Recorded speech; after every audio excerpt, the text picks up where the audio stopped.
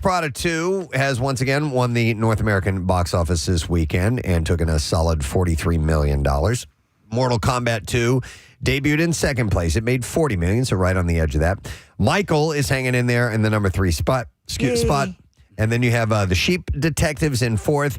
And coming in fifth place was Billie Eilish concert film, Billie Eilish, Hit Me Hard and Soft, the tour live in 3D. So if you went to the movies, them's the tops. Federal prosecutors have indicted Nick Cannon's former money manager, a guy named Frank Musok, accusing him of secretly stealing more than $2 million from the entertainer over several years. According to the indictment, Musok allegedly used access to Cannon's debit cards and PIN numbers to just withdraw cash. Not good. And make Amazon purchases, fund personal travel, and cover other expenses between 2019 and 2023. Hey, by the way, if you want $1 million or $2 million, just help yourself. Yeah, Cannon had reportedly been a client of the firm where Musok worked for 20 years. The firm allegedly fired him in 2023 after discovering that there was money missing. While Cannon's name is not listed in the filing, sources told TMZ that he is the alleged victim. Spent about $250,000 on Thigh Masters. Preston. Okay. Prosecutors also claim Musok hid more than $1.7 million in income on tax returns, adding tax evasion charges to the wire fraud counts. Oh, man. And this is the guy handling the finances. Authorities believe Musok has fled to Uganda, where he holds dual citizenship and could face decades in prison if he is convicted of that. So, we'll see. So for Nick Cannon, $2 million. I mean, it's a lot, obviously, but he's a juggernaut. He's got a lot. But still, that's substantial. I mean, Absolutely. like even if you got tens of millions, $2 million is like, come on, man, that's a lot of cash.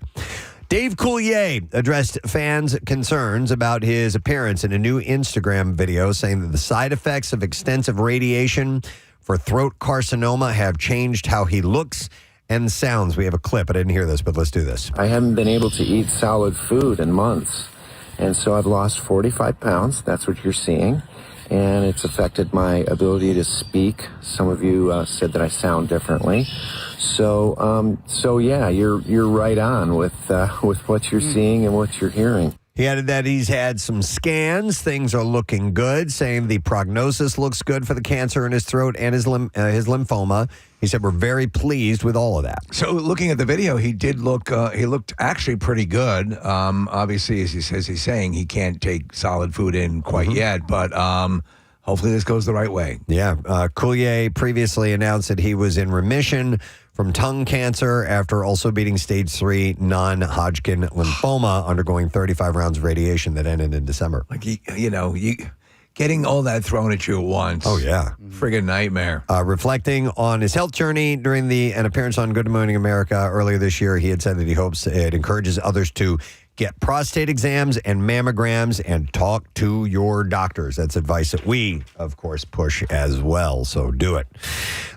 Pima County Sheriff Chris Nanos says that investigators are making headway in the disappearance of Nancy Guthrie.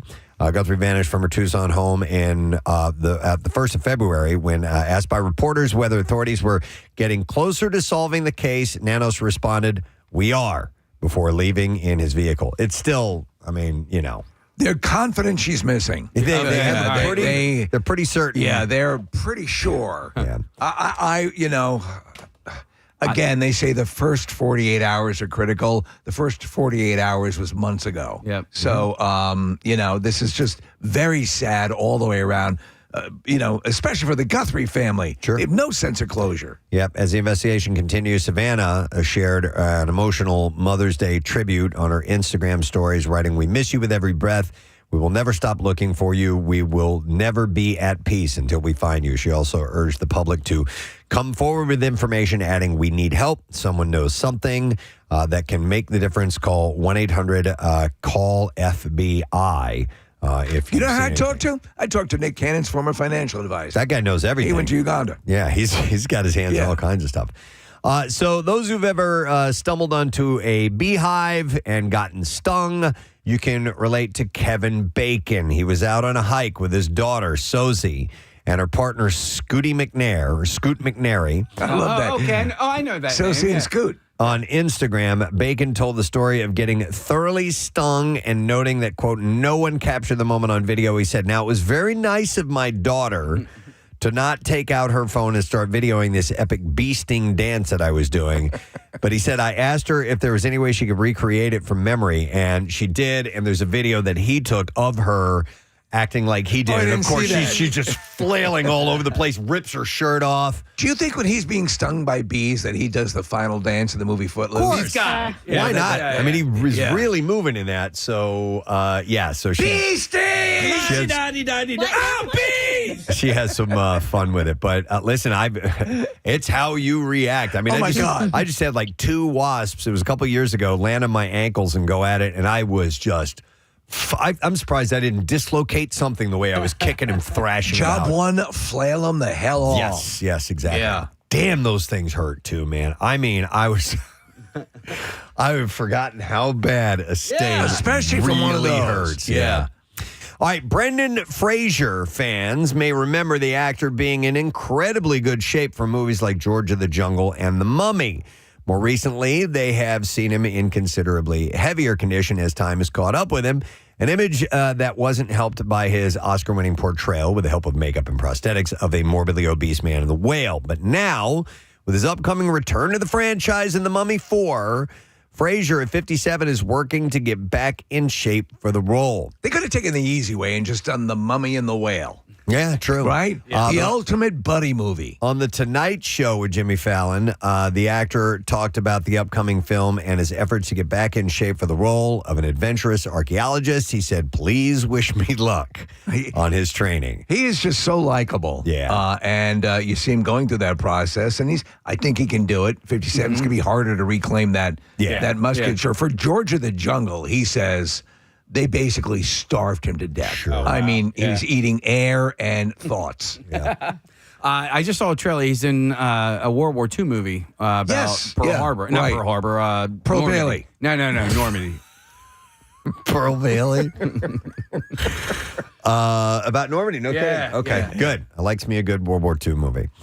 So he had said, I'm doing my best to get this 57-year-old gear in shape. So he's working hard on it. But, you know, as you've seen, you get the right trainers, and if you're motivated by a nice big fat paycheck, you can definitely do it. I have great thoughts associated with Brendan Fraser because I got massive bonus points. That's one of my wife's number one crushes for many years. And he was in the studio, and I got a picture of them together in the studio. You can see the look. It's that classic. The look on her face is nothing like any look she has when she's standing next to me. A buddy of mine just did this program. I wish I could remember exactly how many days it was, but like he wasn't motivated by money or anything like that. And I remember talking to him. Let's say it's 78 days. It's a 78-day A health program or a yeah, but it's not just body health. It's also like mind health as well, where you have to do like these 5 tasks a day. And one of them is you got to read for a half an hour. You got to do this for a half an hour. You can't eat that, And fist fight a bear. Fist fight a bears might be on that list, but I remember talking to him. He was like 30 days in, and he had forgotten to read for a half an hour, and he started from scratch again. I was like, "Why did you do that?" But you should see the transformation. Has it worked? Okay. Oh my god! Do you remember that for all the rage was it PX90? Yeah, PX9. P90X. P90X. Yeah, I did that program. I had it, and when I was in my peak shape, I was doing it regularly. Yeah.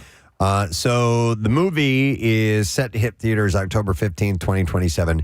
So he's got some time. He's got to work on it, though. It's not going to be easy. So Balin Dupree, the star of the reality series Balin Out Loud, she has Tourette syndrome. Yes. She got married.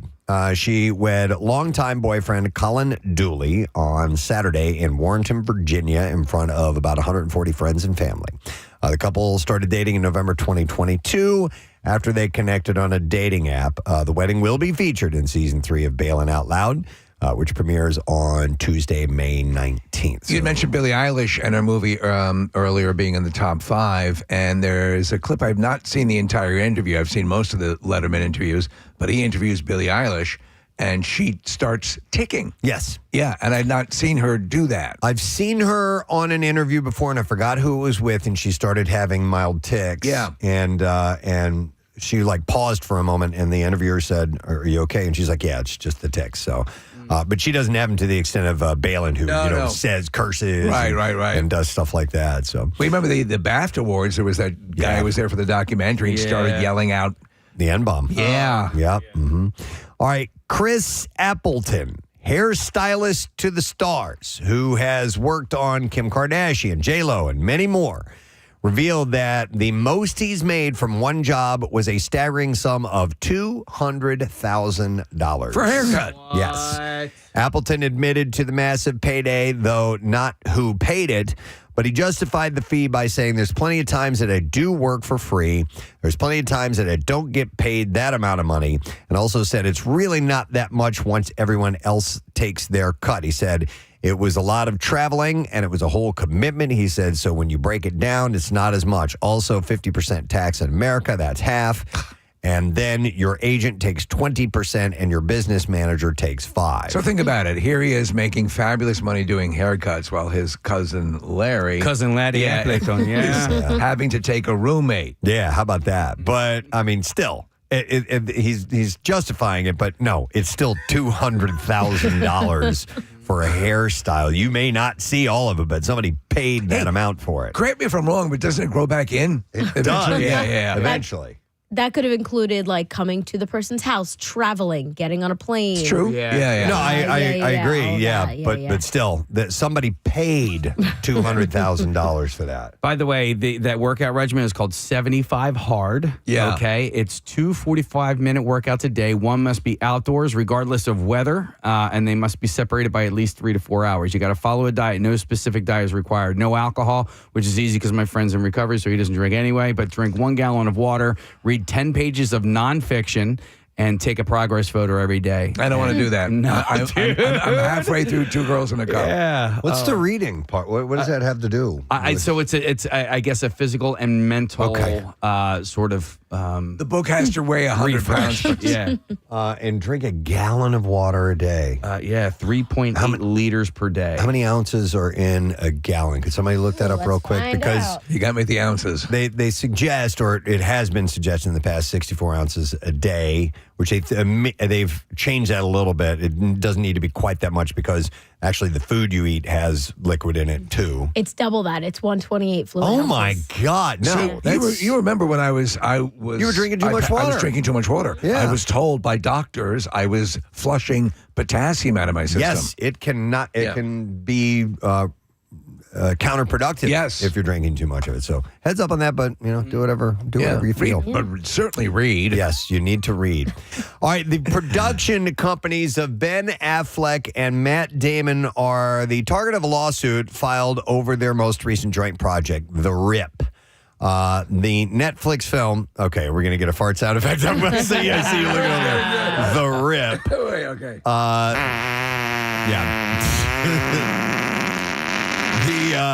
The Netflix film starred the pair as Miami narcotics officers who discovered $20 million in cartel cash inside a stash house. You're gonna have to fart. The lawsuit filed by Jason Smith and Jonathan Santana of the Miami-Dade Sheriff's Office claims that the film, marketed as inspired by true events, recreated several distinctive details from a real-life case that they were involved in while falsely depicting the officers involved as corrupt and criminal. Matt David! The lawsuit seeks unspecified damages for defamation by implication, and international infliction of emotional distress. So what happens is that any time any work of any size comes out, usually people come out of the woodwork saying, I wrote that, or I'm responsible for that. Very rarely is it true. Yeah, they're saying that it was inspired by true events, so I don't know if that gives them I mean, everyone farts, so This is the true. rip pertains to everyone. Yeah. All right, filming has officially started for A Quiet Place 3. With John Krasinski sharing a set photo on Instagram and teasing, here we go, part 3.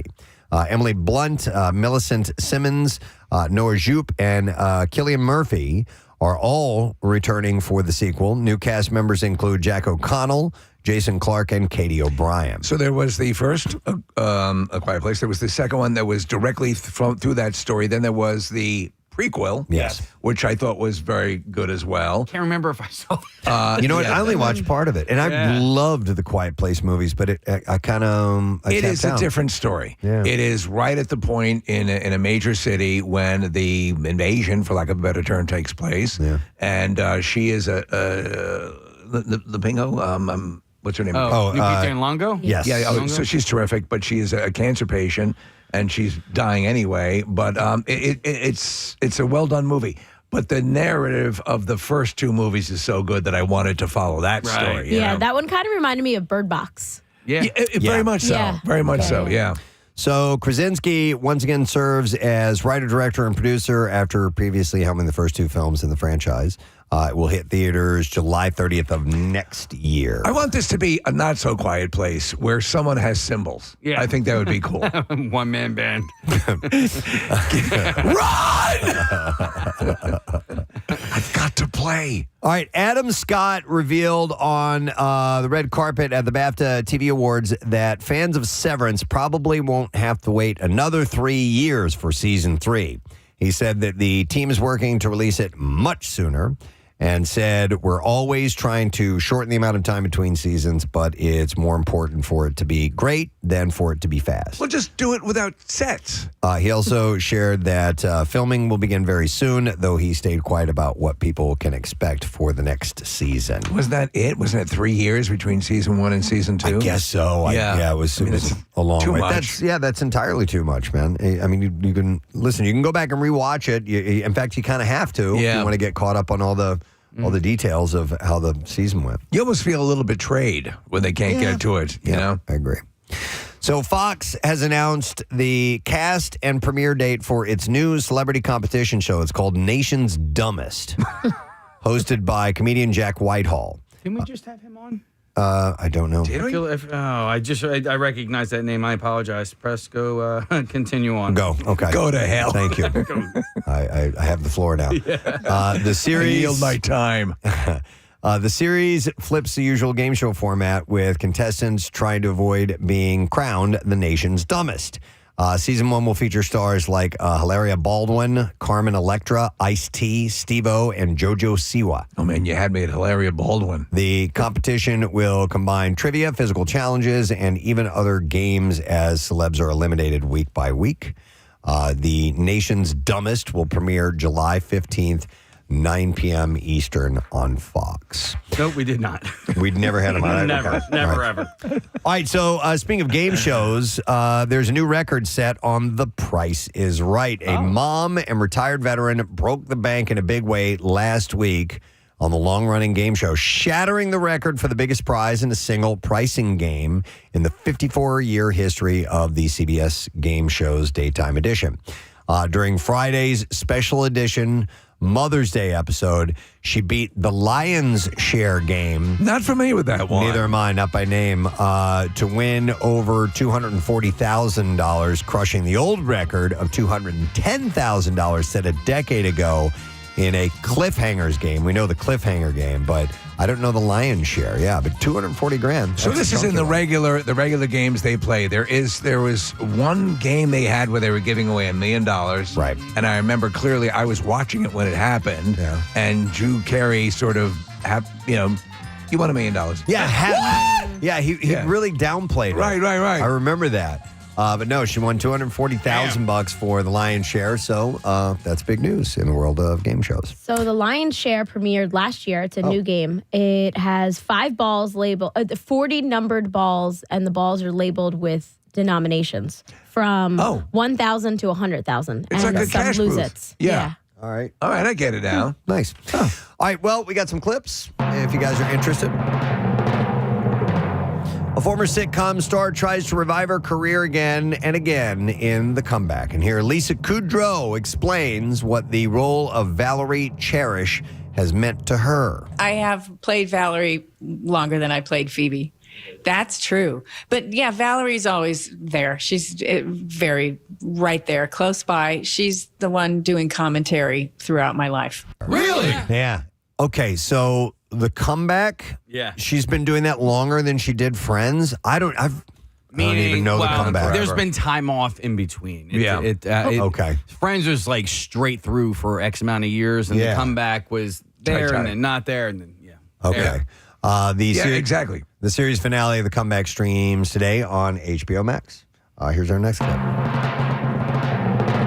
So Euphoria follows young adults navigating trauma, addiction, and love in an unstable world. And here Zendaya shares what life lessons she has learned from the show. Rue taught me so much about empathy and about, redemption, and she taught me a lot, and I'm very grateful for all of it. Really? Yeah. A new episode of Euphoria is streaming today. You can find that on HBO Max as well. Have you been watching the stuff coming out about Sydney Sweeney's character? This OnlyFans stuff is apparently because apparently it's really pushing boundaries. I'm watching it. There is a whole scene in the last 2 episodes ago where she is in a baby diaper and she's an American flag that's all drenched and wet. Like it's the epitome of a lonely housewife who thinks that if they go on OnlyFans and get naked, they'll get love. Yeah. But she's not a housewife in it, right? Yeah. She is? Yeah. I didn't know that. Yeah. She marries her high school sweetheart. Is that she stole Jacob away. Elordi? Yeah. All right. Yeah. Oh my God. In their, they get married. And they do this dance that is hilarious. Again, it's like if the football player and the cheerleader, try to do like a big long TikTok dance. Let's learn it and do it at Keenan's. All right. Which is coming up, man. Yeah. We're less than 2 weeks away now. On 22nd is when we're going to be at Keenan's Irish Pub in North Wildwood. So that's we needed to get past MMRBQ to get fully on the Keenan's train. And here we are. Yes. Choo choo. All right, so we're getting set for that. A reminder, we got the coolest teacher. Congratulations, Mr. Darren Carr of Millville High School, biology teacher. He made it in. They voted for him and now gets all the goodies that come along with that mantle. We also chose another school. It's West Catholic High School in Philadelphia. So you guys get till 6 o'clock tomorrow morning to vote for the teacher who has made a difference in your school career. So text the word teacher to 610-660-9333. Or of course, you can just go to PrestonandSteve.com. The voting link is right there, and vote for your favorite teacher for the past year. We got some great prizes that are up for grabs.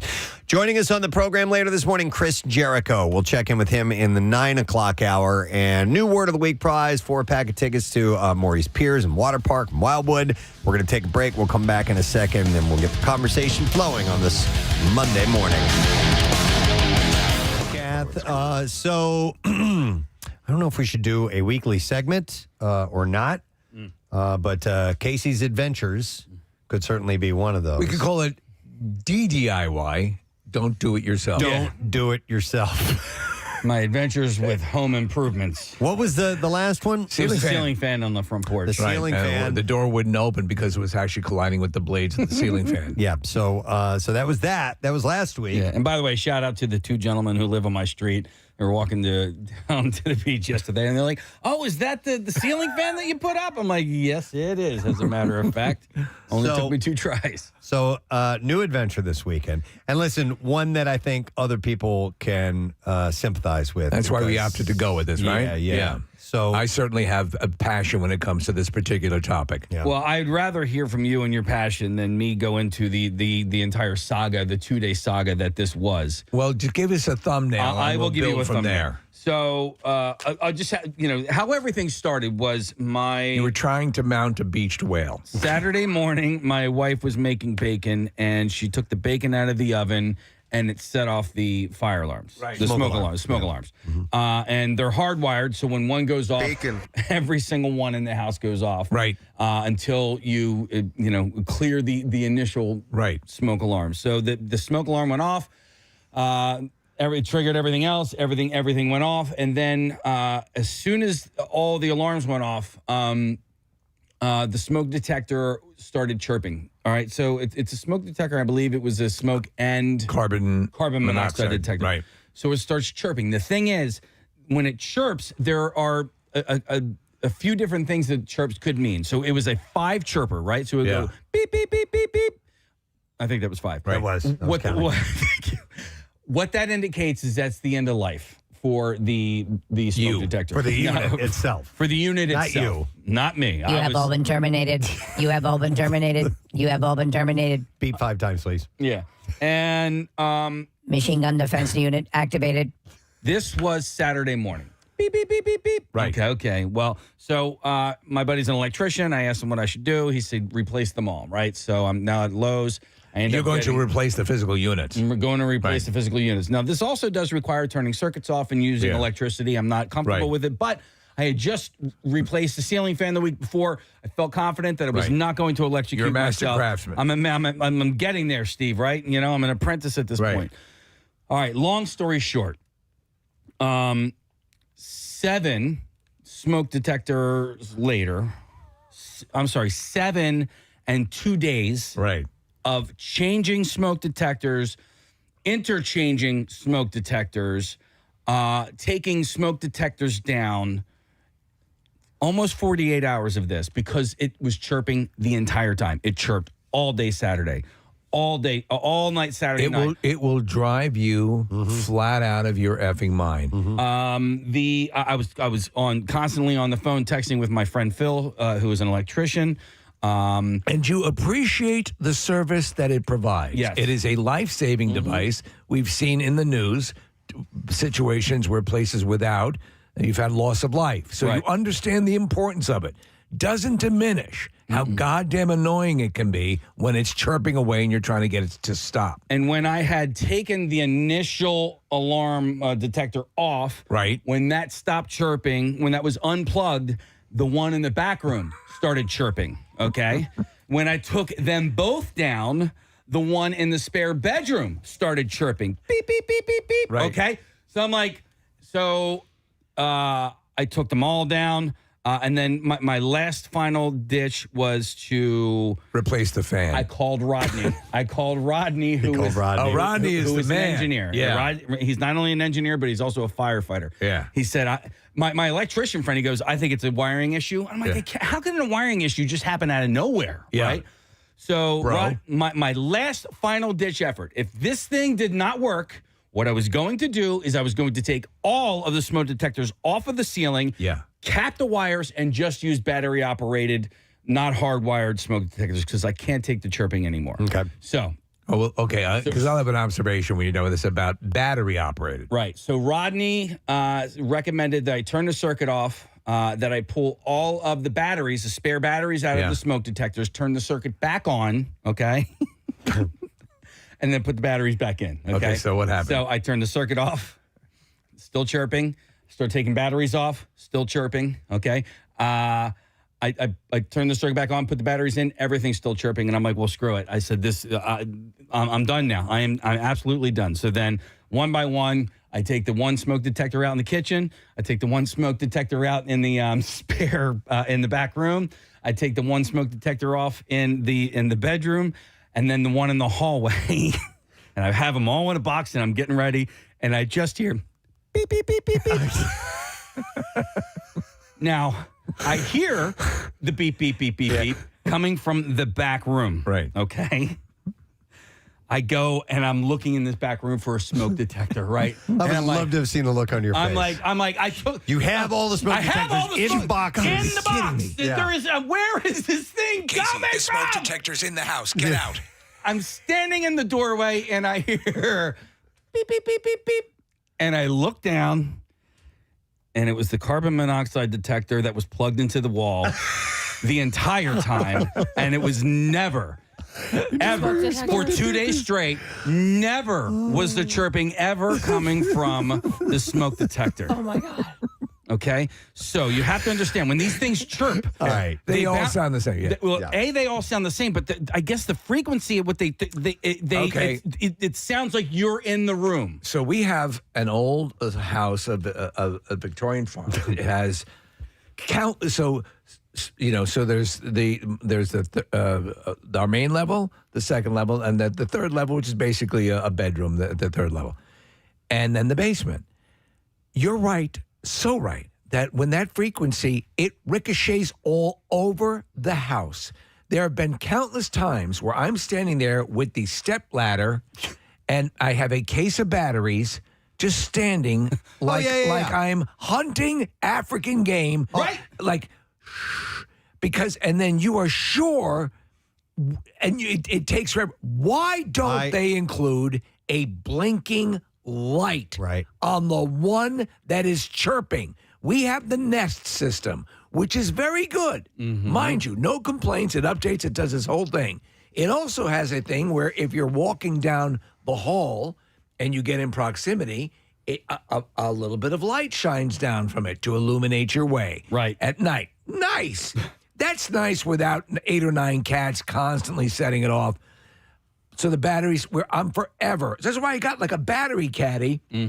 But that slap echo around the house makes it impossible to find out where it's coming from. I implored the whole family. I fortunately have numbers on my side. And I'm like, all right, you go in that room, you go in that room. Oh, my God. Everybody shut up, be quiet, and listen. Can they come over to my house? But here's what I need to know. Here's what I need to know, Casey. At this moment, when you realize that it's the carbon monoxide and you've done all this work for 2 days, I've seen you freak out before. Did you A, have a hissy fit, freak out and scream, or were you just so defeated and deflated that it wasn't even worth the effort? There's a C here. There's a third. Okay. I was relieved. You have to understand, I had been in every single room. I was relieved. And it was funny, especially based on what had happened to me with the ceiling fan the week before. I mean, this is classic me. And so I was relieved, right? And so much so that I had gone, my wife was in the shower and I ran into the bathroom and she's like, get out of here. And I was like, dude, it was this the whole time. She's like, lies. Now you have to understand where the carbon monoxide detector was located. It was in the middle of the triangle of smoke detectors. So you would have thought that because at one point I did have the backroom detector out and the kitchen detector out, right? And you would think you would know then that it was the carbon monoxide. It was in the exact worst position it could be to confuse you. Because when I took the kitchen and the back rooms out, it sounded like it was coming from the bedroom, which was that's the issue 3 yards away. That's the nightmare. So Preston, I was absolutely relieved at this point. Wow. Okay. Yes. I would have been crazy. I would have been pissed. And Preston, it's never at 2:00 in the afternoon. Right. It's never. Oh, I just happened to have the ladder out, and my pockets are all full of batteries. Yeah.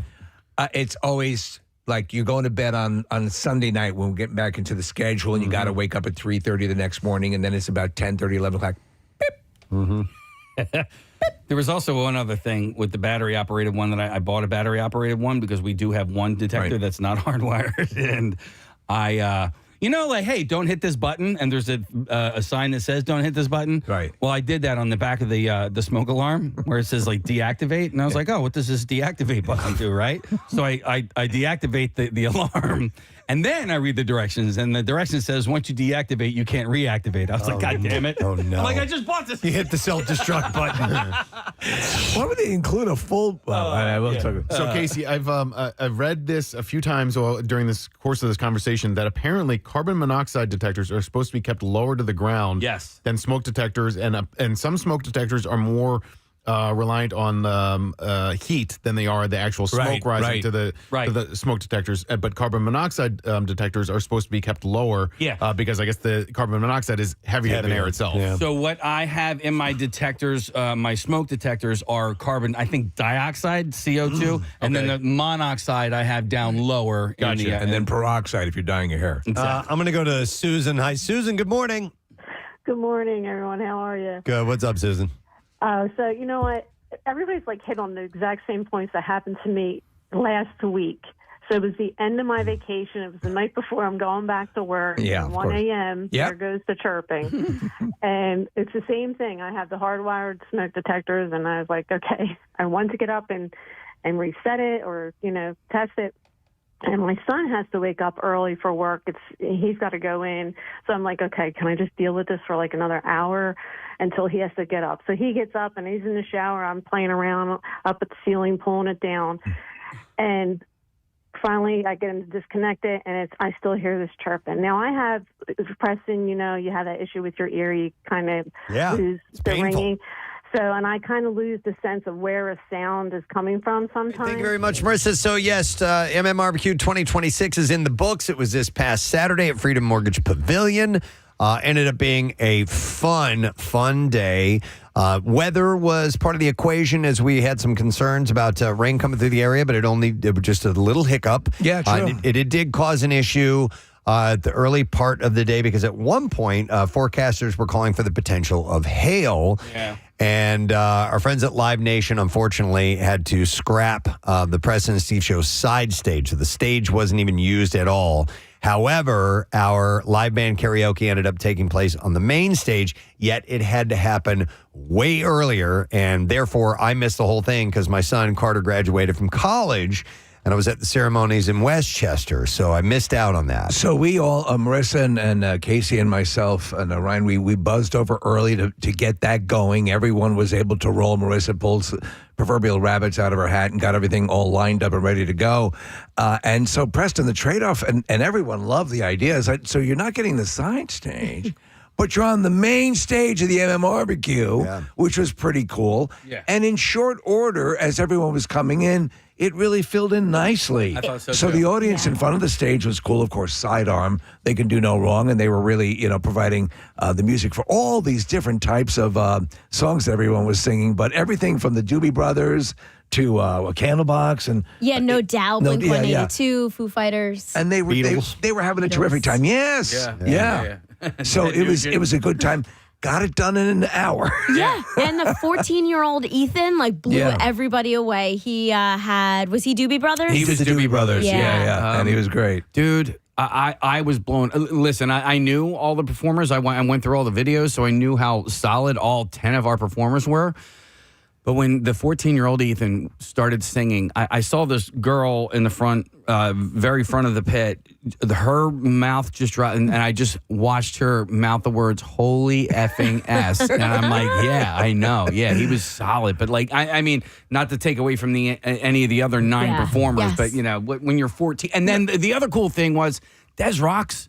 He watched most of Side Stage Karaoke. I didn't know that. Away. Yeah. I didn't know that. He was on the other side where all the performers were. Was he? Yeah. Oh, that's cool, man. A lot of curiosity. Everyone was kind of poking their head out. They're like, the show hasn't started yet. Yeah. What's going on? Different so they artists. were hanging out. Their managers were watching. Maybe somebody got a record deal at a Side Stage Karaoke. Yeah. So they were conga lining through, and they did a great job. Everyone rolled with it, but something that could have been a sort of it's kind of a bummer turned into something that was really cool. So, and we were done by 1. And I was talking to the guys real quick from Sidearm, and they, as performers, were blown away by the fact that they got to be on that giant stage. Yeah. The main stage. And he's like, it wasn't as big a crowd as we normally have over by the side stage, which is a little later in the day, so more people have arrived. So that's a little bit of the downside of it, but they got to be on the stage. And it was a respectable showing in front of the stage. So everyone was happy. Yeah. So that was the first thing that took place. And then Circus Hearts came. They were our local artists. I wasn't there. I didn't get there till 2:00, unfortunately, so I missed out on that. But I was talking to the guys in the band, and they said they had a great time playing. So happy that they got a chance to do that too. Did you guys get a chance to see them?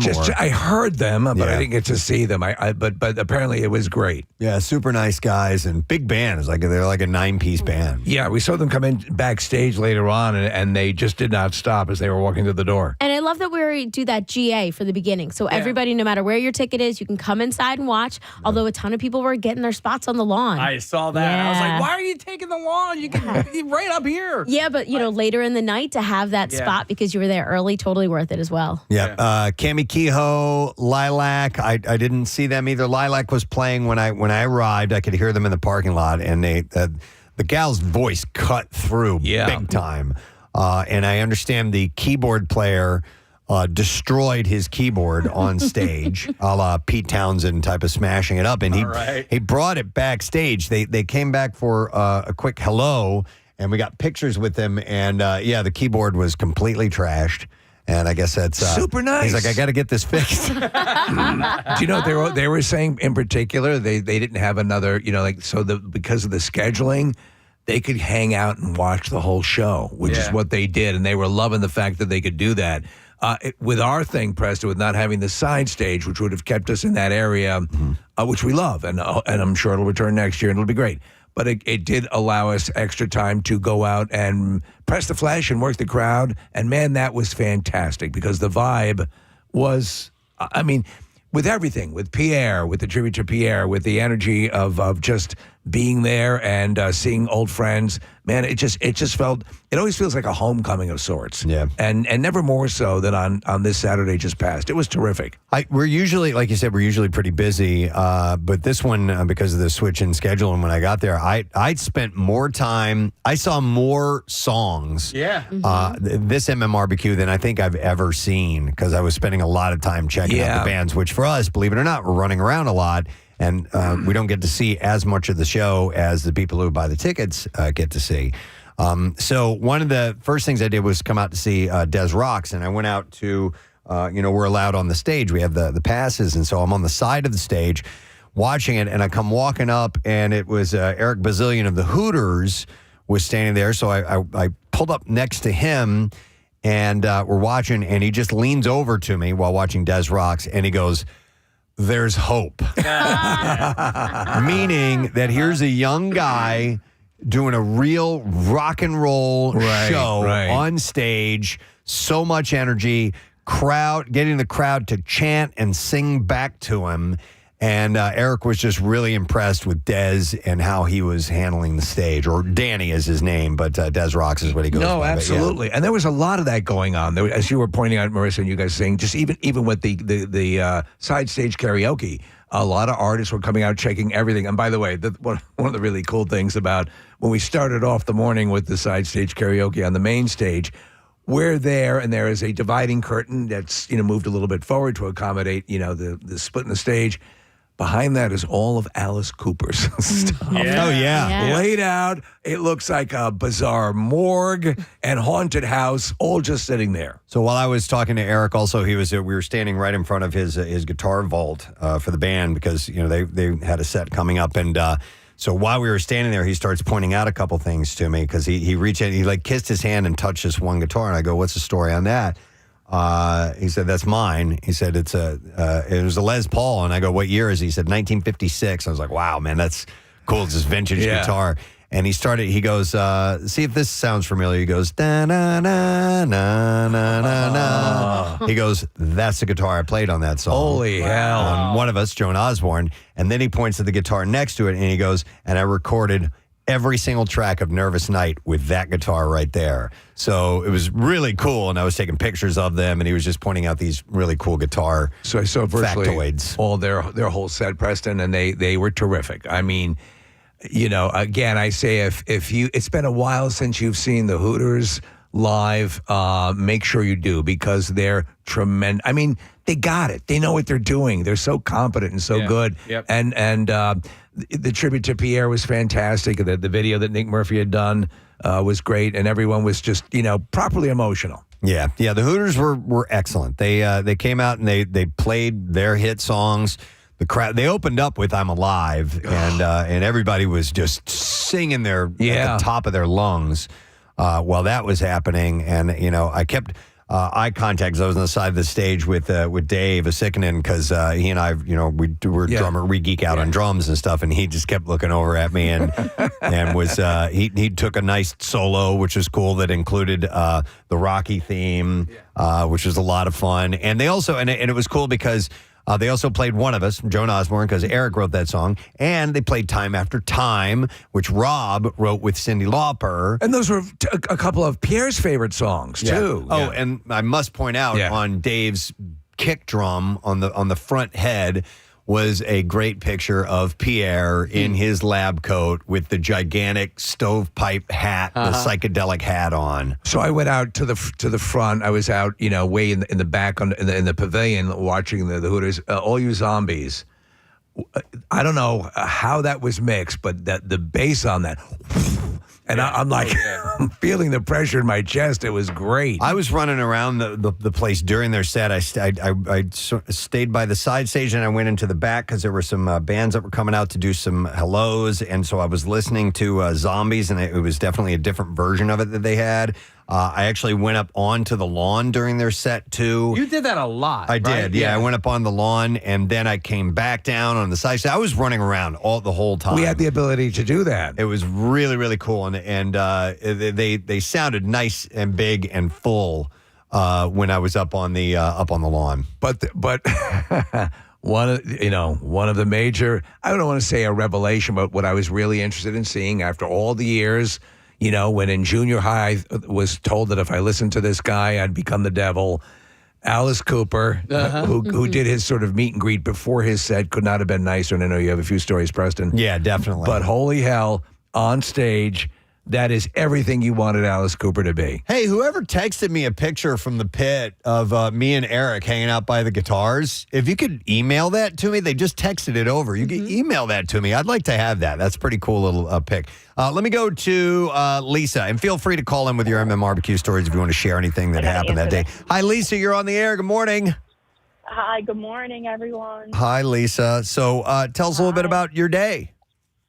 So, my day started getting in line at 7 a.m. with my crew because we always want to be front and center for the Hooters. So it was me, my good friend Bernie, Sam, my niece Amanda, and Stephanie from Germany who flew in just for the show. Wow. We are always front and center for the Hooters. And one of the things when we're trying to do this without getting upset, when we're front and center for the Hooters, we always have Pierre up there with us dancing away. Yeah. And Ryan came down as usual again, and he was with us there dancing away. And it's those moments that I'll always remember and cherish because Ryan came out, rocked with us hard for several songs, and it's the best memory. And Pierre was with us there in spirit.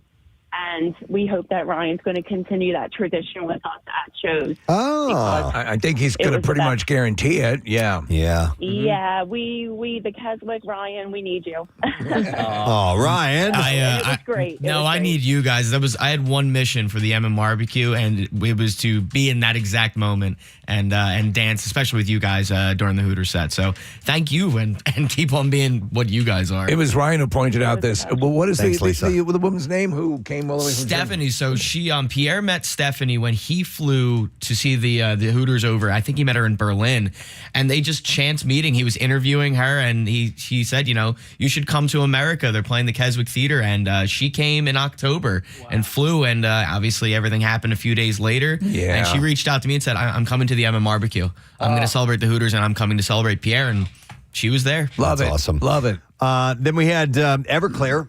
Get up on stage, and they were fan-freaking-tastic. They were playing they sounded great. Art sounded excellent. And the thing is, you get the hits. Yeah. You that's what they're going to do. And it was terrific. And so much love for MMR. Yeah. He was, talking about MMR being one of the first, or the first East Coast station.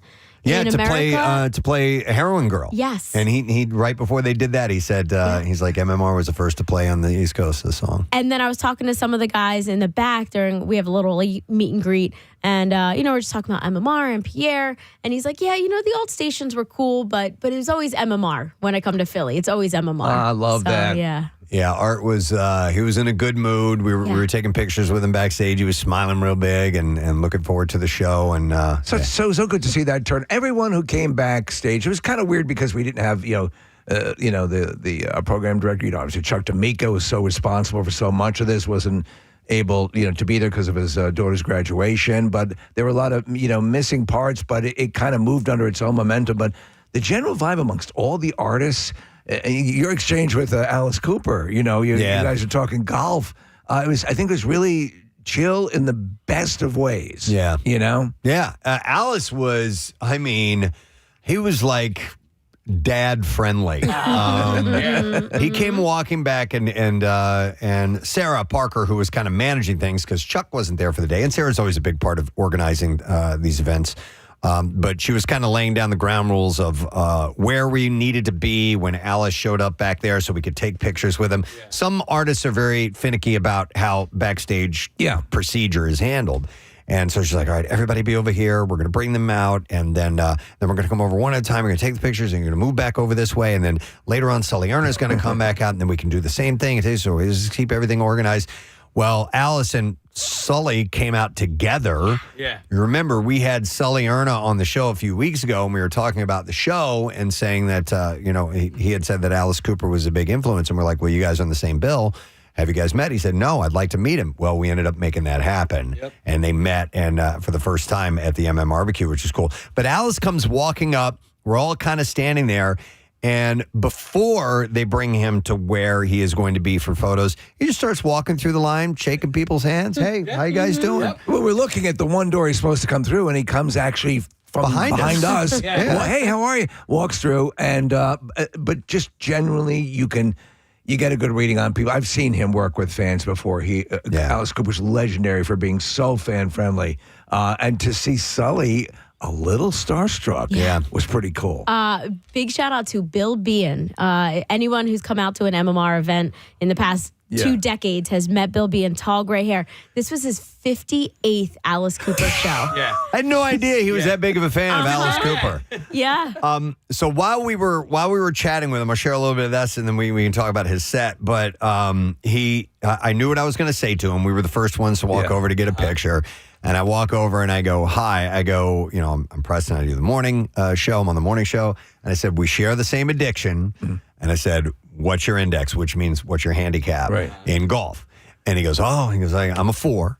I shared, my experience with the game. And we started talking golf while we were taking pictures. And I said, I have a friend who is a member at Pine Valley, and we were going to try to get you on while you were here, but he's out of town and it ended up not being able to happen.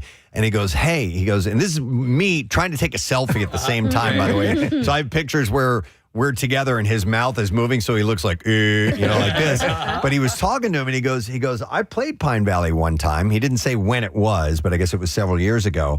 And he said, yeah, and I played with the superintendent, which is like the groundskeeper. And he goes, so he gave me, tips on where I needed to play the ball because I'd never been there before. And it's extremely difficult golf course to play.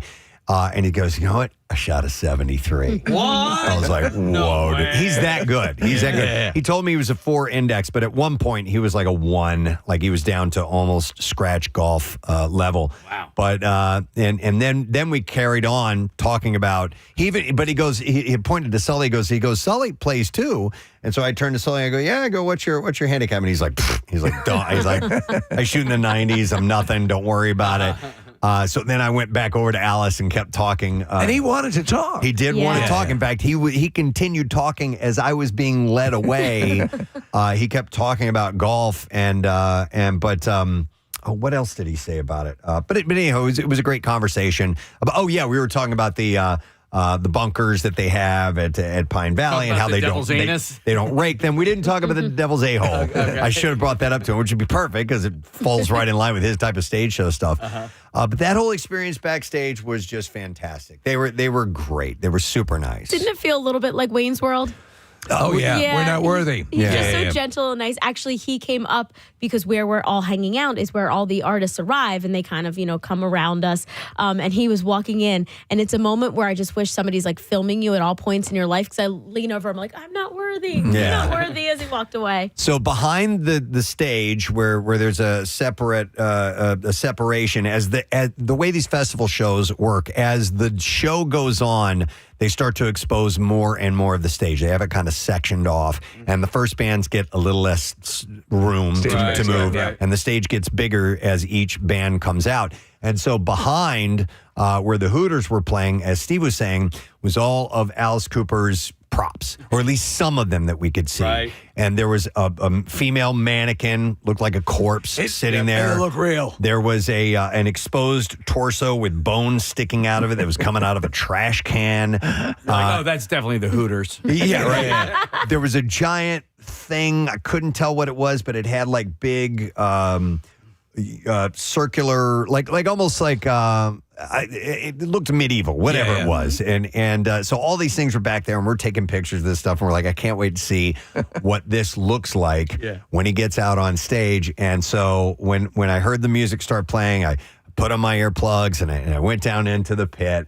And I watched a good 3 or 4 songs of Alice doing his thing, and it was so cool. It was choreographed. Everybody had their moments. And, he's doing big dramatic gestures with his hands, and he's got a cane at one point. And at some point, he comes out in what looks like a straitjacket with blood splattered all over it. I was like 15, and I'm looking at it, and I'm loving. First off, the musicians are all terrific. Oh, they were amazing. So, but then he's like, no, you came for this. I'm gonna go full out. Yeah. And I was like laughing like an idiot. Like, this is great. And then he does the Frankenstein song. And 15 feet tall. How big was this thing that came out on stage? Ryan? It's Feed My Frankenstein. Feed My Frankenstein. Thank you. Yeah, I had walked out onto the lawn at that point, Steve, because I wanted to get a view of the whole spectacle from back there. And as I'm walking, I'm looking over my shoulder. I'm like, what in the hell is that on stage? It was like a 15-foot tall mannequin. Was he wearing that? It had to be like one of those Mardi Gras or Carnival type things. Yeah. Because it was just huge. But the way that Alice was, his video crew was getting all these dramatic shots that were up on the screens and the backdrops. It was just terrific. Yeah. Hang on. Our friend Julie Jerkoff is calling in. She wanted Julie Jerkoff. Forgive me. Forgive me, Kirkhoff. She wanted to talk about Alice Cooper. Hi, Julie. How you doing? Hi, good morning. Hold on, I have to pause my YouTube. Hi. Hi. Julie Jerkoff. So listen, do tell us about you said that it says here in your comment that Alice Cooper was your favorite part of the show. Yeah, so I'm sorry, my dog's barking in the background. I'm gonna It's all right. Pick him out. So so I was contemplating even going because my concert buddy, who is my 17-year-old daughter, she had dance all day until 6 p.m. Oh. So we were like, should we even go? But she was like, Mom, this is Alice Cooper. Like, how many times in my life am I going to get to see Alice Cooper? Like, and now and if we go, I get to tell everyone in the world that I saw Alice Cooper. How cool is that? She's 17 years old. That's great. No, it was cool. You know what I did notice, by the way, speaking of that? So obviously we were doing a lot of, pressing the flesh and taking pictures. And so many fans that came up, if they were younger demo, teenagers, totally into Alice Cooper. And it was blowing my mind. Okay, so I didn't realize, Marissa, did you already say that Nita Strauss is her guitarist? So Nita Strauss is his guitarist, but she is very pregnant and she is due at any moment. She didn't look like it.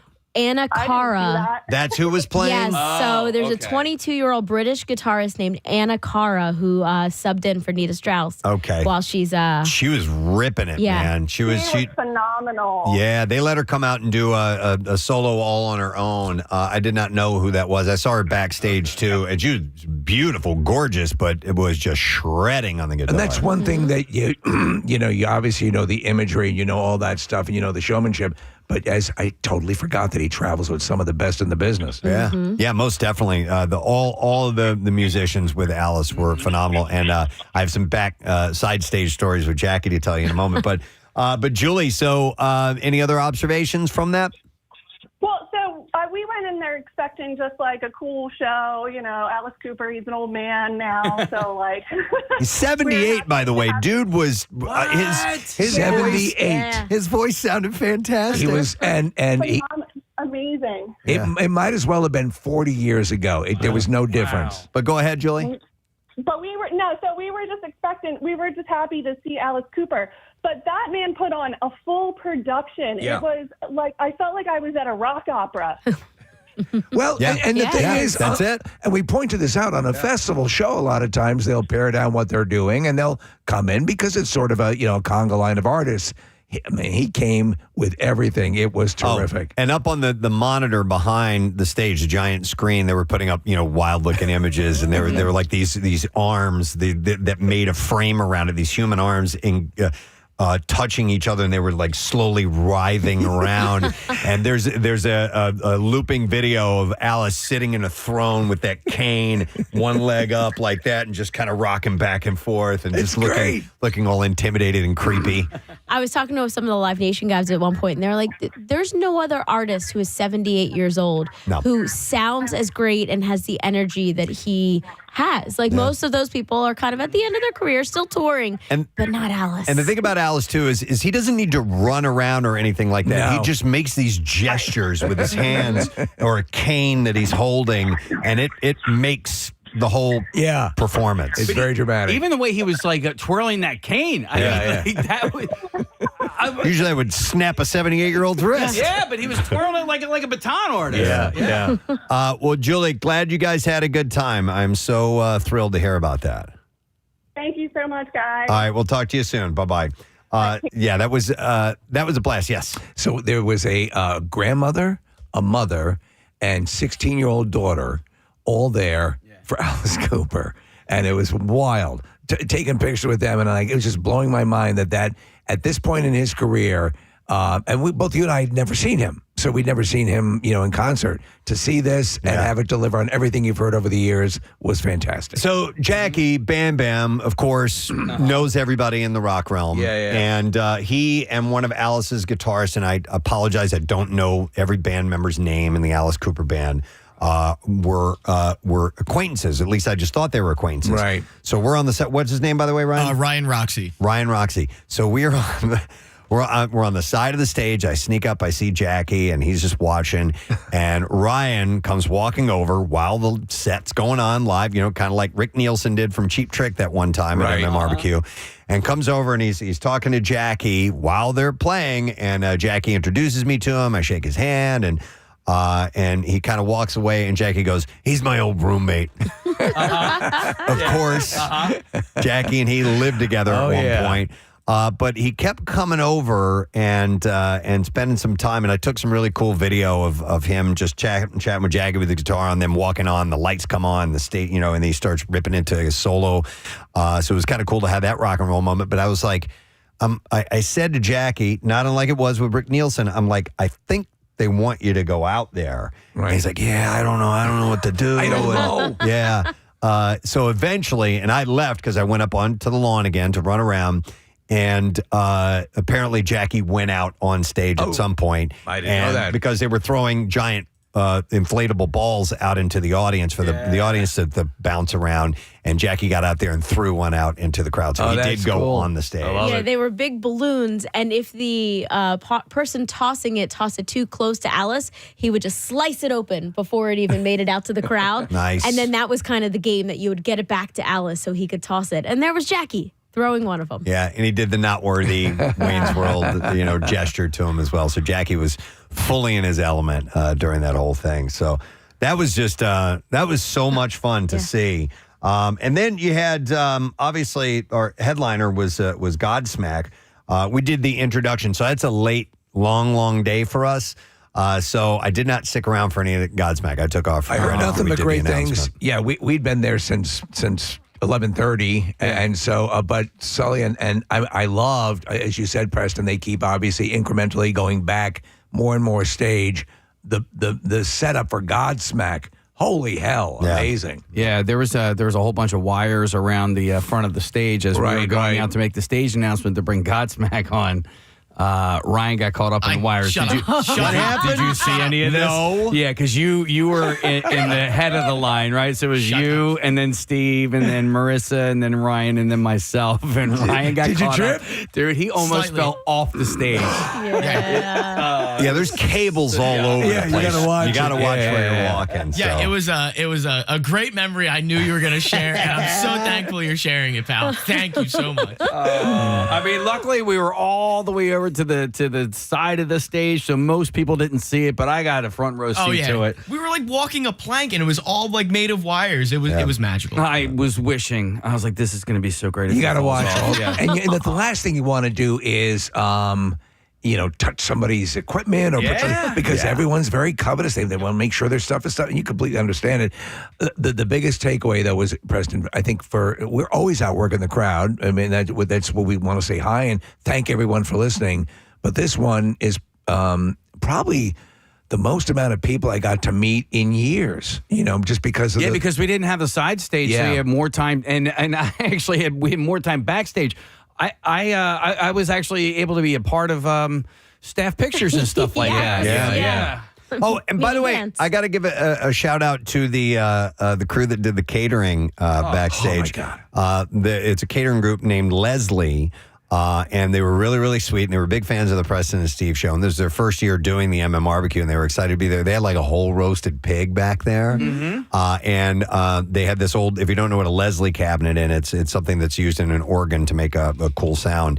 And so they had a Leslie cabinet back there that was like spinning around, and it was a cool little setup. They were great. The salmon was so freaking good that I said, do you have a card? Yeah. And Preston, you missed lunch, but they had a spread where you could build your own sandwich, and they had a jar of Preston's picks. I talked to them about it. Yeah. They're big into supporting Phil Abundance, so they know that through Fishtown Pickle Project, if you buy Preston's picks, a portion of that goes to Phil Abundance. So they made sure that they had some. I was like, my pickles. I took a picture of them. I was so happy to see that. It was great. Again, all the things that were, that we had to kind of roll with changes, and our friends at Live Nation making the call, and they go, oh man, do you think people are going to be upset? I said, and everyone loved being bumped to the main stage. Everyone understood what was going on. It was for everyone's safety. So, but man, they're the kind of people. That's the cool thing is that they want to make sure you're having a good time. Yeah, I was just glad to be a fly on the wall in a few different moments as I was just kind of making my way through the hallways of the backstage area. Eric Bazillion was sitting there talking to Sarah, and he just kind of picks up this homemade guitar. It was a cigar box with an antique license plate on it, and it only had 3 strings on it. And then he just starts strumming along and playing, and I was like, started playing some Zeppelin. Yeah, but and Stone Temple Pilots, I believe. But I'm sitting there watching. I was like, this is kind of cool. And I was like, oh, I should probably capture this, So then I videoed it, and I, and then the guy who made the guitar was there. So and then I captured that. But then another cool thing was I was sitting next to Preston as he was talking to Des Rock's drummer. Yeah, Tully. So I made a friend, the drummer from Des Rock's, and I hit it off because he had a really interesting drum kit set up. And so I saw him. He was walking by the outside of our area. I go, dude, great set. I go, I want to talk to you about your drum kit. And he goes, well, hang on, I'll be right back. And he comes, he jumps over this wall, hangs out with us. And we geeked out on drums for like an hour. It was pretty awesome. That's terrific. Was pretty great because, again, I'm just sitting there. I'm like, this is a cool little moment. I'm like, these guys. I'm like, oh, maybe I should capture some of this. Well, you also want to live in the moment. No, I hear what you're saying, but they were great. There was all those kind of conversations going on all over the place, and it was an honor and a thrill to be a part of it. Yeah. Speaking of which, I'm talking to Lilac. You know me and talking to celebs and stuff like that. Like don't say anything. Don't about say pretzels. anything. About pretzels. Why don't you forget the pretzel for a moment? But I didn't mean to start talking to her. I was actually trying to head over to the other part of the side or the backstage to take a picture with some listeners, and next thing I know, I'm talking to her, and she's amazing, dude. Like she's a computer hacker. Like that's her day job. Like. She's paid to hack systems to find weak spots in corporations and other businesses in their software, their firewalls, security, all of that stuff. So she does that for a living. So I end up finding this out about her, and she's explaining this all to me. I'm like, this is not where I expected this conversation to go whatsoever. And then that's when you came over and said, dude, she's a computer hacker, but like really, really interesting people. Should I bring up the pretzels? I didn't have to. I just sat there and listened.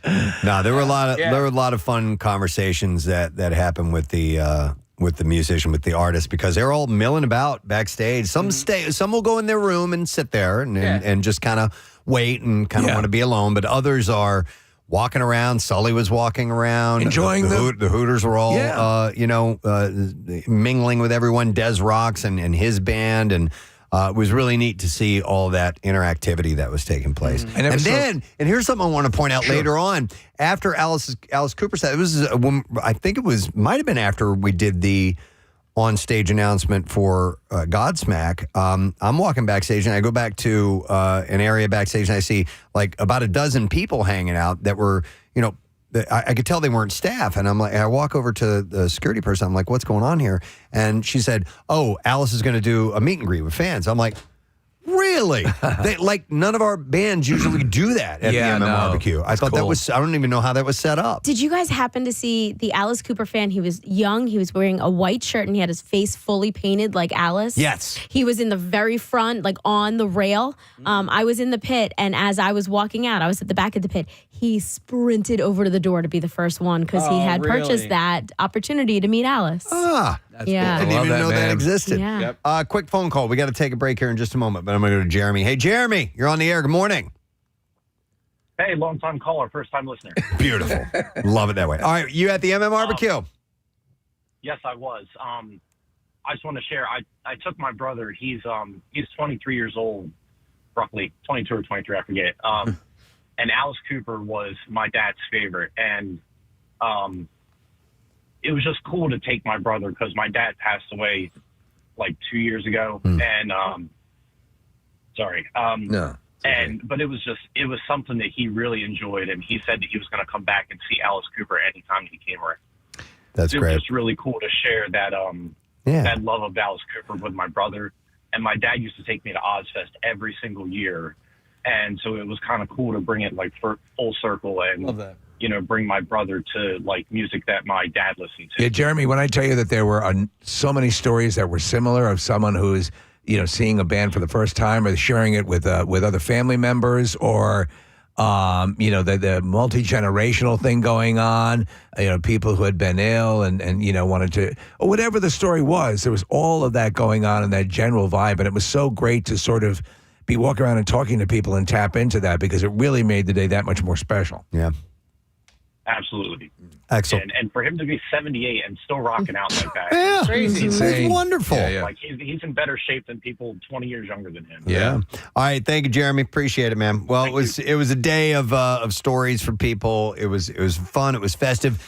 The rain was just a blip. I didn't go out when it was raining because we were in the back, so I didn't see how people were affected. I don't know if everybody scattered. Ryan, were you out there when it rained? So I was making my way around the lawn when it was raining. The only good thing about that, I found Waldo. So he was out there. He was. I found Waldo. He was there. We can stop hunting for him. By the way, you want to if you get a chance and you go to the Freedom Mortgage Pavilion and you're there and you have lawn seats, if you go up to the bar that they have at the top as the sun is setting, oh my goodness, the city looks beautiful from up there. I went up there and met with a few people and hung out and I took some pictures. It was just gorgeous. They offer all sorts of like upgrades. It's either the river deck or the river bar or something like that. Totally worth purchasing that so you can be in that little bar area. I think it's the river deck. Yeah. You have to, I just walked in. I didn't know you. We have special disposition on our disposition. Thank you on that day. Hey, one more thank you just to Eric Simon and the entire promotions crew. Yeah. They were there Amazing. early in the morning, and we're running that place, and it was great. Yeah, Eric worked really, really hard, and Sarah, everybody, from our engineering staff and obviously the air staff too, because we were broadcasting live from inside this time. Normally it's outside. And please follow us on all social channels because the crew from Neumann University was there. We had some other photographers there.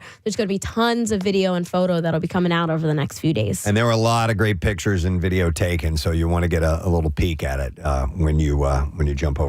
All right, so great time, guys. Thanks for being there. We're going to take a quick break, come back in a second. Got some B-File stories on the way. Don't forget West Catholic High School in Philadelphia. You're the next for Coolest Teacher of the Year. So you can text word teacher, 610-660-9333 to send you the voting link, or you can go to PrestonandSteve.com.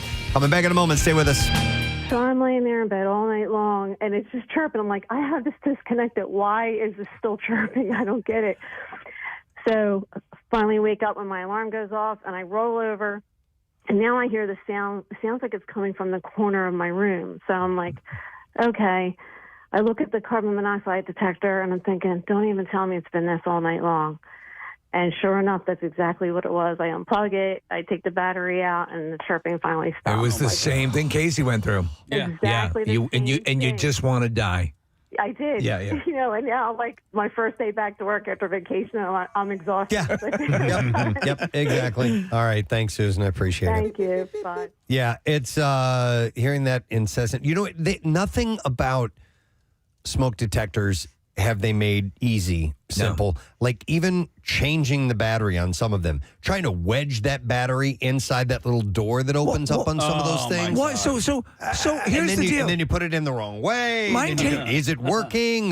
Mine takes 6 batteries, Preston. 6 batteries? 6 AA's. Each one of them takes 6 AA batteries. I didn't realize that every single battery has to be disconnected or it will continue to chirp. If you have one battery in there, it will continue to chirp. Well, it also holds I've the actually charge. replaced right. So, but once that's out, it shouldn't chirp anymore, right? So I took all the batteries out, and and I didn't realize that, and then I replaced the batteries, put it back up, only to leave it to chirp again. Yeah. Again. A blinking light, something that would just let you indicate that that's the one chirping would make all the difference in the world. Why can't that happen? One little stinking light. So, Steve, what I was when I finally did read the directions from what I think, from what I read, after you take the battery out, you basically it's holding some of the charge from that battery, and you actually have to hit the test button to essentially bleed that battery energy All right. out. Well, I've on the Nest ones that I have. Once all those batteries are out, it stops. Yeah. Well, this is with a 9. I don't know if 9 volts are different than No, these are AA's or whatever. six AA's. The other mine thing takes is, 9 volts. Rodney was like, "Are the batteries still okay?" And I said, "I don't know." He goes, "Well, did you do the tongue test?" I'm like, "I'm not doing that. I don't like doing it. I don't like doing it. I'm not going to do it." Hang on. Find a hooker. I'm going to go to Phil. Hey, Phil, good morning. Good morning, guys. Sorry to bug you at work. No, what's up, man? So, not so much smoke detectors, but on that aha finally moment. All right. I was doing some work in my home. We were getting ready for newborn, doing the nursery, the whole thing. Messed some wiring up, and I somehow put my water heater on the light switch for the basement. So after we were working all night, covered in insulation, go to jump in the shower, no hot water. Run down to the basement, water heater's running. This went on for 3 days. Wait a second. So every time you go, every time you go down the basement, you turn the light on, and the water heater would be working. Water heater would. Oh my God! Oh, that's so funny. So every time you went down there to check it, it was running because you turned the light on to see. Dude, that's great. National Lampoon's moment. Oh my God, that's hilarious, Phil. How did you finally figure it out? I got to the top of the steps and I heard it shut off when the light went off. Like I finally heard it poof out. Oh, I was so mad. God. But so happy at the same time. Oh my God, that could have gone on forever. Yes, it could have. You could have gotten a whole the new light stayed system. on for 3 weeks. That makes you I think. didn't touch it again. Yeah, it makes you think of a Christmas Vacation with the garage light. So I have to ask, Phil, did you rewire it or do you just leave the light on all the time? The light stayed on for almost 3 weeks before I got enough to just go down there and fix it. Okay. Oh my God, that's great. But it was finally fixed. Thanks, man. I appreciate it. I saw That's hilarious. I saw on our screener info here that it said water heater, and I thought he was going to say they have those like overflow. Yep. Indicators, alarms. Do you know what I'm talking about? Yes. Case? Yeah. No. So if you have like a drip pan or something like that for your water heater, there's a little monitor you can put in there that detects moisture, and it'll go off and let you know. Yep. And I've had that going off, and I'm like, where's that effing sound coming from? Where's And that not knowing what it was. sound coming from? And we had like a leak under our sink. Where's that sound coming from? It wasn't the water heater; it was something else. And I couldn't figure it out. Of course, Rochelle knew There's exactly nothing on here. exactly what it was. But that drove me crazy. That was me walking around the house trying to figure out where the sound was. Let me go to Blair. Good morning, Blair. Hey, Godzilla, friend. Godzilla. What's up, Blair? So I just have to say that I appreciate this conversation because when I was virtual teaching, all these kids would unmute themselves to do whatever in class, and their smoke alarms are going off in the back. And so I don't know where these heathens are in the world that think it's okay to just keep these going all the time because I'm in agreement with you. I like twitch every time I hear one. The frequency at which it and it's meant to do that, it runs down your spine. Mm-hmm. And I teach in a suburban area. I mean, I don't understand how these people that decided to live outside of like the city world can tolerate that type of sound. It's awful. I don't know how you could. I don't know how you could sleep with that going on. Some people do. Well, you talked about the conundrum of doing the run through with the smoke alarms not waking up your kids. Oh my God, the entire thing went off. It was the middle of the night, scared the hell out of us. Thought the house was on fire. We never did figure out why it tripped off. Right. But all the alarms in the house, it's a hardwired system. All the alarms went off in the house. Not one of our kids woke up. Not one of them. Wow. Slept solidly through the whole thing. How? Excruciatingly loud. I have no idea. Me, on the other hand, and this is a completely different story, but I remember when I was a teenager, a cricket somehow or another got in my room. Yeah. Memer. In my bedroom, and it was, I couldn't find it anywhere. And just that little. That's enough. All night. Drove me crazy. I got up with a flashlight and turned all the lights on. I'm just ready to murder this thing. What do you put out to lure a cricket out into the open? Yeah, you're just screwed. So that was, I know exactly what you're talking about. All right, let me go to Joe. Hey, Joe, good morning. Good morning, guys. What's happening, Joe? I could not call in. I'm a fireman in Philadelphia. Ah. And there's a couple things with the smoke detectors. Like, we changed the code in Philadelphia where no more batteries. They're disposable 10-year fire smoke detectors now. Okay, so the whole unit disposable. Disposable. 10 years, boom, boom, you're done, you're out of here. And that's the law now in Philadelphia. And they won't tell you this, but the reason they changed that is because people, every Christmas, we'd get calls to put in smoke detectors. Yeah. And we go out there and find the smoke detectors don't have batteries in them. Yeah. And you know what? And I would imagine, Joe, some of that was just either laziness or they forgot about it or couldn't figure out how to do it. They needed the batteries for the toys. Oh, they're taking the batteries. Oh my God! Oh, that's hilarious. Yeah, so we might burn down, but the doll will work right. I remember one in particular. I just could not get that freaking rectangular 9-volt battery into that little son of a bitch. It drove me crazy. You have to make the connection on top, and that won't fit in that little rubbery thing with the two terminals on it. Well, no, this one is. There's just this little slot that the battery.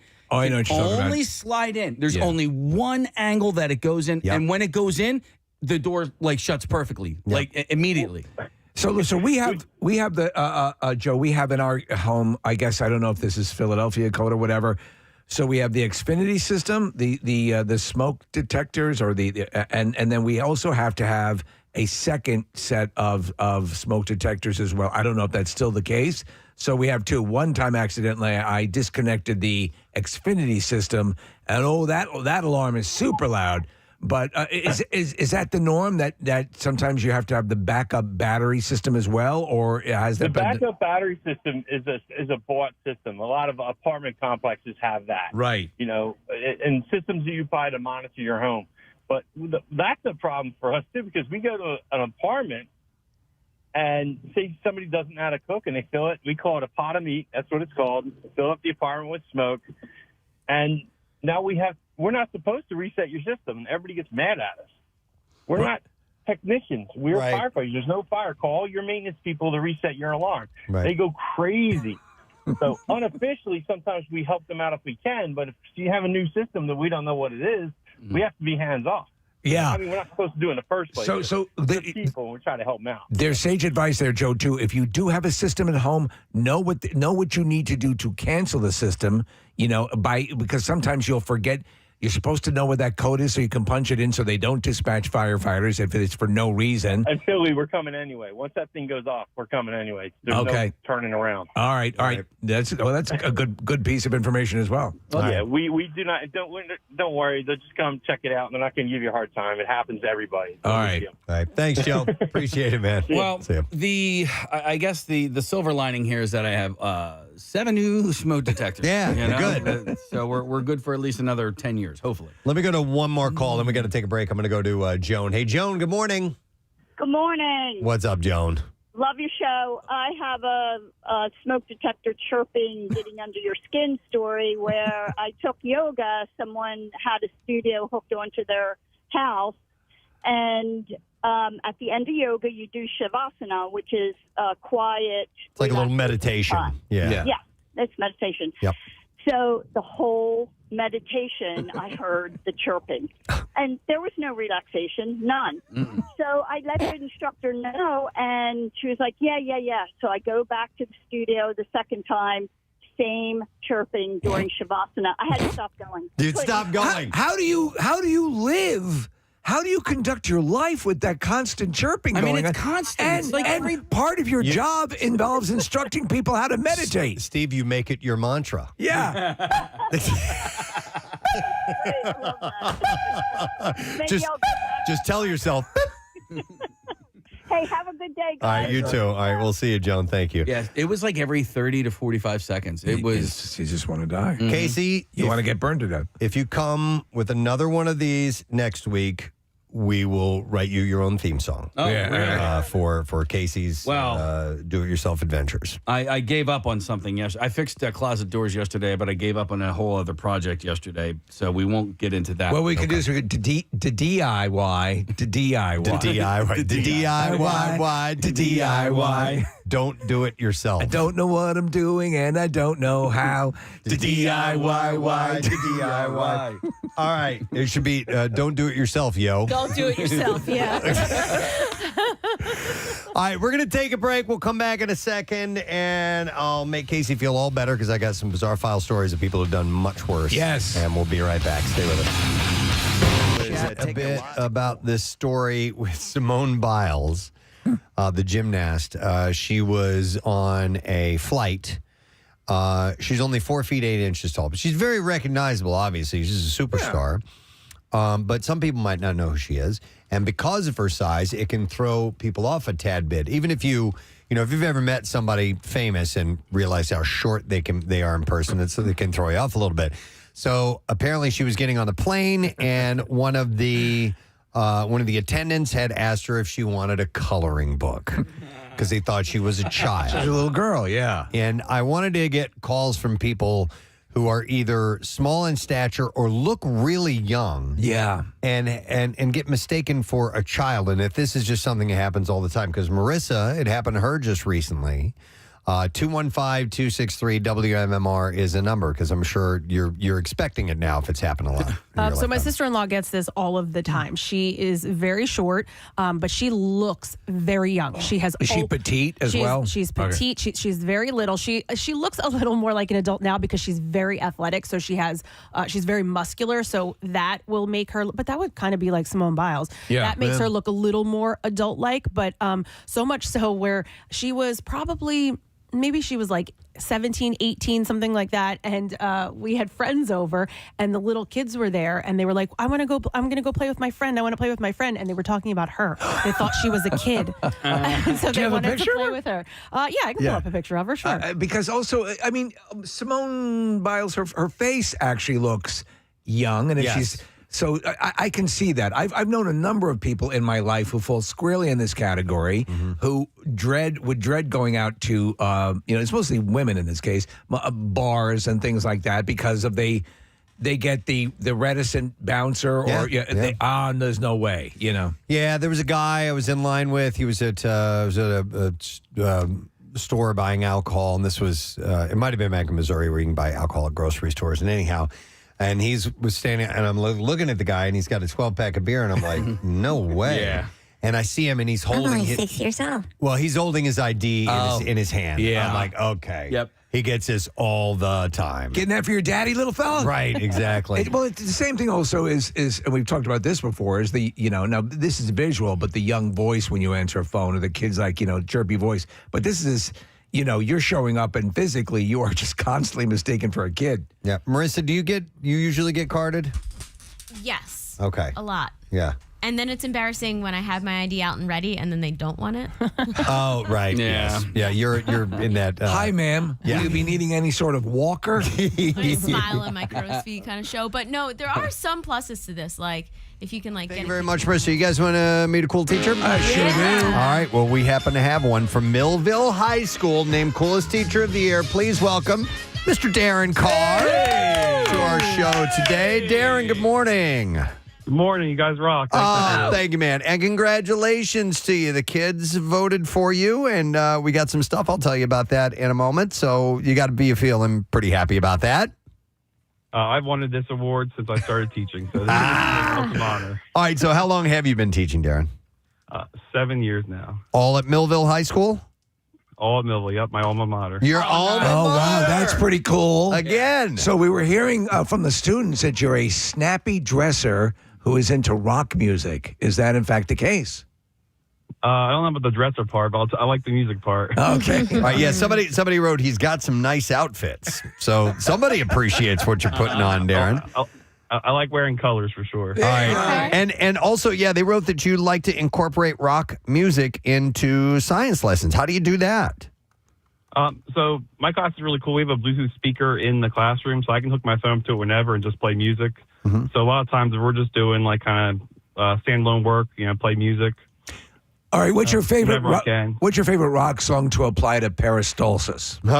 I think Led Zeppelin Ramble On. Ramble There on. you go. Hey, the thing that I remember about biology class, Darren, back when I was in high school was, because I only took 1 year of, or one semester of biology, was the overpowering smell of formaldehyde. Yep. Is that still in the biology classroom? Unfortunately, it's not in our curriculum anymore, so we don't do dissections. But the number one question I get when we start the year is, are we going to dissect things? Yeah, it was, I listen. I kind of want to bring it back, yeah. It was kind of a fear of mine. I'm like, I don't want to cut open dead things. Yeah, but I understand the necessity for it. Did you end up doing? Because we did frogs. That's what we did. Yeah, we ended up not having a dissection part of biology. For whatever reason, you missed out. Yeah, right. I guess so. No, but is it, biology? Did you going into teaching knowing that would be the subject that you would end up with? I actually got my bio degree wanting to be like the crocodile hunter, so I went a different route. Yeah.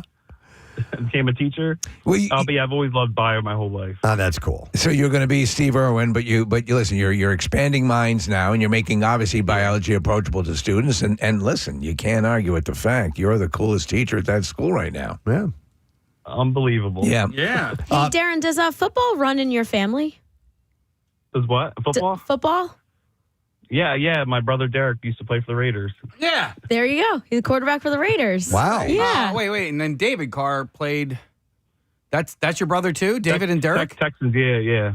Look at that. Oh, my God. If you look them up, they legitimately have a third brother named Darren Carr. And it's you, the coolest teacher. Well, you can now hang this in front of them and say, you guys didn't get the coolest teacher of the year award. Losers. Yeah. See my awesome coffee mug here from Preston and Steve. So feel free to show all that off to them. Actually, when I started here, my mentor, Mike Latour, he was like showing me his classroom. I saw a mug in his cabinet. My mentor actually won coolest teacher in 2014. So the student has become the master. Totally. I've wanted it since that day. I wanted this award. And now you have it. Well done. Well, congratulations. A couple other comments from the kids that texted in said that you're a down-to-earth person that understands what kids go through on a day-to-day basis.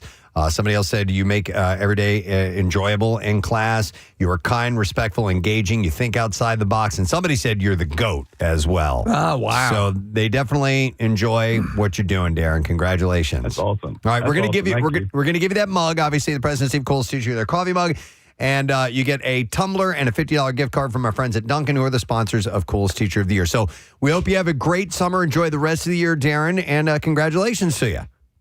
Thank you for all you do for the community. Thank you. You got it. Darren Carr, Millville High School biology teacher. And up next, West Catholic High School in Philly. You guys get to vote. So you can go to PrestonandSteve.com, get the voting link, and send that over now. All right, we're late with this. Let's go. WMMR presents Preston and Steve's Bizarre File. You can join Casey, his WMMR Rock and Rollers, for the Bend to Shore Bike Tour on July 26, raising funds for Families Behind the Badge, Children's Foundation to support families of fallen or injured first responders. Visit WMMR.com and get the details. I'm sure you guys saw this over the weekend, but I had to put this in the bizarre file. A person who jumped the fence and was on a runway at Denver International Airport was struck and killed by a Frontier Airlines plane during takeoff. The collision sparked an engine fire and focused passengers to evacuate. Now, the plane en route from Denver to L.A. reported striking a pedestrian during takeoff. A spokesperson for the airport said the person who jumped a perimeter fence had died. They said the unidentified person was hit 2 minutes after entering the airport. That person is not believed to be an airport employee. You can hear the pilot tell the control tower, "We're stopping on the runway. We just hit somebody. We have an engine fire." It was an individual walking across the runway, they said. The air traffic controller responds by saying that they were rolling the trucks now before the pilot tells the tower that they have smoke in the aircraft. We're going to evacuate on the runway. I mean, honestly, the odds of that happening, even if you're on an active runway, I mean, it seems like a stretch, but he managed to do it. It makes me wonder whether or not it was intentional on his part. Yes, that's what I was wondering. I mean, was your goal to get run over by an airliner? There's an easier way. Yeah. You can go to your local highway. Yeah. and do Sure. it that way. But I don't know. He said it was not clear whether the smoke was linked to the collision. The airline said the plane was carrying 224 passengers, 7 crew members. Passengers were evacuated via slides, and the emergency crew bussed them to the terminal. Airport spokesperson said that 12 passengers suffered minor injuries, and 5 were taken to hospitals, from just evacuating the plane. Yeah. Videos show people sliding down there with their backpacks, photos of what looked like damage to the engine. I mean, have you ever heard a story like this? I never have. And another video shows passengers calmly walking down the aisle of the plane and using the slide to evacuate. They were told to step away from the plane. Denver Airport said that the National Transportation Safety Board has been notified and that runway 17L, where the incident took place, was closed amid the investigation. Police said a motorcyclist was taken to a hospital with serious injuries after a British Columbia crash left a motorcycle dangling from a traffic light above a busy intersection. This is the wildest thing you're going to see. Mm-hmm. It is like 20 feet in the air. This motorcycle is hanging on the actual street light. Police say officers were called for a crash between a motorcycle and a car. They said a rider suffered serious but non-life-threatening injuries, and the driver of the sedan was not injured either. Photos and videos circulating online show the motorcycle suspended above the roadway from an overhead traffic signal pole following the crash. The unusual scene drew crowds of onlookers, with many pulling out their phones as emergency crews tried to bring the bike down. Preston, they said it sounded like... I mean, that's what happens if you're flying around like that. Yep. An observer...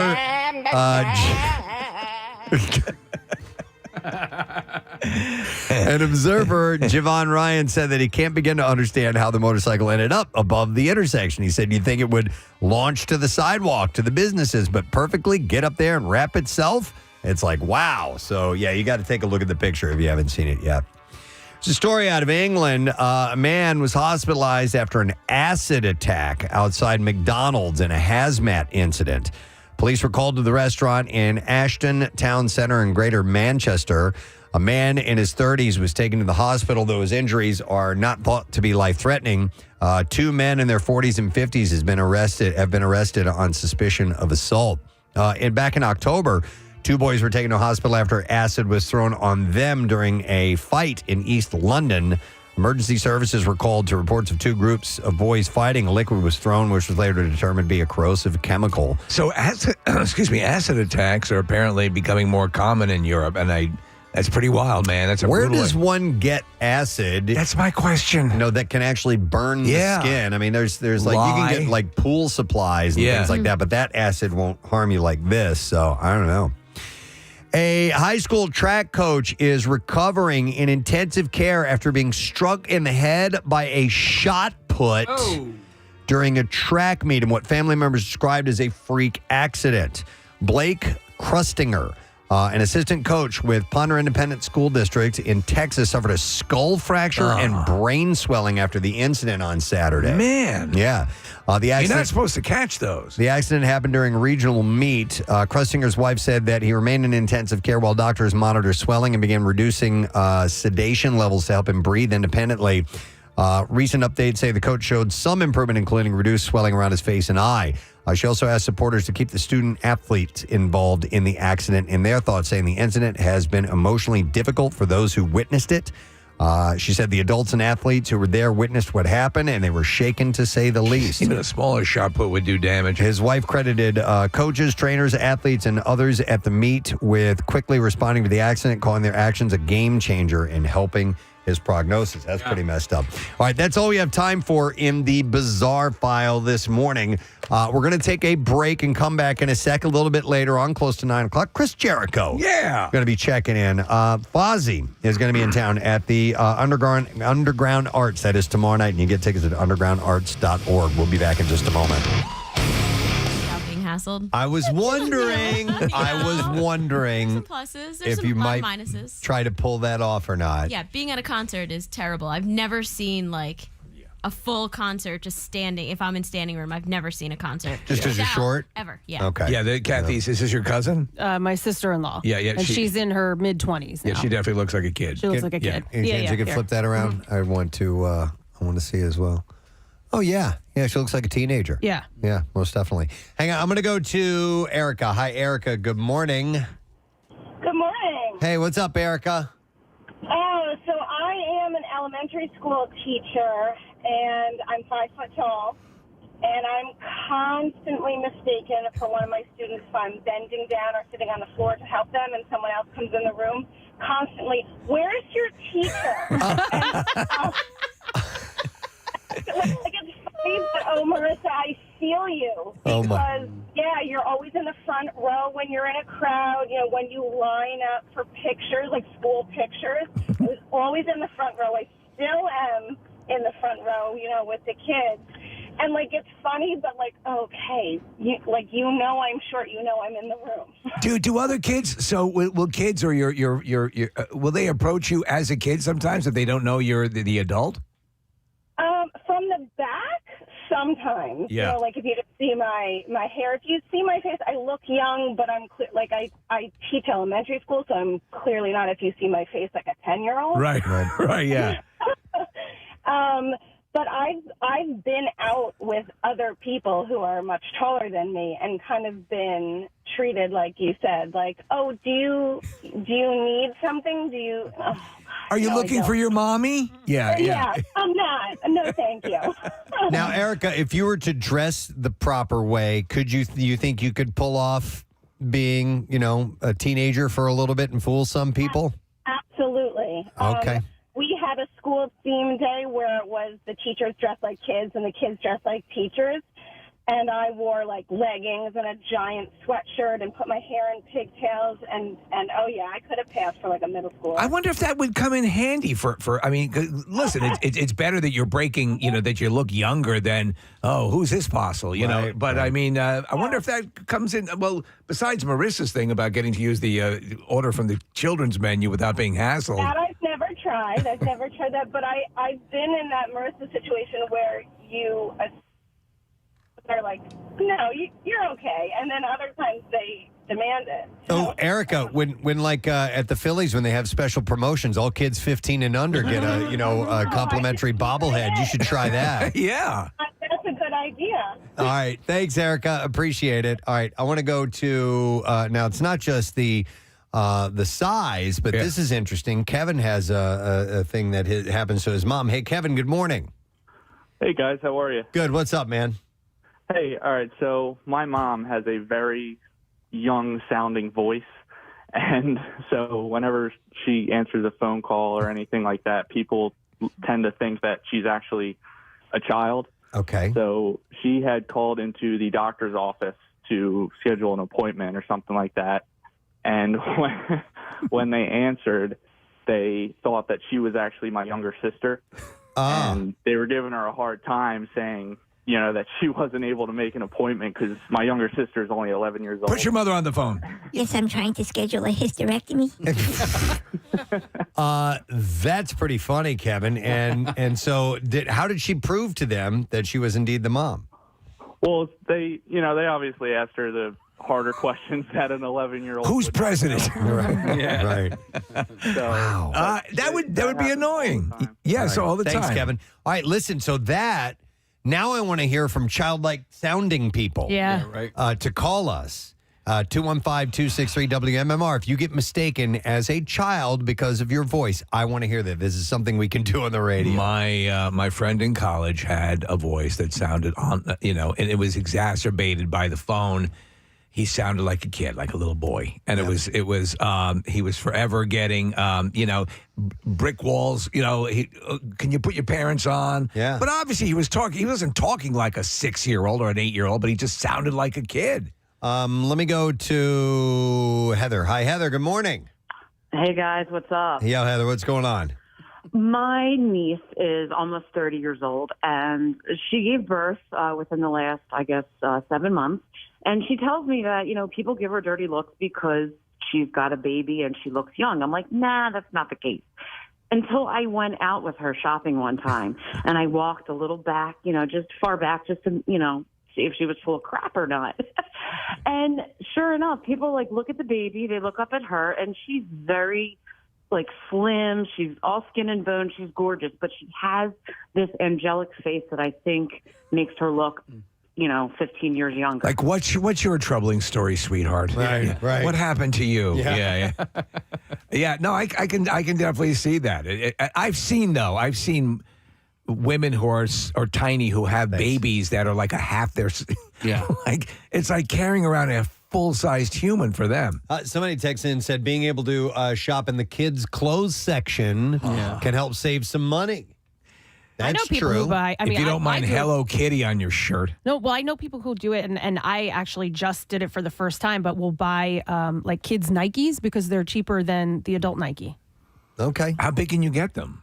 Can you get them? I mean, I can buy a kid size, and it's Really? equivalent to the size shoe that I wear. Yeah, obviously, You have little feet? The larger size shoe you wear, I don't know that you can be able to. What size? I wear a 7, 6.5, 7. So it'd be like a kid's 8 or It's a kid's 9. No, what is it? It's a kid's 5, I think. Okay. Wow. Yeah, I think it's a size and a half or 2 sizes down. So I was able to save by shopping in the kids section for my condoms. Because- there you go. Yeah, they were much When smaller. I was a waiter, I needed to get pants for my waiting job, and I ended up going to Kohl's and I shopped. I got my pants in the kids' husky section. My son is what you call stocky. He's husky. He's a whale. Why'd you do that? It was cheaper. It was cheaper, Listen, I had okay. no money, Okay. and I Yeah. just needed black Dockers, and I think they're interested in the house dress. Where do the fat kids shop? Where those huge gelatinous kids All right. shopping? Let me go to Joe. Hey, Joe, good morning.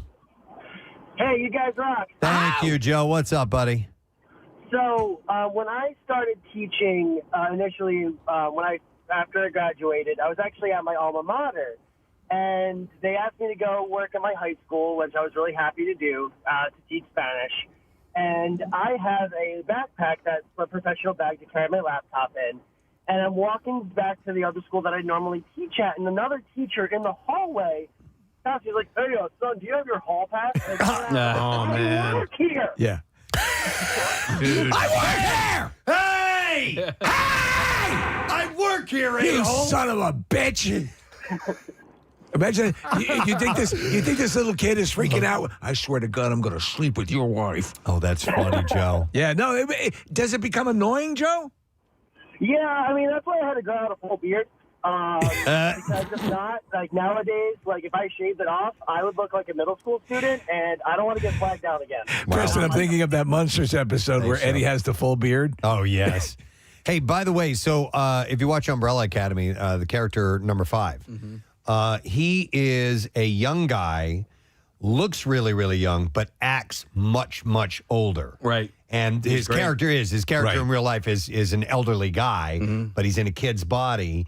And he pulls that off. He's great. Seamlessly. And I'm always amazed by that. Somebody who can project that. You might sit there and go, okay, maybe this guy's in his 30s and he's got some kind of a condition that makes him look like he's, 13 years old. You refer to people, kids like that, they say they're possessed of an old soul. An old soul, yeah. The only time I ever felt like he wasn't doing a great job acting like an adult in this past season was when he was drinking alcohol. I was like, if he actually ever drank alcohol, he wouldn't be drinking like that. Do you know what I mean? I do, yeah. Let me go to Ashley, who sounds very young. Hi, Ashley. Good morning.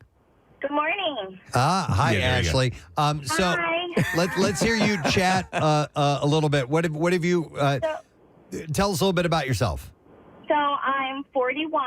Oh wow. And I get from like teenager to young 20s. And I look very young too. Okay, so not only do you look young, you sound young. So that's a double edge when you're trying to say buy alcohol or go into a bar or something. Do you get carded a lot?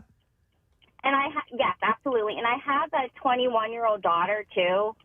So when I was young, when she was younger, I would get dirty looks all the time. Like anytime I went to the store, people would like give me dirty looks. And I even had a lady at the store come up to me and tell me I should be ashamed of myself. What? Because she thought you I was like, because she thought you were like a teenager with a child with an adult child, or yes. Mm-hmm. None of your business. First, Do you guys get mistaken for sisters? You and your daughter? Mm-hmm. Yes. That's got to be cool in one way. Yeah. So when is it the most frustrating? Like when strangers are berating you at Wawa? Yeah, like it was just embarrassing. Like I shouldn't have to tell someone like what my age is. Like, Right. Here's my ID. Yeah. Like just mind your business. Yeah. Exactly. Have you ever been in a place? I mean, you always have to make sure you have that ID on you, or you will end up screwed in a number of situations.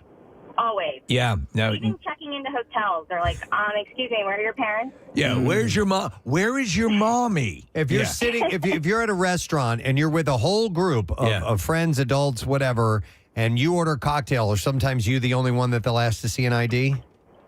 Always. Always. So have you ever been offered like a comic book or like a? Stare at it. Yeah. Like they'll stare at it for like a good minute. And I know they want to be like, especially when they hear me speak too, because I sound really That doesn't help. Okay. All right. Thank you, Ashley. You know what I think adds to it, because it does happen to me a lot, because you know how young I look. You look guys. incredibly young. Yeah, because I look so young. No, but it was Preston and Steve and the Kid was the original title. No, but seriously, if I don't have makeup on, I always get carded. Like they'll look at me. Yeah, if I guess I don't know, I look younger or whatever. And what was amazing was when I went out to dinner with my best friend Elisa Frederico, aka Dressing Jane, and they carded her and not me, and they carded me and not her. We're the exact same age. So of course, when the lady walked away, I was like, I clearly aged better than you. I'm gonna go to hang on. Kevin wants us to try something out. Hey, Kevin. Good morning. Good morning, Gadzooks. Gadzooks, what's up, bud? So my daughter has the same issue everybody else does. She sounds so much younger than she is, and she looks younger. Mm-hmm. So I was going to have her talk to you guys a little bit, and then we'd give you the surprise on how old she is today. All right. It's her birthday today. All right. So what's her name? Her name is Phoenix. Okay. And, hey, Phoenix, how you doing? I'm good. Okay, so we can hear your voice a little bit. Tell us a little bit about yourself. Where you grew. 93.3 WMMR. It's Baba O'Reilly at 8:32 on the Preston and Steve Show on a Monday morning. Word of the week prize this week is a family 4-pack of tickets to Maury's Piers and Water Park in Wildwood. Don't forget, USA Today is trying to find the best beach bar in America. Let's make it Pig Dog. You can vote for them. You can go to WMMR.com, find the official link to vote for that, and I think that'd be a nice little feather in the cap with all of the Jersey Shore. Another point of pride. Yeah, so if you can help out with that, we would certainly appreciate it. And we'll be at Keenan's in North Wildwood less than 2 weeks from now, the 22nd. We are prepared or getting prepared for a debaucherous morning, and as always, you can be a part of it. So we want to give you a lifetime of regret. Come on, be a part of this. Let's take a look at traffic. Marissa, what you got for us this morning? We're slowing on the PA Turnpike westbound between Willow Grove and Fort Washington, then the Blue Route northbound 95 to the Media Bypass southbound from the Turnpike out to Conshohocken. Vine Street Expressway, westbound from 95 to the Schuylkill, eastbound Boulevard to Vine, westbound from Vare to South Street, and the Boulevard out to Gladwin, the 95 southbound from Cottman out to the Vine. This traffic report is brought to you by Share a Ride Ride Match program. Whether you're visiting Greater Philadelphia for their summer festivities or you live or work in their region, there's a better way to get around. Try transit or carpooling instead of driving alone.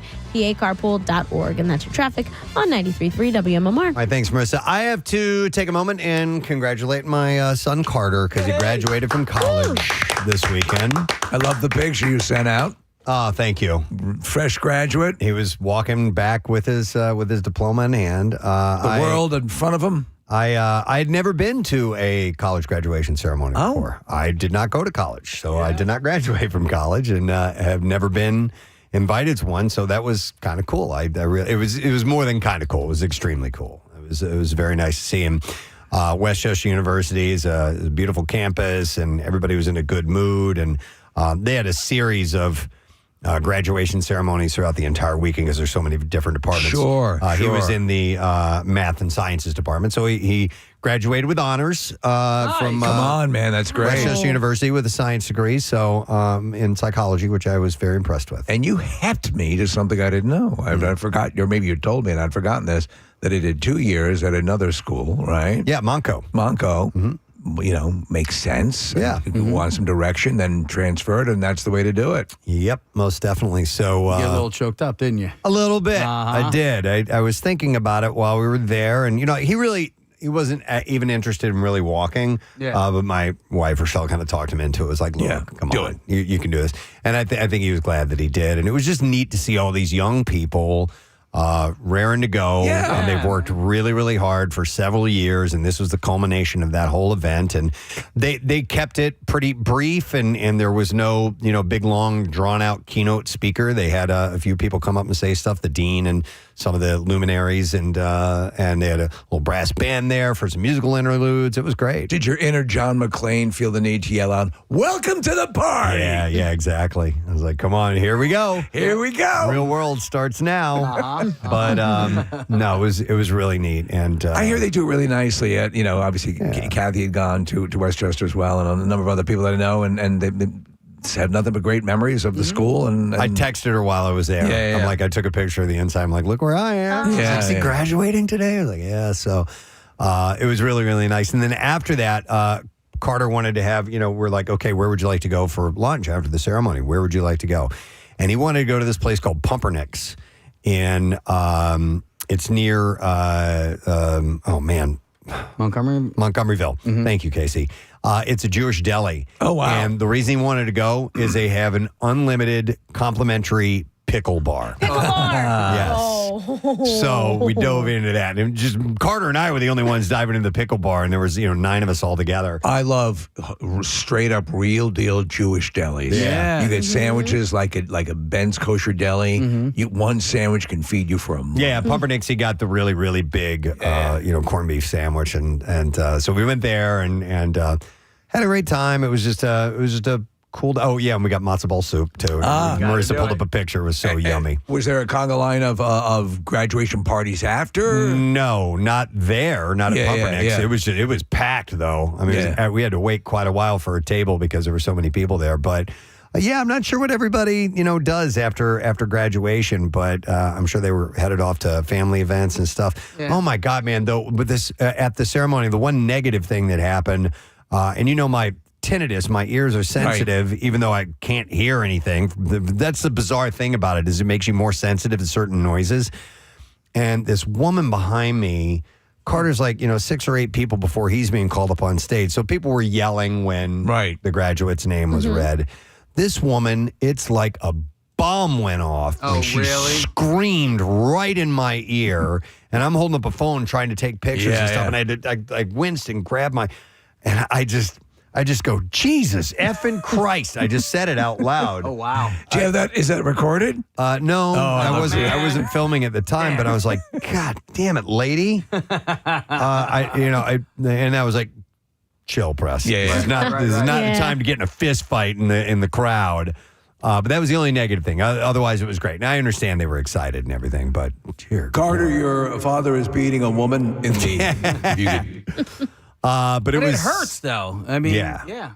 But it was really neat, and congratulations to Chuck and his daughter Charlie, who graduated from college this weekend too, and Paul Blake's one of his daughters. That's right. Graduated from college this weekend too, and they all fell on the day of the MMRBQ. By There's the way, nothing you can do. Yeah. That's it. You go. Obviously, you got to go with your family, and it's wonderful moments. But and then yesterday we went out for a little family meal, and we went to the Collegeville Italian Bakery. And Steve, the guy who runs this place, is just the nicest human on earth. And by the time we got done, and I didn't know this was going to happen, we walk outside, and on the marquee, that's his he thing. put up congratulations to Carter graduating from No kidding. From Westchester Oh, wow. University. So I was like, shut up, man. That was so cool. They keep asking. I got to get out because I hear the food is great. It's just a little bit of a haul, but I'll make it out there. Dude, their wings, they have a fire, like a brick fire. Yeah. And they do these fire roasted wings. Oh, do they which are really? not breaded and not fried or anything like that. They're so yummy. Okay. Yeah, so you got to go try that out. So thank you, Steve from Collegeville Italian Bakery. It was great. It was a wonderful weekend. Busy weekend this weekend, family in and all that stuff, but a very, very full one, a very satisfying one with MMRBQ and Carter and all this. So it was a great one. There's some more stuff coming up. You know, another thing that I have for you here is Oh, hang on. Here we go. Oh, yeah, and another thing. wow. Yeah, the PGA Championship is at Aronimink, obviously, this week. In fact, they started the practice rounds today. They're getting that underway. Listen, again, this is the kind of thing that it supersedes just golf fans. It just in general, you're familiar with this. It's a cool thing to have here. Yeah. This is one that even people that aren't really that into the sport will take notice of and maybe go participate in because it's a big event. I brought my clubs with me today. I don't even have them. And you're going to be playing? Yeah.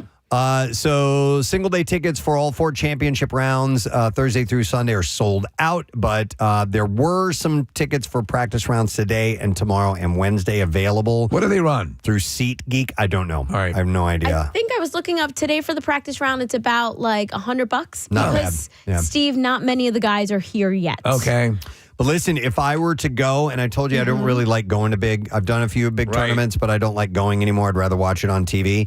But if you go, the practice rounds are the day to go. Is it really? Less people. You still get to see these guys playing, and the fun thing about going is seeing how far and how great and how precise they can hit it. And you can do it without the crowds if you go to the practice rounds. $25 to go today. How about that? Just to see it. Yeah. And then I assume it increases over the next couple days. But, so the biggies will be in town soon. But some of them are going to also... Some of them play rounds at the local golf courses, too. They'll go to other clubs or even some of the munis and play a little bit. Another cool thing about getting there is you get to go into the merch store. Yeah. You get to go early. And the Philly merch that they have created for this PGA Championship is pretty top notch. Yeah? Cool. Yeah, they had just, some cool, it's a lot of bells because it's a lot of celebrating the semi-quincentennial. Yeah. So a lot of Eagles themed shirts and golf club covers and everything. Official merch? Okay. Yeah. So a couple things you may want to know if you are going to go. There's 2 paid parking lots that'll be available. The blue lot at the Delaware County Veterans Memorial on Westchester Pike, and the red lot, which is at the Delaware County Community College on Media Line Road. So at Delco, was that near? Is going to impact you? Really close to my house. Yeah. The championship will operate free shuttles from both lots to the course. Both parking lots required prepaid passes. The passes start at $25 per vehicle for practice rounds, and then they're $41 on Saturday and Sunday.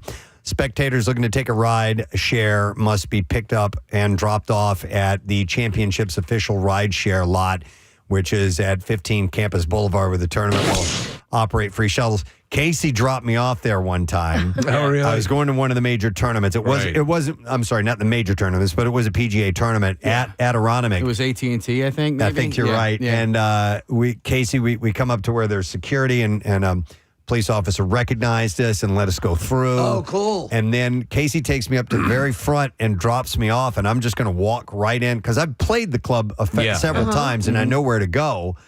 but apparently not when there's a tournament going on. And I come walking up, they're like, where are you going, man? They're like, you need to go like way down that way. And then you got to go through all this stuff to get there. And I'm like, okay. So All right. ended up doing it. Come on, man. Well, that same tournament I went, and I had my Vespa at the time, and I rode my Vespa. Let 'em through? No, I went all the way through, and there was a house that was under construction right across the street from Ronamink, and I just parked my Vespa behind the giant dumpster, and I just walked right in. Nice. Oh, wow.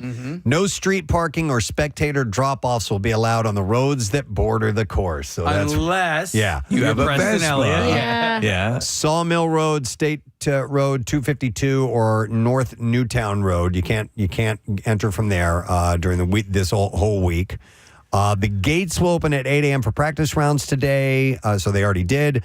Tuesday and Wednesday as well. At 6 a.m. for the first and second rounds of the championship on Thursday and Friday, and then 7:15 a.m. on Saturday and Sunday. All right. I mean, honestly, like I'm super close to the parking lot. Are you gonna? Are you? No, I'm not. Are you have any interest? No, Okay. no, yeah. I'll watch on. I mean, you do have TV, interest, but just watch on TV. Yeah, I don't want to. But now I know where not to go this week. I want to hear if people in the neighborhood are like selling their lawn. Oh, for sure. Yeah, It happens you all can the do, like, time. 50 For bucks parking. to park. Yeah. You should make your front lawn a Vespa-only parking lot. So what can you bring to Aronimink? The course does not have a clear bag policy for the tournament, but all bags must be smaller than 10 inches by all dimensions, and all backpacks and drawstring bags are prohibited. No backpacks. Nope. Spectators can bring in small folding chairs, strollers, umbrellas, and one sealed bottle of water per spectator. Can you bring in steamer trunks and Barca lounges? You'll have to get a special permit for that. Media-style digital cameras are permitted for the practice rounds, but will not be allowed once championship play begins on Thursday. So you can't be rocking your own heavy-duty camera outfit. All right. And then all tickets to this year's PGA Championship are Championship Plus tickets, which include food and non-alcoholic drinks. Spectators can select one beverage, one entree, and one snack item at 4 concession stands around the course as many times as they would like at no additional charge. Beer and other alcoholic beverages obviously are going to need to be purchased. Are there particular holes where they will allow cake stands or no? I don't know. I don't think so. I don't know. I think That- that's prohibited. That was that one that I went to in Florida, the Val's Bar. They had the Hooters section. There you go. And there were girls just pouring beers. And then the Waste Management does that one Yeah. in Phoenix, right? Yep. That's the one that's way out of control. Right, Mm-hmm. right. Yeah. So it's funny. My niece's fiance has tickets to this, and he would much rather go to the FIFA thing, and so he was trying to find somebody who would be willing to trade off Yeah. because these tickets are so expensive. But this is a big event, Oh, right? yeah, I mean, this to me is part of the big onslaught of things that are going to be happening for the next year. I mean, this is a major championship. It's one of the 4 majors a year. So the biggies are going to be there, right? The biggies are going to be there. Yeah. And Jordan Spieth, if he wins this, he'll be one of in the Grand Slam club. Okay. So he's going to try obviously really hard. I'm pulling for Justin Rose because he's got a cool little Philly connection. He's won here before. He's won in Aronimink before. What do you think about this course from your perspective, Aronimink? Oh, it's a great golf course. I mean, Is it very difficult? I've played it a few times. I mean, for an average golfer, yeah it's hard. I mean, the greens are slick, but I think for these guys, I don't think there's anything that's like outrageously hard about it, and they're so damn good. It's unbelievable. Remember when they did it at Marion, and Marion's not a really long course, but it has a lot of windmills. It does, but it chewed people up. Really? Yeah. It was by the time they got to Sunday, it was really, really low scores. And then I was watching the one yesterday. I don't remember which tournament it was, but, dudes were like 15, 16 under, on Sunday, which is, substantial. So I did Topgolf last week. Am I ready to play? Yeah, I think you're Aronimink? ready. Yeah. Okay. Did they call you yet? No, I'm hoping. Hang on a second. I want to go to Drew. Hi, Drew. You're on the air. Good morning, bud. Hey, good morning. How are you? Good, man. What's up?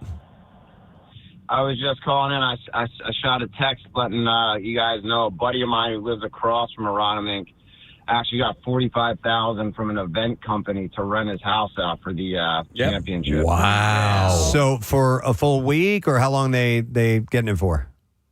Yeah, they already started setting it up. So they built tents, not permanent structures, obviously, but tents for entertaining around the entire yard. Wow. So they have to leave the house, but I think they leave today, maybe. $45 grand. 45 grand. So, and it used primarily for entertaining purposes?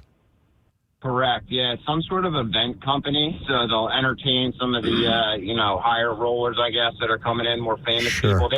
His house is literally across the entrance from Aronimink. So Wow. It's pretty convenient. 45 grand. Yeah, this didn't actually hit my feed until this year. I didn't realize it, but like at the Masters, there's parties all over, and they're exclusive. It's like the Super Bowl. Like there's an ESPN party. There's every one of the big sponsors, Rolex and all, have they Vivid. rent out. Yeah, exactly. Mind you, the thing about renting out a house is that or if you are the owner, let's say you have an Airbnb home that you rent out.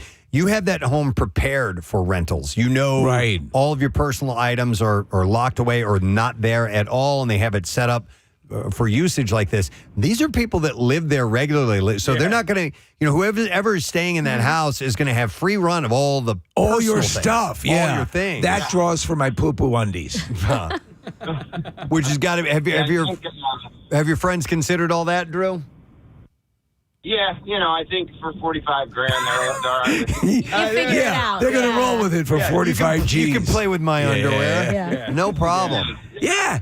I think also Rory and DeChambeau are staying in his neighborhood. So Oh, that's cool. Wow. That's pretty wild, man. All right. Thanks, man. Appreciate it, Drew. All right. So, it starts today, the practice round. Maybe I'll go find a little bite to eat somewhere around there. Now you're getting excited, see aren't if I you? can run into Rory or Jordan or somebody. See if they're just kind of hanging about. Jordan, you ever have Wetzel's pretzels? Go to Nifty 50s. See if I can run into somebody there.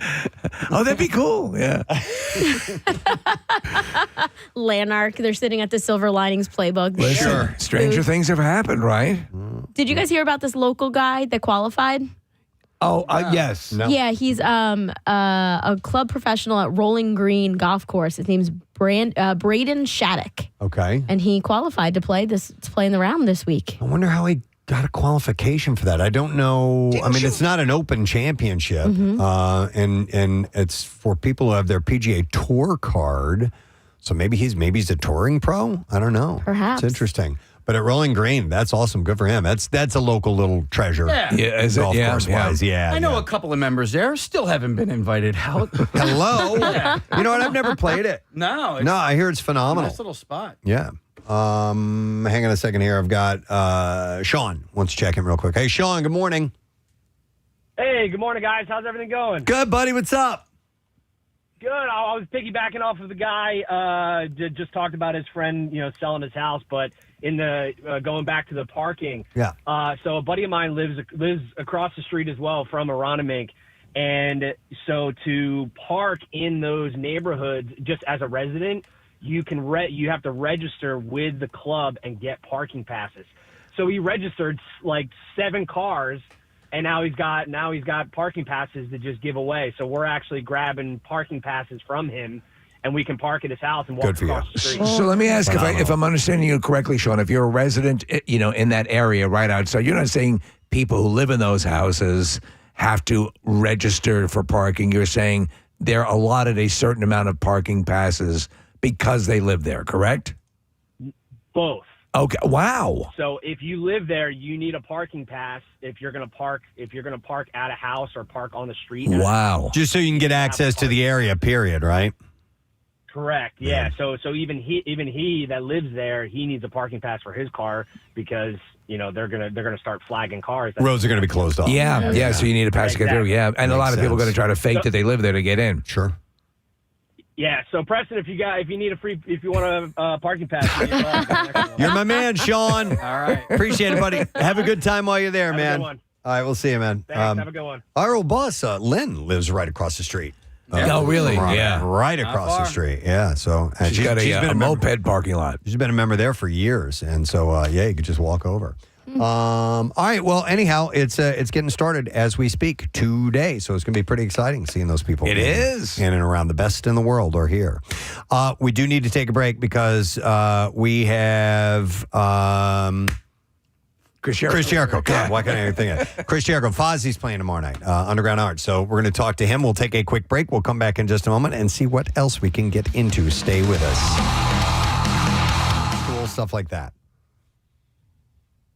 Oh, I went to Neshaminy in Pennsylvania. Mm-hmm. It's hilarious because the amount of the times that people ask me like how old I am, it's hilarious.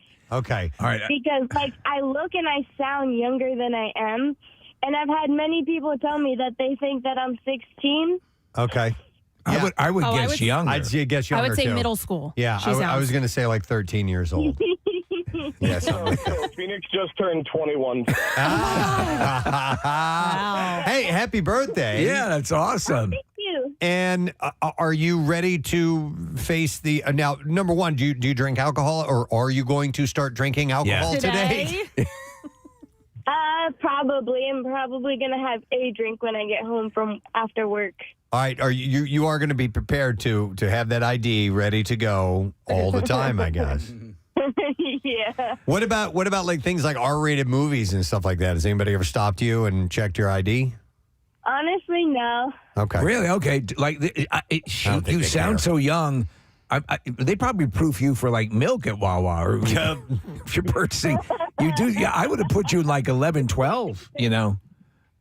Oh well, that's cool. Listen, there's a plus side to that. We assume because you are this way, you will age.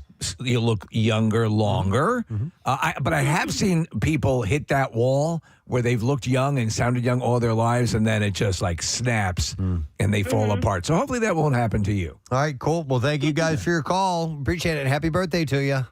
Thank you. Have a good day. She does sound Speaking young. to somebody who looks and sounds young, and I just saw a story about her this morning. Yardley Smith. Yes. Is the voice of Lisa Simpson. Just got married. She got married to her security guard, or somebody who was in charge of her security. So that's her security. They were doing a little story on her, and she's one of those who always looked way younger and sounded way younger than she actually was, because that voice of Lisa Simpson is almost exactly just her regular speaking voice.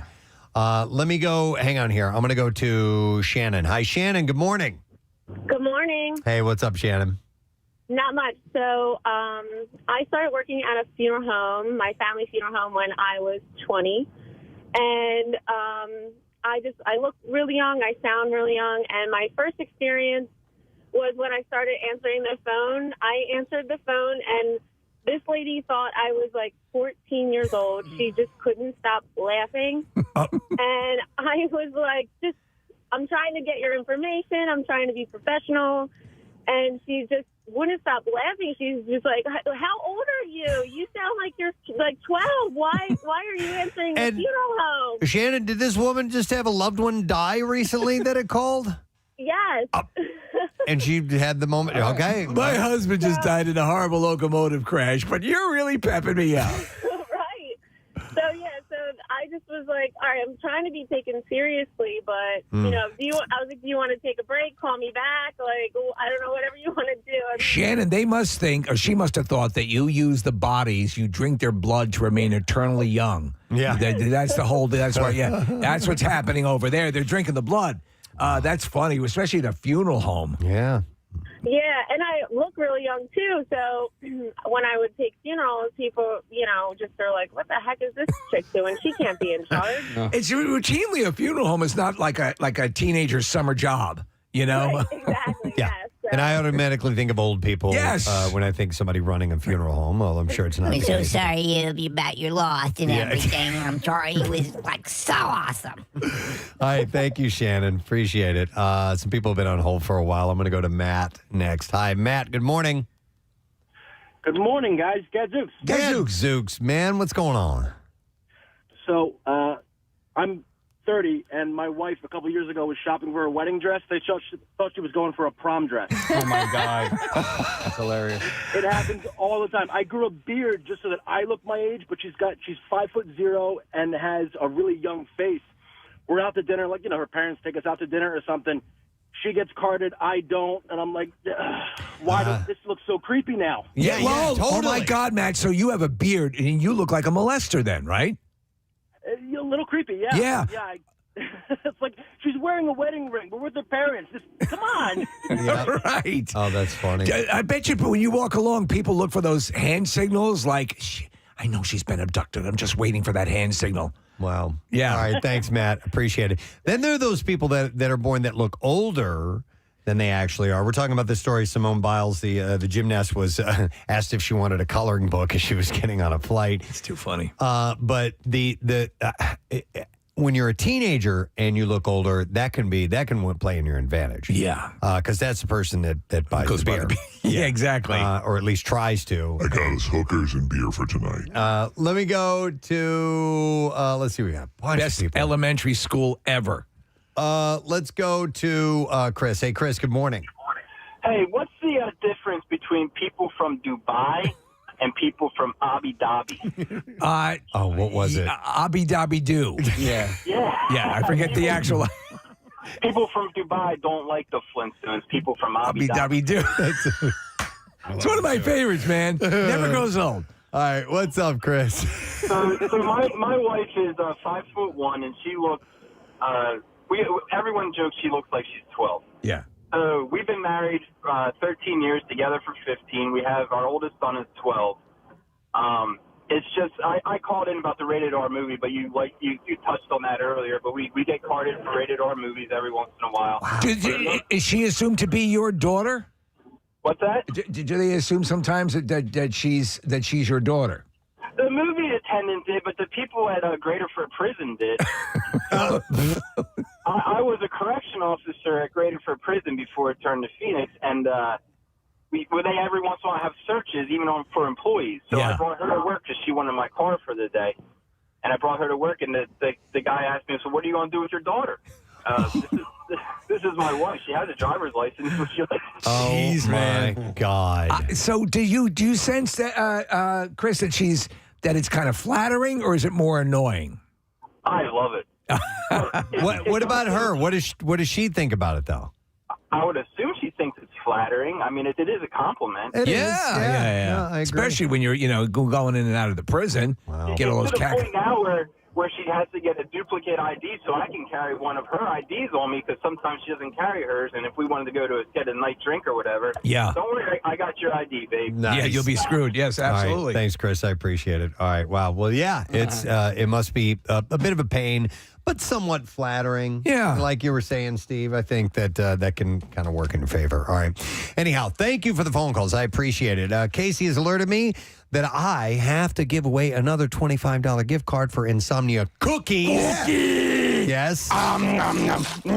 It is caller number 14 that we will take right now, 215-263 WMMR. Give you the gift card. And don't forget that Insomnia Cookies' new premium ice cream flavors allow insomniacs to indulge in their favorite pairing of warm cookies and cold ice cream. And by the way, they had the cookies they brought in were hot today. They were like fresh out of the oven, still warm. I tried. What do you have the list of the flavors over there? I forgot. Is it Moon? Was it Moon Tracks? Moon Tracks. Yep. I had. It's excellent. Oh boy, I had the. Where was the one? It's not on here. I had the mint one. And I forgot the name because they have really cool names. So they have Cookies and Dream, Caramillionaire, which they didn't have. They ran out of it. They sold out of it. So that's very, very popular. But they have a classic, and some of the cookies they have are banana split, hot fudge sundae. So they have the cookies that have the ice cream flavors too. That's amazing. Anyway, go to insomniacookies.com for details about the brand new Cookies in ice cream flavors. And in the meantime, we'll take that caller, set you up. We'll be back in a moment. When we return, Jenny Slate will be joining us.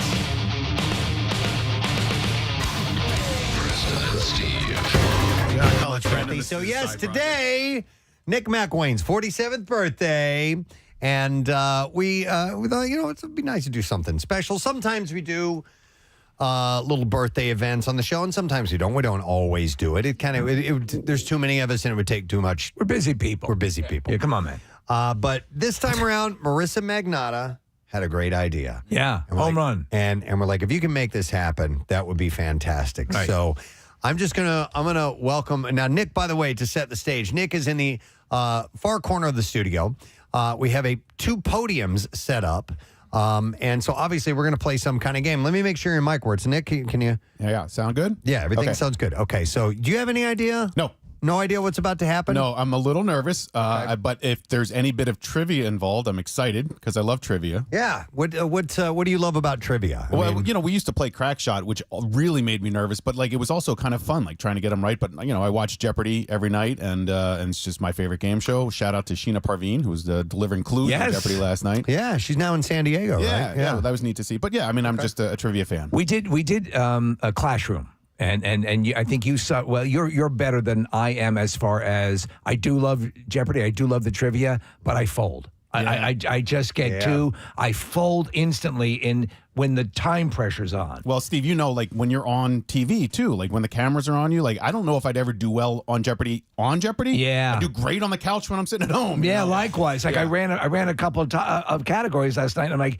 how awesome? No, I'd be terrible. Hey, didn't you audition for it one time or something like that? I've auditioned for Jeopardy. I've never made it to the actual come out to LA stage, right? Of trying out. But there's a show that Ken Jennings is also on, and it's called The Chase. The Chase, and it's based on a British version. And so they brought on the guy from The Chase, who's basically their goat with a couple of Jeopardy champions. James Holzhauer's on that, Brad Rutter, and so I tried out for that, and I made it kind of far in that tryout process. But yeah, getting on those shows is not easy. Yeah, and maybe someday you'll get there, but today is going to be the next best thing because, Nick, we are welcoming to the studio 16-time Jeopardy champion Ryan Long this morning to battle you in a game of Preston and Steve style Jeopardy. So Ryan has just made it into the studio. Ryan, step up behind the podium right there. Oh my God, what an honor. I'm a huge fan of Ryan. What a great champion, man. Yeah, he's amazing. And a huge Eagles fan. And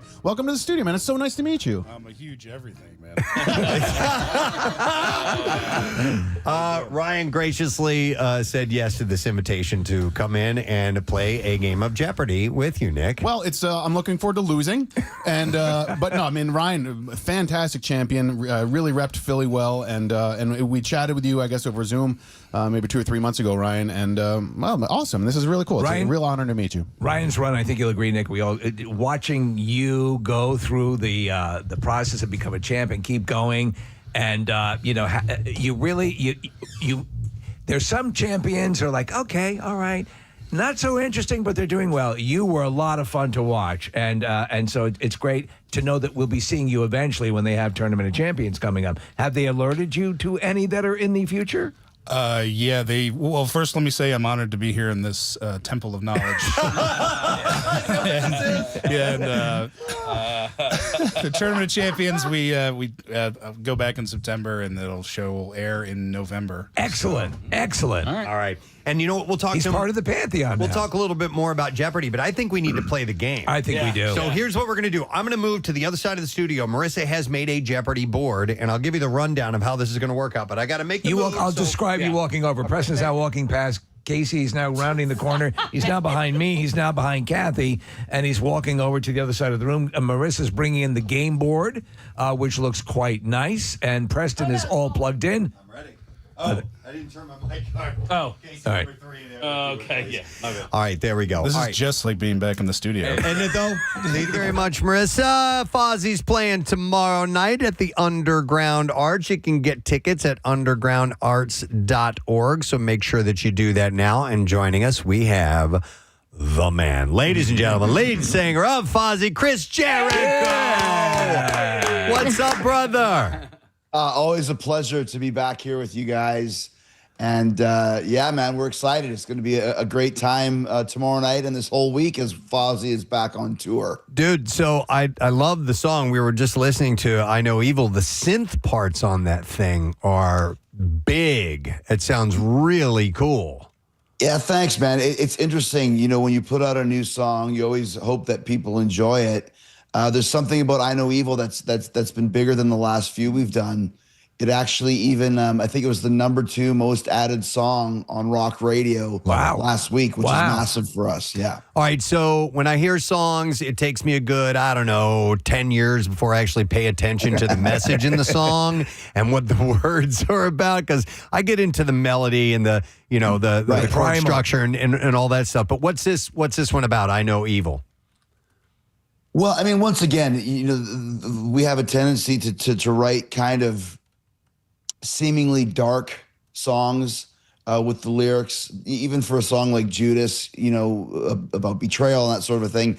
But then it's really more of an introspective looking inside yourself. So I think this one's kind of more along the lines of, I know what evil is like, and I know how to kind of stay away from it. But, that's just my interpretation of it. Like, Right. It's all whatever you think it is, whatever you think it means. And most importantly, it is about the melody and the hook. Mm-hmm. You could be singing about the Chinese food menu. Yeah. If the hook No, is that's great. it. Yeah, and the melody that's is great, everything. that's all that matters, right? Yeah. It's funny because we just had our MMRBQ on Saturday, and Alice Cooper. The first time Preston and I have gotten to see Alice Cooper on the bill. Oh, nice. Yeah, and it's like with you, like I know evil kicks in, and I'm like, yes, yeah. You start to smile. Alice Cooper delivering the way you had heard, and he brought the whole thing. So you have a sound, you deliver that sound, but you also like to. I was watching an interview with you, were talking about, updating, reinventing, but still walking the fine line of servicing the fan base that wants something from you. And it seems like you're really good at it. Well, first of all, thank you. And yeah, I mean, I've heard a lot of people say that this is the Fozzy sound. And I don't really know how that even happens, but I think, I've said this before on your show. We never realized how important rock radio was until we started getting played on rock radio. And then you realize that takes you to a completely different level. So there's a certain way you write a song. For example, I Know Evil, like you mentioned, it does have more of a synth style to it, but it's still got lots of hooks, lots of melody. And I guess there is a certain sound that we have now that we are expected to deliver, which is great because it really works with what's going on radio. It's funny because we just played with Alice last week at Welcome to Rockville in Daytona. Yeah. And I've known Alice for years. He's the best guy. Yeah. So cool. But I was on the side of the stage, and right before Feed My Frankenstein, they put the giant Frankenstein monster. Yes. And so the guy's getting ready.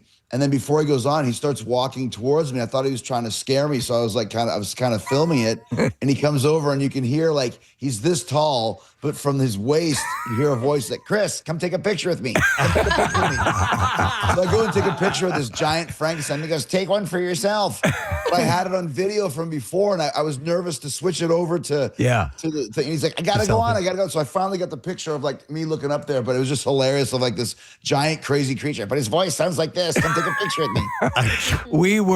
I was there you remember, we talk about this years ago, like in junior high or whatever. I was like, that's the devil music. You can't listen to that. And then to be, an older man standing there and giddy laughing because you see that thing on stage and Alice is playing into everything.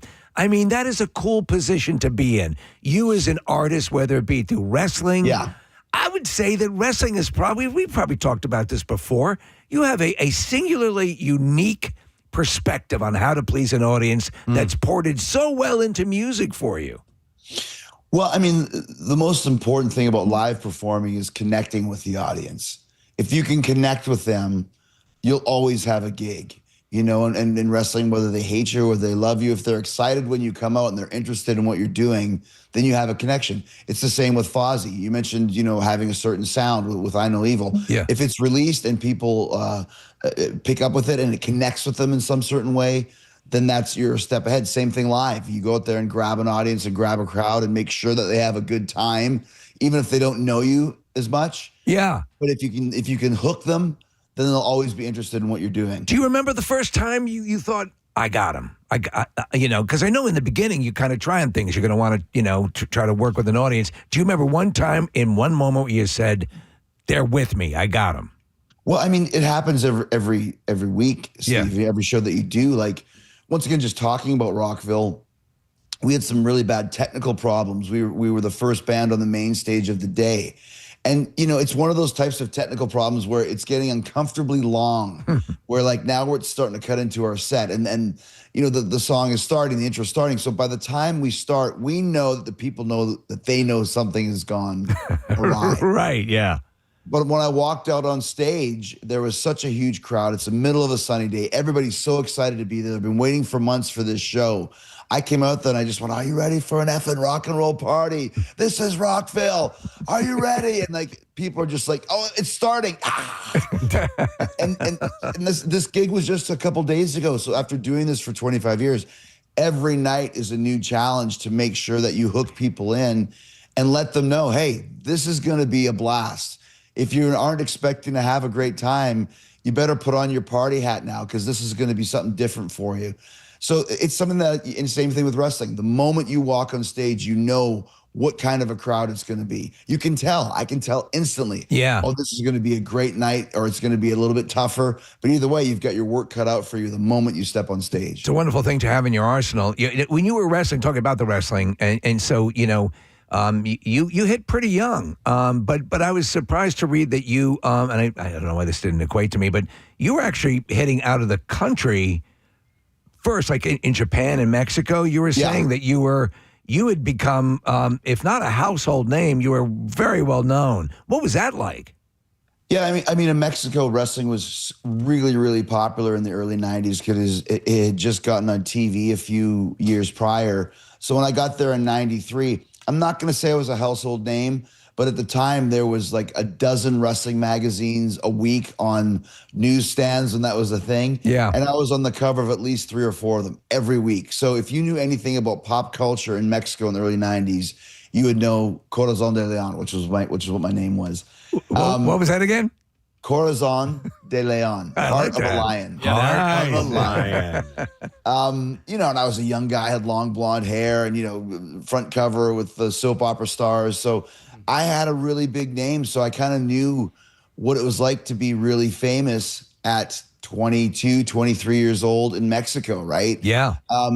So it was great perspective too, because, you know, you'd go to Mexico and people would go insane for you. And then you'd go back home to, you know, to Winnipeg, wherever I was living at the time. And your friends would still be like, you know, "Hey, you want to meet on Monday night for a beer? Eh? Let's go downtown." And it's like, oh, dude, like they don't even care. Dude, I'm a legend in Mexico. Yeah, exactly. You know, and then Japan was like that too, not quite as big, but I got a pretty big name there in wrestling in the 90s. So by the time I started working in the States, which was WCW in 96, Ted Turner, who just passed away, was my boss. Yeah. I would already had a big name in other countries and not a very big name at all in this country, but I knew the journey and the road of how to get there. Yeah. And that was very important in those early years as well. Chris, there's a text that came across, and just referring to what you said a moment ago, it says 25 years. And they said, man, that was fast. Yeah. Does it seem fast? It does seem fast. I mean, because I've got two. I started in wrestling in 90, and we started Fozzy in 2000. So it's, you know, it's 26 and 36 now. And it doesn't seem like that for either one. And with Fozzy, the journey was so strange because we started out, you know, as a cover band, and it was a whole different thing. Yeah. And then about 2010, we said, let's really put full focus on this. And then about 2016 is when Judas, 17, when Judas came out, and that got us on the radio. So the last 9 years have really been the lion's share of the rise of Fozzy. So 25 years, you know, 15 years to get to the point where we really started building. So it's been like a whole different group of careers. But I don't know a lot of bands that after 25 years are, you know, bigger than they've ever been with momentum. And we just came back from the UK in February. It was the biggest UK tour we've ever done. It was insane how massive it was. And then, you know, I Know Evil to get the best response from radio that we've had in years as well. So it's been really, really cool to see the growth of the band. But that's the thing. And again, we had an Object Lesson with Alice Cooper. Yes. In one of your interviews, you brought up the Last Stones album, which we were all like playing. Yeah. We're like, could this Amazing. be one of the top 3 Stones albums of all time at this point in their career? Yeah. So I think it's something that's in your DNA, and you clearly have it, that says, I can keep going, I can keep reinventing. Yeah. And it is cool. And I think if you just, you know, hackneyed phrase, but put in the work, you'll get the results. It really is the truth, though. If you put in the work and I mean, if you talk about the Stones and we talk about Alice Cooper, like, these guys have had careers for 50, 60 years, but it's never been all on top. It's up, they're down, they're up, they're down. And I think it's been that way with Fozzy as well. I mean, to have longevity, you have peaks and valleys, and you have to understand and appreciate both. There's not a situation that we've ever been in where we couldn't handle it. Even the other day, mentioning the technical difficulties at Rockville, we knew we'd figure it out, and we did. And we knew once we get started, it's going to be great. A lot of bands would buckle and crush under the pressure because you got 30,000 people waiting. Yeah. Come on. Listen, you can't panic, and it's the same with everything we do with the band. You enjoy it when you're on the rise, and you focus as much as you can on staying there, and sometimes you don't. Even on a tour, some nights the place is packed. Some nights it's not as packed, but you know what? It's still a rock and roll show. We're still getting a chance to play music in front of people who want to see it. And that's a blessing, no matter what it is. You treat it like, it doesn't matter. The audience is there, and they're seeing you, and that's all that matters. Exactly. You have some solid musicians in your band, and we were pointing out again, not to keep mentioning Alice's band, but they're all, amazing. Yeah. Are there moments where you have to play daddy and say, hey, you're not upholding your end of the deal here? I mean, because you are the main driving motivation, clearly, and the energy forward. Are they all in line, or do you have to play dad now? Well, the thing that's cool about our band is it's always been myself and Rich Ward since day one. Rich is the guitar player in Fozzy. He's my partner, and it's you want to talk to Stones, it's Mick and Keith. Yeah. So there's nothing that I can say that doesn't have to be agreed upon and approved by him as well. So it's a great partnership. Right. And we've built a great band. It's never been Chris Jericho and his group of merry men. It's always been a 5-pronged machine with every guy on stage being a star and every guy on stage holding his weight and being a good guy. And it's the same with the crew as well. Anybody that's in a band, even you guys with your show, you're only as good as your crew, as your producer and as your interns and everything. So everybody that's in the Fozzy organization is held to a certain standard, including me, by everybody else. Yeah. And there's a lot of mutual respect there, which is another reason why we've lasted for 25 years. Wow. If it was just me kind of barreling through and calling all the shots, I don't know how to write a song like Rich Ward does. Right. And he doesn't know how to, go on WMMR and promote the show. Does Rich come to you with ideas for music, or when you guys are going to get in the writing process? How does that work out? With I Know Evil, there was a song that was written by Rich and our producer Johnny Anders, and they sent me the demo, and basically, here it is. And much like Geddy Lee with Neil Peart, sometimes I get these lyrics thrust upon me, but I'm the one who has to present them to the world. Yes. So I have to figure out what does it mean to me and sing them accordingly. And I don't mind that because, like I said, the songs we've done over the last 10 years have been completely next level. So if I write some of it or write none of it, it doesn't make a difference. All that matters is the song. Yeah. If the song is good, then we got it going on and we're ready to go. So it's a team. A great band is a team. Yeah. If you're the quarterback, you don't worry about being the running back. If you're the running back, you don't worry about being the offensive lineman. Everyone does the best that they do with their parts and their job. And if you do that and you have good people, good players, the team wins. Diverting back to the wrestling a little bit, and I was again doing research for this and anticipating talking to you. You were talking about the period at which you came up and everything really started to click, and you referred to it as the Attitude Era, and you were dealing with the larger than lives, the Triple H's and the Rocks and Kane and all these people, and finding your own voice. And it was what I thought was fascinating is orchestrating the switch to being the bad guy. That was right. So does that come to you in a lightning bolt, a moment, or do you say over time does that notion start to plant in your mind and grow? No, I mean, Attitude Era is kind of the name for that time in wrestling, and I was the George Harrison of the Attitude Era. And what does that mean? I was a good guy, right? I was really popular. I was doing great work. I was like a super popular baby face, as we say. Only problem was I was in a company with Stone Cold Steve Austin and The Rock. Yeah. It doesn't matter how popular I get. I'm not going to get bigger than those two guys because they're cultural phenomenons at this point. Yeah. They're McCartney and Lennon. I'm George. What am I going to do? Stay at number 3 my whole time? Or do I switch to be heel to take myself out of the number 3 position and go to the number 1 position on the other side? And that was kind of what my thought process was, and that's kind of how it worked out. We've said that so many times about George. In any universe, George Harrison is nuclear level. Yeah. When you end up in a band with John Lennon and Paul McCartney, by default, you know? What do you do? But that's a wise move for you to make and a big risk. Yeah, it was a big risk, but once again, I kind of had a real affinity for being a bad guy. Yeah. I've been the world champion 9 times in various different companies. All of them have been as a bad guy. I've never been a world champion as a good guy, ever. So that tells you. You know your bread is buttered. Yeah. When I'm better at. You know evil.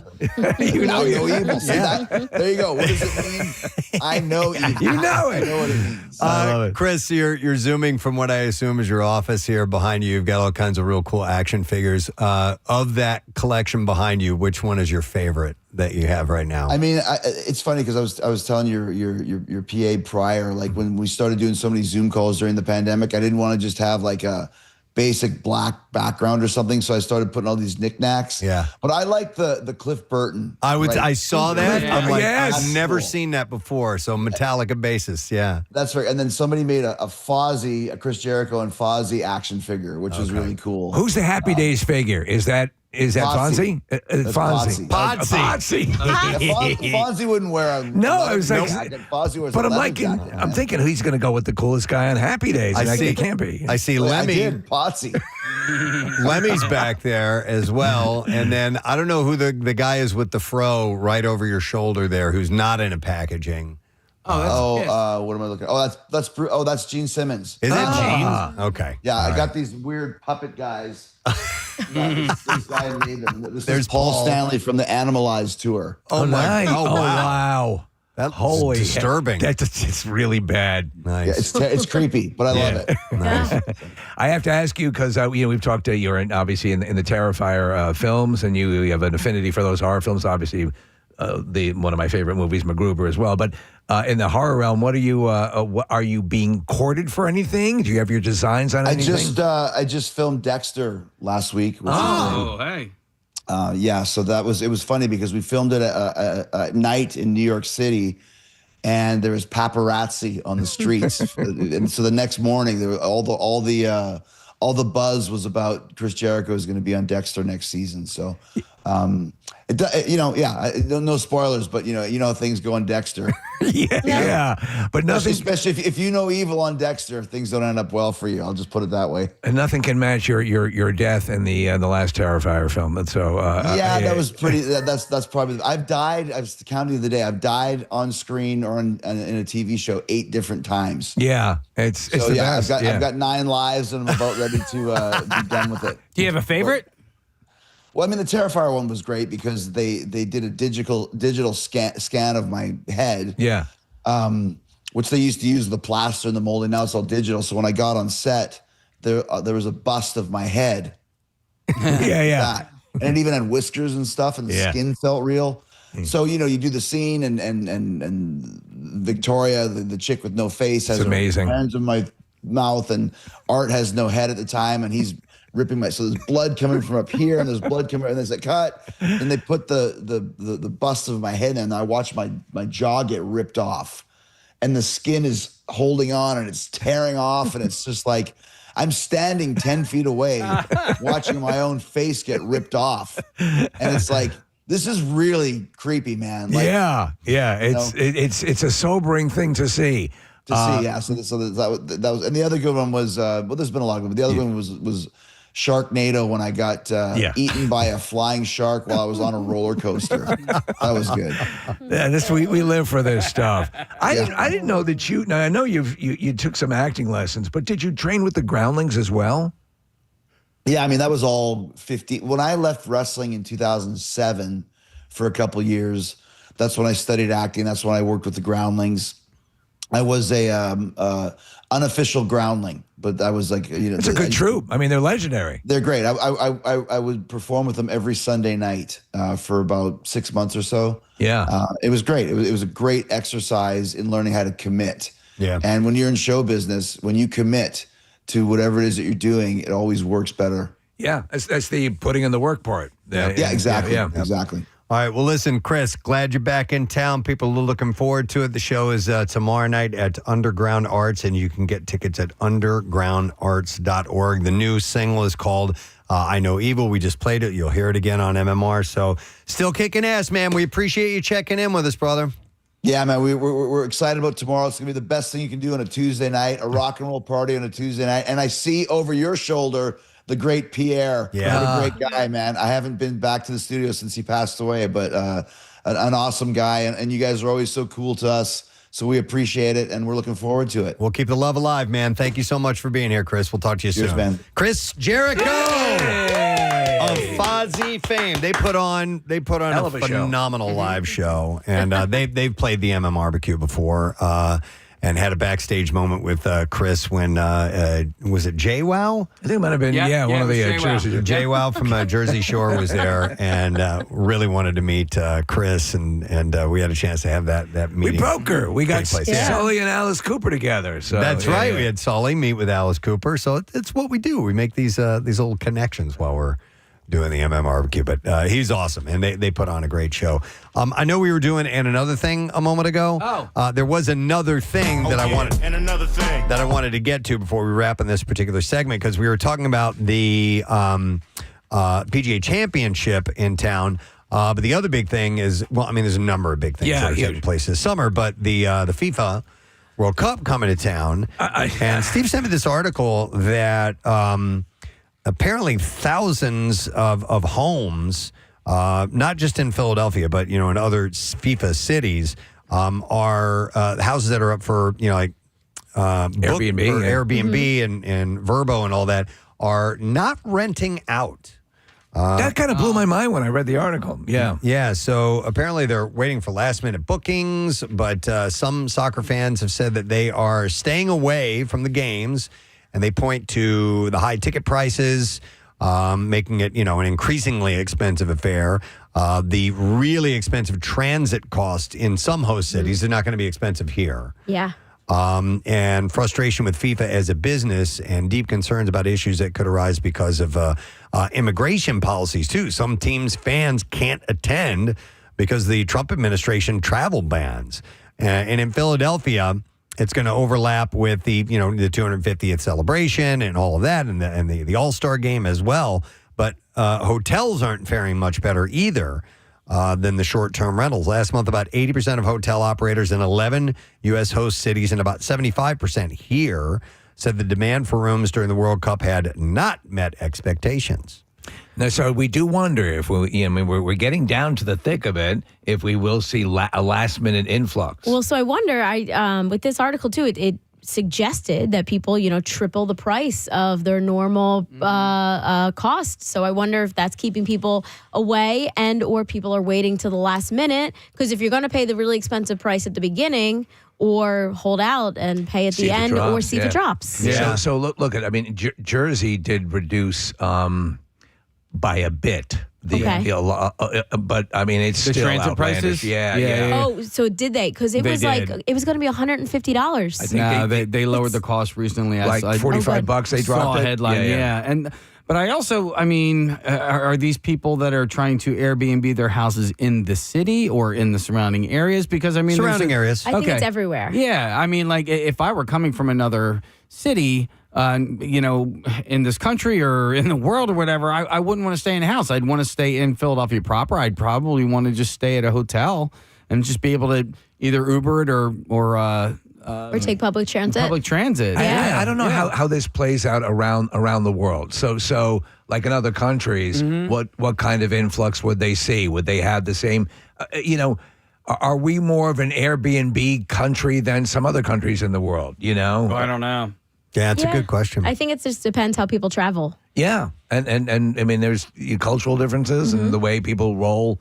It'll be interesting to see as we get right on it how much of this actually gets grabbed up. Yeah, I saw that some people were actually swapping houses with people that were coming into this area. So let's say you're from Belize and you wanted to come to Philadelphia for the FIFA thing. These people, they just go, well, I'll stay at your house in Belize. You stay at my house in Philly or in the surrounding areas. That was another thing. I think we touched on it briefly last week. Yeah, we did. But I assume, if you're going to swap houses, you got to live in a pretty decent place. Decent. You can't be a dump. To even make sense. I mean, not even just a nice place, but a nice town with things to do. I'll come to Belize and you can come to Kensington. Yeah. Or it could just be a horror story for the person on the other side. Or both sides, yeah. Or both sides. Like, you could just be like, yeah, dude, come stay at my place. And they don't know that you live Wouldn't it an be hour funny? and a half away from where the stadium is or something, Listen, by happenstance, 2 serial killers switch homes. Oh, wait till they find out. I'm really curious to see who's coming to these games because, when we had Meg Kane in here, she said that, there was like 3 million people trying to get 1 million tickets or whatever it was. So are people traveling? Like Preston said, the numbers are down in this article. Like, are they local people? Are there just businesses that got all the tickets because they're sponsorships? Like, I'm so curious who actually got these tickets. I wonder if over time and the way things have just morphed throughout the past 10 years with technology, we know that that teenagers are less, or at least statistically, you've reported on this, Preston, to go out a lot. The way it used to be, to go out and hang out and whiz the clubs and so on and so forth. Is there when you start to hear 3 million people vying for 1 million tickets and you hear these crowds and these, like you're a huge golf fan, but you're saying, I think I'm going to watch it at home. Yeah. How much has that permeated the way we look at these events that are huge, populated events?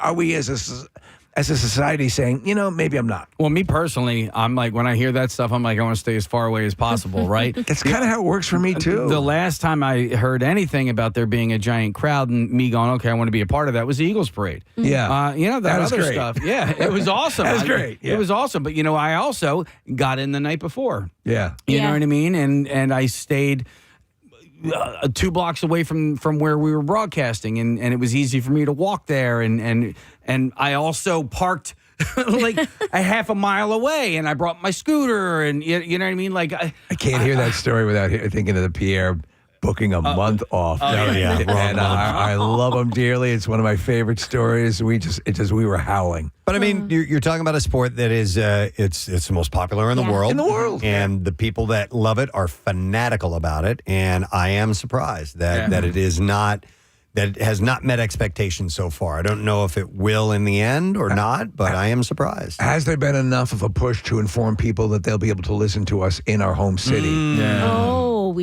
need to do that. We need to get that word out. But I wonder though, are people being priced out right now? So the tickets on the secondary market and people, jacking up the prices of their Airbnbs. Well, and if that's keeping people away. Like, people made, there's a big hubbub about the amount of Knicks fans that were at the last 2 Sixers games. Well, guess what?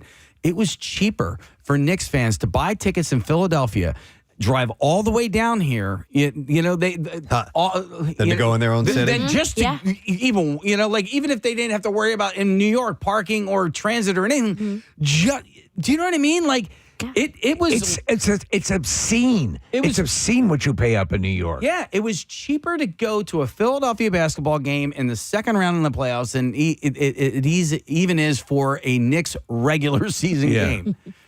So that's why they were all down here. They laugh at those ticket prices. Well, that was happening with Taylor Swift. It was cheaper to fly to Paris, stay there, get tickets to see her there, than to get tickets to see her in Philadelphia. I forgot about that. Yeah. And Marissa's right. They're encouraging, I guess, Airbnb are encouraging their renters to triple the rates. I mean, that's some change. Yeah. And Airbnb is sponsoring the free rides home. That's right. That's right. So They are. SEPTA is going to be free for everyone leaving thanks to Airbnb. Wow. Well, but yeah, it remains to be seen, but it's coming up, and we'll see how it all plays out. I have no idea where ticket sales are for these events. I haven't By the looked. way, I don't know. We have all sorts of unused office space on this floor. We could Just let rent people it out. live here. Airbnb that. Yeah. That's right. Yeah, bring a sleeping Company's bag. looking for a way to make more money, right? Hot plates. Preston, so all the ticketing is actually going through FIFA. It's not like a local organization. It's not Ticketmaster or anything like that. There are some on the secondary market and such. But I think there's like anything that is for sale is all secondary, and it is very high. Yeah. But I will throw out there, like all of the restaurants, all of the businesses in, Philadelphia and surrounding areas are preparing for this. So if you can go out and support those restaurants, because just in case those people don't go out, those restaurants really need your help. It's a good suggestion. Yeah. All right. Well, anyhow, it's coming. Thought I would share that with you. And that was just the other thing that I was going to add to that. Yeah, and another thing. All right, we're going to take a break and come back in a second. I got some more Beat File stories, and we'll tell you about the Word of the Week prize when we get back. Don't forget, West Catholic High School, you're voting for Philly's coolest teacher of the year, for the coolest teacher of the year, but West Catholic High School is in Philly. So make sure you text word teacher 610-660-9333, and we'll send you the voting link. We'll be right back. Sure. Exactly the same. Exactly. If the studio was in a kindercare. Case, if you could give me a little Jeopardy music, I will describe exactly how this is going to work. So we decided instead of doing the entire show where we would do 5 questions per category and 7 categories, we trimmed it down a little bit. So it's going to be 4 categories with 4 questions per category. The numbers are going to stay similar to that in that the easier ones will be 100 followed by 200, 300, and then 400 and so on. And we'll play the regular Jeopardy game. Now, I don't think we have any double Jeopardies on here. We forgot to do that. So it's just going to be straight trivia questions. But that's the kind of game that we would do. We would forget to do certain things. However, can people, I assume people can watch us streaming live, right? Yes, we are streaming live on YouTube if you'd like to check this out. Our Jeopardy board is falling apart. If we could just get a piece of tape to put the... We're just working on it. All right, there we go. So the way this is going to work, and the little bit different than the regular Jeopardy, Ryan, is that we don't have the ability to hold off on your buzzers until the question is completed. Normally, I believe that's the way it works on the show. Until the host finishes asking or delivering the answer, you're kind of blocked out from buzzing in, right? Yeah, there's a light that pops up that I'm way too slow at. You did just fine. I think you used, and correct me if I'm wrong, Ryan, you would jump in. So, and I've seen people do it. James Holzhauer did it, where he let the question, so confident in your ability, you jump in and then you hash it out after you have those few seconds to figure out the answer. Am I right on that? Well, my reaction time is probably not quite as quick as James's, but yeah, more or less. Yeah, more or less. It seemed to be a winning. Well, it certainly was a winning way to approach the game. Yeah, it's sort of counterintuitive. My brain works just slow enough in those moments after I ring, and just fast enough that I have time to consider the answer. All right. Well, the way this is going to work, I will start to read the clue, the answer, and if you go ahead and buzz in, if you buzz in before I'm finished, I'll just stop and not continue. Now you're going to be able to see it too because it's written on these cards right in front of us. So it's not quite Jeopardy level. So smart. I didn't even know there was a buzzer. There's a buzzer right there. By the way, in the early, the board is falling apart. In the early stages of Jeopardy, it was not mandatory that you wait for Alex to finish the question. You remember that? Or the clue? Well, yeah, I mean, but they changed I it. would listen to him talk anyway. Like, I feel bad ringing in on Alex Trebek. Right. Such a great voice. Was Wink Martindale the host before? Wink Martindale was the host initially, and then in the early stages, though, and when they sometimes show the best of episodes, it was actually annoying to have people buzz in before he had finished the clue. Right. And I think that's what mandated them doing this full, let me read it and then buzz in. And he had that delivery. The answer is. Right, yes. Like that. All right, so we're going to do it a little bit differently. We'll do it our way. Let's try the buzzers out. Nick, if you wouldn't mind hitting that. Hey! Very good. And Ryan, could we hear your buzzer? All right. So when you hear that, you'll know who buzzes in. All right. Preston, do you prefer to have thinking music underneath, or do you want to go dry like they do in I think a little bit of music underneath kind of fills it out for radio more than television. Hannah Marissa is still taping together our board for us. On Jeopardy, they play Gangnam Style under the... This is not going to work. It's okay. Hang on. What is the... What? Oh, it's because of the bass on there. What is adhesive? Hang on. Here, I got you, Chris. Yeah, that's a good question, though. Do we have to do it in the form of a question, Jeopardy style? Yes, We're doing please. Jeopardy style, man. Yep, we got to do a Jeopardy style. Go Jeopardy or go home. Okay, so the categories. You ready to begin? Yes. The categories are, remember there's 4, Round the World, Hooray for Hollywood, Stupid Answers, and For Those About to Rock. Now, quick question. Yeah. Our scorekeeper will be... I can do it. You can do it. I thought Romano was going to do it. Oh, okay. Romano's going to do it. Yeah, yeah.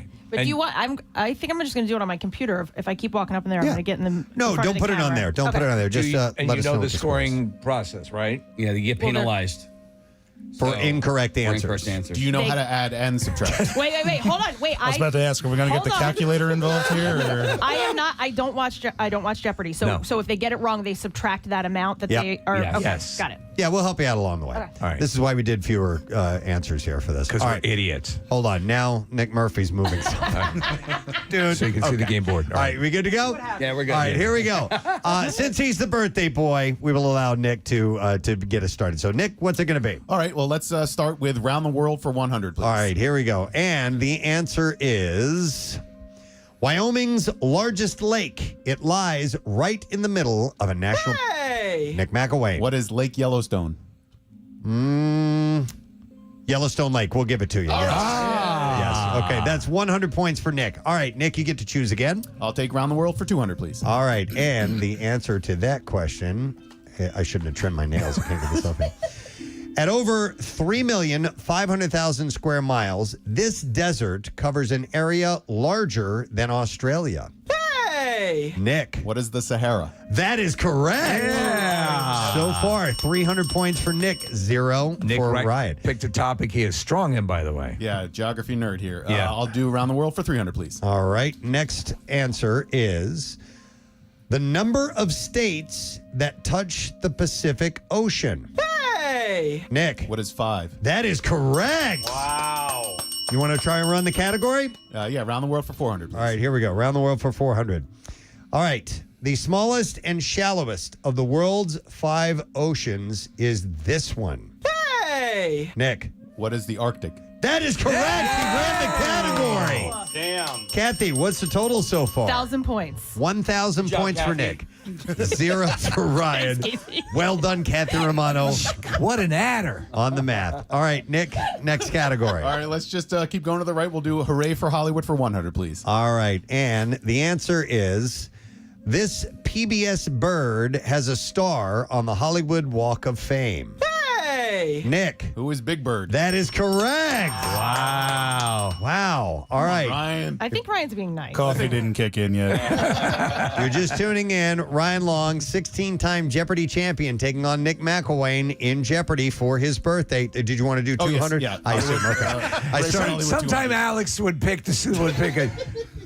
I'm going to override you on that and go with Potent Potables for 400. Hooray for Hollywood. Here we go. Marilyn Monroe adored this jazz great and helped her get a booking at a Hollywood hotspot. Ryan. Take a shot. Ella Fitzgerald. That is correct. In the form of a question. In the form of a question. Go ahead. Jeopardy champ, Ryan Long. My apologies. It's my Jeopardy champ privilege showing. That is right. And by the way, in the first round, they were usually a little lenient with that. Yes, so. they are. Now they get there are 2 rounds. What do you think? We're half-assed here, just because the board is falling apart. We left out double Jeopardy. Who is Ella Fitzgerald? Very, very well done. Yes, that's my reaction time's a little slow. I said. All right. All right. So next category. Where would you like to go, Ryan? Go on with Hollywood for 3. All right. And the answer is she wrote Love to You All over her tiny bare footprints in 1935, and she was only 6 years old. Ryan. Who is Shirley Temple? That is correct. All right. What's the score so far, Kathy? It is 1,100 to 500. Yay for Kathy. Yay, good job, Kathy. I'm her fact checker. Yeah, I got the thing. Yeah. Thanks. All right, Ryan, you get to choose again. Hollywood for 4, please. All right, we're going to close out the category, and here we go. Her father, Pat, created both the Today and Tonight shows as president of NBC. This is one of the tougher questions. Her father, Pat, created both the Today and Tonight shows as president. This dead air is going to make for great radio. Of NBC. Yeah, if they don't get it, I want to go for it. We do get penalized for getting them wrong, so I'm not going to ring in on this one. All right. Steve, what's the answer? Sigourney Weaver? That is correct. Yeah. Wow. All right. And Ryan, you still have the board. Stupid answers for 1. All right, we're going straight across here. All right, stupid answers. In 1981, this 9-letter word was added to the state flag of Wisconsin. Ryan, your answer, please. What is Wisconsin? That is correct. 100 points. He cracked himself over that. Next. Stupid for 2. All right, and this is a topic we all excel at. Our answer is, it is the first verb in the Pledge of Allegiance. Hey! Nick. What is pledge? That is correct. Yes, 200 points for Nick. Nick, you have control of the board. Let's go for those about to rock for 100, please. All right, we're switching categories. Here is your answer. After hearing Elvis live in his hometown of Lubbock, Texas, he switched to singing rock and roll. Ryan, your answer? Who is Buddy Holly? That is correct. 100 points for Ryan, a big music fan. We know that. Ryan, you now have control. Let's go stupid answers for 3 and satisfy my OCD. All right. Yeah, I hate when they don't finish this. We almost got it complete in order all the way across. All right, here we go. It is the one-word name of the Ben & Jerry's flavor described as vanilla ice cream with vanilla bean specks. Ryan, your answer? What is vanilla? That is correct. Yes, 300 points for Ryan. I forgot the category for a second. Stupid Mott the answers. Hoople? Yeah. All right, Ryan, we're going 400 here? Yes, All absolutely. right, stupid answers for 400. Closing out the category. In 1452, Leonardo da Vinci was born near a small Tuscan hill town called this. Hey! Nick. What is Florence? That is incorrect. Ryan is buzzing in. What is Vinci? That is correct! Leonardo of Vinci. Yes. And he was I guess I'm just a little stupider than you, buddy. Kathy, what's the score so far? It is 900 to 1400. All right, so Nick has the lead right now. So where do we want to go in Those About to Rock? For those about to rock for 4. All right, 4. We're going to the bottom of the category. Ryan gets to choose. If you're just tuning in, Jeopardy champion Ryan Long facing off against Nick for his birthday. Here is the answer. At the concert for Bangladesh, George Harrison got this guitarist to chime in on While My Guitar Gently Weeps. We go to Nick. Who is Eric Clapton? That is correct. 400 points for Nick. Nick, you have control of the board. For those about to rock for 300, please. All right. Next answer is, this arena rock trio hit it big in the 70s with the Ayn Rand-inspired album 2112. Hey! Nick? Who is Rush? Better get that right. And for 200, please. All right, final category, and here we go. Final answer. This 90s band named themselves after the Seattle art installation. Hey! Nick. Who is Soundgarden? That is correct. Wow. All right, at the end of round 1, Kathy, what's the score? Nick is leading with 1,800, Ryan with 1,400. All right. Okay, narrowed it down a little bit, but we're close. So we move on to Double Jeopardy now. Where the scores can really change. That is correct. In fact, they double. And I got to make sure, Nick Murphy, I move this into the proper location. Yes. Is that good? All right, he says it looks good. He All right. also says to wet your lips and seduce the camera. Now, normally we go over and we interview the contestants at this point. Actually, it's during the break. Do it during now. the break of first. So, Nick McElwain, you have a very large head. Yes, I do. Tell us about that. Was that painful for your mother? Yeah. In fact, Steve, she ended up having 3 straight C-sections as a result. And we share that kind of in common. My mother was in a very long birth because apparently my head got stuck. So. you know what? I will. I'll say happy. I'll say hi to my mom. It's her half birthday today. But she's the reason I started watching Jeopardy in the first place. So Ryan, in a weird twist of fate, maybe part of the reason why you're here today is because of my mom, and I love Betsy dearly, and she's a huge Jeopardy fan and a huge fan of yours, Ryan. So shout out to Betsy. That's pretty cool. Shout out to Betsy. All right, Ryan Long, you're from Bucks County, Pennsylvania? No, well, Casey's got an appearance tonight. Yeah! You getting out and about. Where are you going to be, man? Yes, sir. Oh, yeah.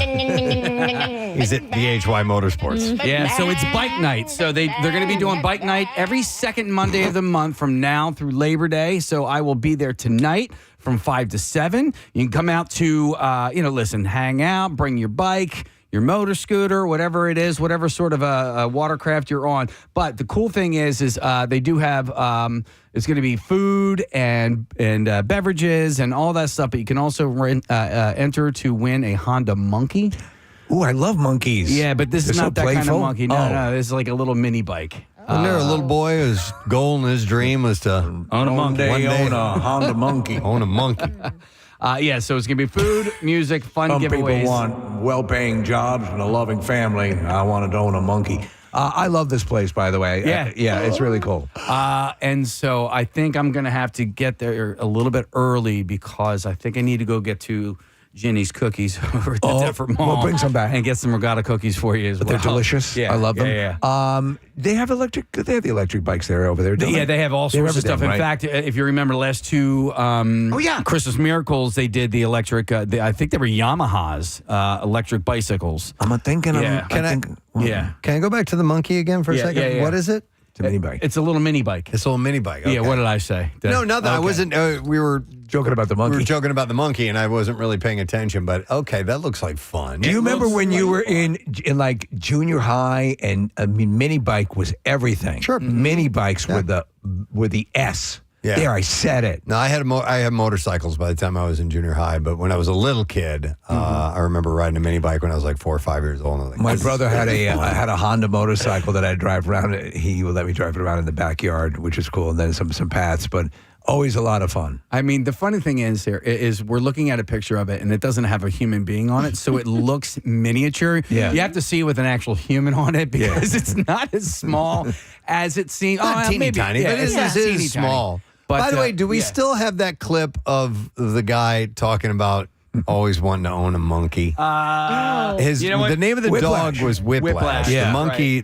We always thought that the monkey was the star, but no, it's the dog. Because the monkeys ride the dog like a horse. Remember, we had him in. Yeah, great interview. He was doing. They would do the event at where the Blue Hens would. The Reading. Oh, yeah. In Delaware. Yeah, all the time. Yeah. They were like the in stadium. There's the Blue Rocks. Blue Rocks. That's it. Yeah.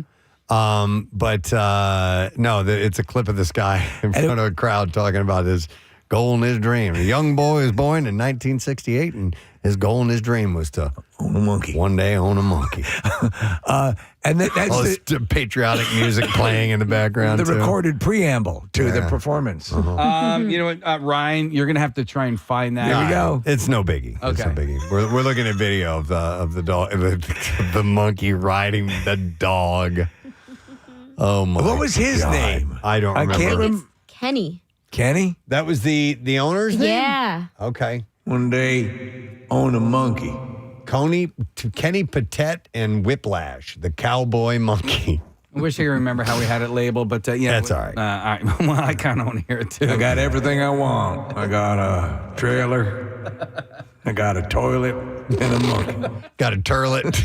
I got this little, it's like a heat pad you can cook beans on. And I got a monkey. Don't need much more than that. Yeah. This is goal and his dream. All right. Got some chaw. All right, we'll see if we can find it eventually. All right, I do have B-file stories, so whatever. WMMR presents Preston and Steve's Bizarre File. Brought to you by 80 Moyer, trusted expert since 1939. 80 Moyer Lumber is your professional source for decks, windows, doors, kitchens, millwork, and more. You can visit them on the web at admoyer.com. Story that could only come out of Florida. Kayla Burress thought that someone was breaking into her home, but she found something even scarier. It was two alligators fighting on her back porch. Oh, she said it definitely looked like they were fighting over territory or something. It wasn't like a mating ritual that I had seen because there was blood and it had some hindquarters. Okay, like in its jaws through the door. She said, Jesus. The gator battle left the porch in tatters. They tore through the screened enclosure and left behind twisted metal and shredded mesh. You can imagine, man. Mm-hmm. Don't fight, be friends. She said it was scary, and I just warned everybody else in the neighborhood, like, watch your kids, watch the dogs, and watch your monkeys, too. Watch your monkeys. Because it was fast and they were powerful, she said. Alligator mating season is now underway in Florida, while alligator attacks are not common. The Florida Fish and Wildlife Conservation Commission has recorded over 450 of them stemming back to 1948, with around 30 being fatal. Alligator fight. What was the last name on the family? Did it mention? Burress. Okay. Why? No, just curious. Okay. Yeah, it was the Burress family. So, all right, 3 people were killed and at least 10 are still missing after a volcano erupted in Indonesia. I saw this footage. The It's North pretty Halmahera police chief said that there are 3 dead, 2 foreigners, and 1 resident of Ternate, and that 9 tourists from Singapore are among the missing. He said that they had ignored warning signs at the foot of Mount Dukono, which is one of the country's most active volcanoes and has been showing increased activity over the past month with dozens of daily eruptions. Local residents understand and don't want to climb, he said. Many hikers are foreign tourists who wish to create content. Harrowing video shows a tour guide rushing a number of tourists to safety as he realizes the magnitude of the situation. He says, "Oh, the rocks are coming. Oh my God, it's killed them. Oh my God, they died." Yeah, that quickly. So messed up, man. Wow. Heed the warnings for sure. In Kentucky, a woman has been arrested for allegedly tattooing a toddler. According to court documents, law enforcement were called to a child abuse complaint. Upon making contact with Brooke McDaniel, police said, asked if she had given the 22-month-old a tattoo on his arm. McDaniel confirmed that she had done so while tattooing her leg when the child walked up and stuck up their arm in the way of her tattoo gun. Police reported that the child had a black tattoo dot on his right forearm with redness around the area. You don't tattoo a baby, you give him gauges. Several witnesses at the scene confirmed that McDaniel gave the child a tattoo and that the child had requested it. McDaniel. The tattoo said "born to nurse." But apparently the child, just walked up and put their arm up in the air. Oh, my God. And had apparently asked for it. But McDaniels was arrested, taken to jail, charged 1 count of 4th-degree assault, child abuse. Daniel Savala, a former missionary whose influence inside an Assemblies of God-run college ministry persisted for years despite repeated warnings about his predatory behavior, pleaded guilty Thursday to charges that he sexually abused 2 boys. So here's another one of these where people were telling these people over and over what was going on. Appearing by video jail from jail, Savala, 70 years old, entered the plea, sentenced to 30 years in prison without the possibility of parole. He's going to be in jail for the rest of his life. The plea brought closure to a criminal case that began in 2023 after revelations that leaders in the Chi Alpha campus ministry repeatedly failed to act on allegations against Savala, allowing him to continue mentoring teens and young men for years. Last year, an investigation found leaders of the Assemblies of God, the world's largest Pentecostal denomination, were warned again and again about Savala's history, but failed to cut off his access to students in Texas, even after a 2012 child sex abuse conviction in Alaska. Instead, he remained a revered spiritual figure amongst pastors at Chi Alpha who called him Papa Daniel and, quote, the holiest man alive, and sent scores of students to his Houston home for guidance. Behind the image that was a secretive ministry built around a backyard sauna where Savala invoked scripture to persuade boys and young men to undress, preaching that nudity is unity and blurring the line between spiritual mentoring and sexual exploitation. Well, they do this 3-card Monty thing where they shift these guys around, and it's just loathsome. It's sickening.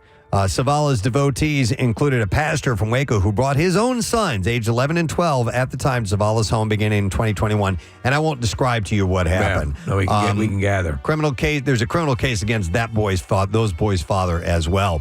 Savala's plea carried weight for a broader group of accusers and whistleblowers, some of whom attended the hearing and saw a conviction as the culmination of decades of alleged abuse and years of ignored warnings. At least 8 others have accused Savala of sexually abusing them as teens or young men, according to lawsuits, signed statements, and criminal filings. But that sicko is going to be in jail for the rest of his life. Unfortunately, that's all we have time for right now. I don't know. Let's end on a better one. Can we got time? Yeah, we got time for. Do we have a monkey? I don't have a monkey. Wow. A lot of these. We have the speech. A lot of these are a bit intense. Should we just then jump over to the monkey speech? Hang on a second here. Yeah, let's do that. Yeah, All the monkey yeah, spew. we'll do the monkey spew. So here we go, ladies and gentlemen, to wrap up the bizarre file. Got a little story to tell you. Listen to the music in the background, man. By the way, it's leading to owning a monkey. Yes. You know, I didn't do this by myself. It's always somebody behind the scenes that's always helping me, the unknown soldier, you know. The unknown soldier. 33 years I've rodeoed.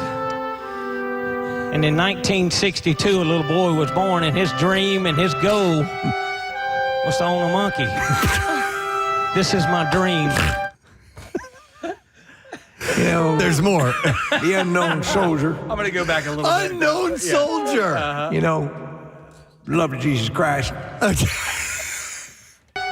Was to own a monkey. Whereas he had the apostles, I have a monkey. This is my dream. It's just like all these prayers on the field. It's their dream to play baseball. And it's the love. You know, for me to do what I do going down the road and with these animals, they trust me and I trust them. This is how I got where I'm at today. Oh, my Listen, God. I'm not saying I didn't spend many years getting pointed at and laughed at. Some folks even threw rocks. I mean, this but is I where- knew I was a higher calling, and that was hot gluing a monkey to a dog's back.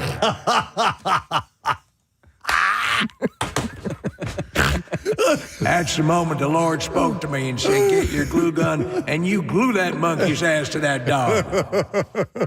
I don't want to judge, but he says this. This is how I got where I'm at today. Okay. If you were to pan A out, raging alcoholic. if you were to pan out, he is in a minor league baseball stadium In Peoria. in Peoria with nobody in attendance. By the way, the finest La Quinta I've ever stayed at. Tim Wildfang Lepard. That was That it. was his That name. was it. Yeah. You know what? Somebody else must have taken over. You found that other, Kenny. the Kenny guy, but it was Yeah. Tim Wildfang. Yeah, that was it. I remember that. I think they've had to retire this show since we had them in 2011. Okay. I'd be curious, though. Yeah. Like Curious George, who was a monkey. That's true. Yeah. Full circle. All right. Well, I'm glad we relived that moment because that was. I didn't know about the unknown soldier part. Unknown soldier. Just as those fellers raised that flag. Dude.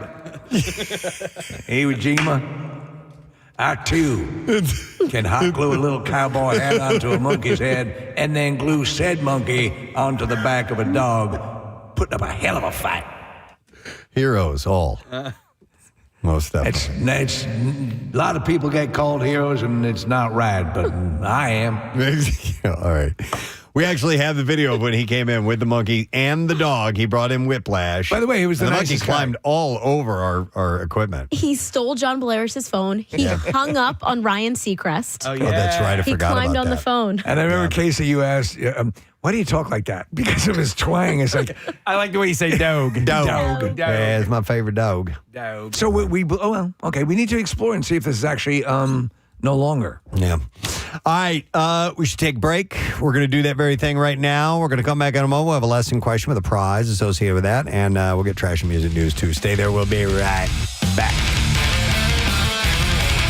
Part of the way, but yeah, pretty much. All right. Where do you call home now? I live in Mount Airy. In Mount Airy. All right. And You're my neighbor. Yeah, I sure am. Should come over. See how I hesitated, but politely though? Yeah, no, I would too. I would never go near my house. Real quick, tell us about your, Nick went and auditioned for Jeopardy. Tell us about the steps that you went through to eventually make it on the show. Oh, well, yeah, I auditioned, and this is, I guess, are they doing them in person now? You start online, the online process, and it used to be different than it is now. Yeah, no. Well, I took the online, and then I did a Zoom interview, and then I just, sat on my ass for a year and a half. A year and a half? Year and a half? So when about 14 months. Yeah. It was wild for a bit, Ryan, because the only pool of contestants they were pulling from were in the Los Angeles area, where we're right there. During COVID, they weren't bringing people or making people travel, and now it's opened up again. And you very often now find people from Philadelphia and this area on Jeopardy. Yeah, well, I mean, I guess we are very good at hiding our smarts. So. I think there's a lady on Monday that's from Philly as well. I think I saw something on Action News last night or the day before. So we're going to have another Philly contestant representing Philly on Jeopardy next week. Nice. All right, well, By the way, Preston, you're doing a great job. Thank you. You're doing an excellent job, and Kathy, as scorekeeper, is doing a phenomenal job as well. Thank you. She is. And Casey, as fact checker to the scorekeeper, is doing a great job. I think we stayed away from any pronunciations where I might need to use a dialect, which is always one of Alex's great skills. When he would pronounce something, no matter what language or what dialect it was, he would make sure that he rolled his R's when it was necessary and so on. You'll just sound like Borat. I will. Let's begin. To watch the ladies make water. All right, so let's get started. Casey, give me some music here as we head into round number 2. Give me like the Jeopardy theme. Oh, Something a little more the upbeat. Yeah, because we're going to. All right, so the categories for round 2 are. Thank you. I know. Worked really hard on that. Cinespeak, Do a 180, All in Our Heads and Textbooks, and Fuzzy Friends. Fuzzy Friend. Those are the categories. All right, so the way it usually works is whoever leads has control of the board, I believe. No, whoever's losing has control of the board, I believe. Ryan, you get to He be gets to spin the wheel.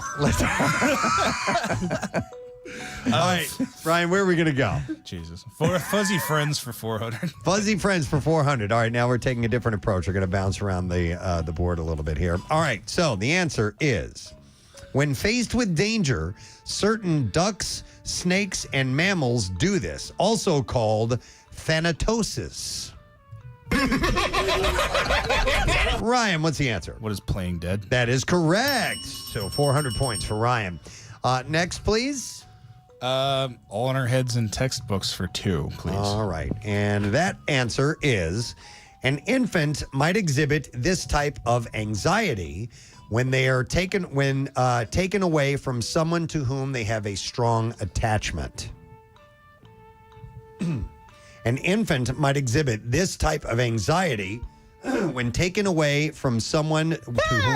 Yes, Nick. What is separation anxiety? That is correct. Nice. 200 points for Nick. All right, Nick, you have control of the board. Let's do Fuzzy Friends for 2, please. All right, and that answer is, the two-toed one of these can live. Nick. What is the sloth? That is correct. All right, next category. Fuzzy Friends for 6, please. All right, and our answer for that one is, it's the world's largest burrowing animal and can make a destructive tunnel complex 650 feet long, so farmers don't find it as cute. All right, Nick. What is a prairie dog? That is incorrect. So farmers don't find it as cute as zoogoers might find it. It's the world's largest burrowing animal and can make a destructive tunnel complex 650 feet long. Ryan, any answer? I'm sorry I made you wait for me not to answer. Okay. The answer is, a wombat. They usually give the wombat. answers. Yeah. A wombat. All right. Yeah, he does give the answer. Nick, next category. Finish out the category, Fuzzy Friends for 8. All right, and that answer is... You're so excited. It's a birthday wish come true. The arrival of foxes in Western Australia in the 1920s was bad news for the quokka, a type of this kangaroo relative. Ryan. Ooh, what is a wallaby? That is correct. 800 points. By the way, the points are doubled here. All right, Ryan, you have control of the board. Where are we going to go? Doing 180 for 4, please. All right, and that answer is, this position is the last line of defense in rugby. In the NFL, it's the offensive role of Larry, oh my God, I can't pronounce his name, Larry Csonka and Moose Johnson. Larry Csonka. Csonka, spelled with a C? Yeah. Okay, I don't know what I did. Guy's stupid. This position is the last line of defense in rugby, but in the NFL, it's the offensive role of Larry Csonka and Moose Johnson. Ryan. What is a tackle? That is incorrect. Nick, do you want to take a shot at it? No. Okay. Oh, it's a fullback. The fullback. How much was that, by the way? 400. All right, so no answer. Or wait. Yes, incorrect answer, right? Answer. Right. Yeah. All right, Nick, where are we going to go?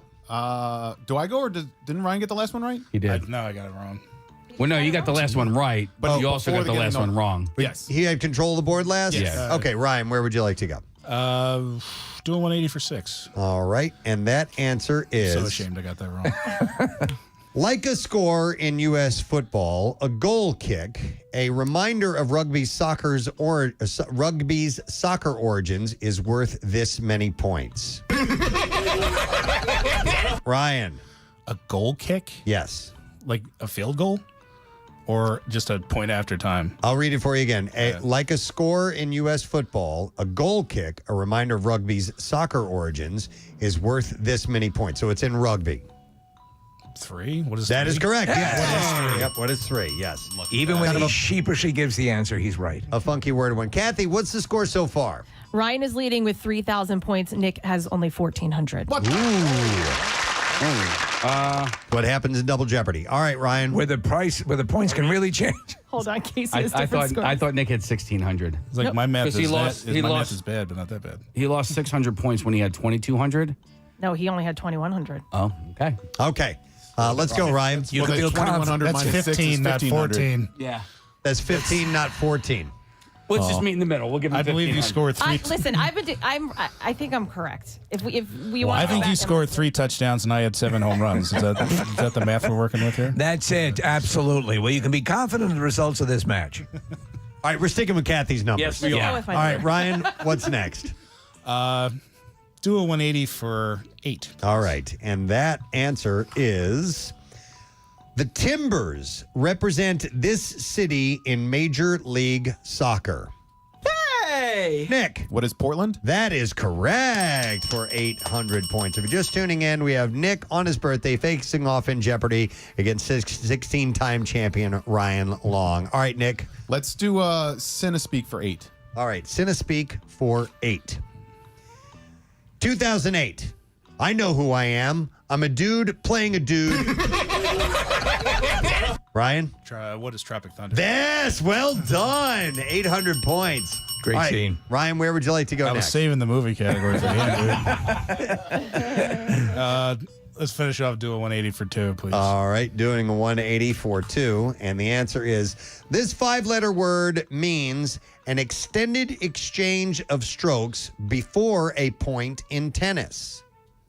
Hey! Nick. What is a serve? That is incorrect. This 5-letter word means an extended exchange of strokes before a point in tennis. No. No answer? No. It is, Nick, Steve, you want to answer that? A rally? A rally is correct. Well done. Yes. So 200 points for Steve. Thank you, Kevin. By the way, Steve has like 600 points by now. If I lose to Steve in this game. Do you know what the problem is? It's like I'm watching Jeopardy and I want to. I know you want to say it out loud, right? That would be awesome if like 2 people are playing and you somehow come in 3rd place. You know what? I want to ask you guys who do the same thing when you're watching Jeopardy on TV and you're saying the answers out loud. If you confidently know it, you just say the answer. But if I have to take a split second, I add the what is a, you know what I mean? Oh, you drag it out. Or you go like this. Argentina. Argentina. Yeah. All right. Let's see. Who's up? Who has control of the board here? I guess that would be me. All right, Ryan, where do we want to go? Hey, you know what? This will be my birthday gift to you. Go ahead. You choose one. All right, Nick. Well, thanks, Ryan. Let's do Cinespeak for 6, please. All right, Cinespeak for 6. And that answer is 1993. If the Pirates of the Caribbean breaks down, the pirate. Ryan? What is Jurassic Park? That is correct. Yes. The pirates don't eat the tourists. Yes. Is the finish of that line. All right, where to next, Ryan? I have one. I'm going to deny myself. All in our heads and textbooks for 4. All right. All in our heads and textbooks. The answer is submissive and pugnacious are synonyms for the 2 words in this type of behavior. Fine, whatever. Ryan. What is passive aggressive? That is correct. Yes, 400 points. All right, where next, Ryan? Hitting the hash pipe at 10:16 in the morning. A little wake and bake for you.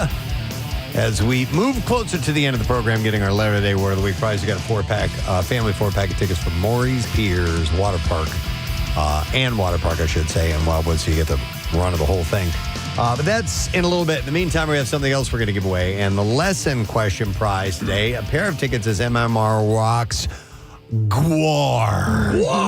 The Gore Must Die tour with special guest ex-cops, Max Sabbath, and Midnight Friday is going to be at the Fillmore December 11th. Max Sabbath, they dress up like the McDonald's people, like Ronald McDonald and Grimace and Hamburglar, and they play Black Sabbath, right? I love it. Okay. Played a private show just for Ozzy. So here's a question that was literally minutes ago.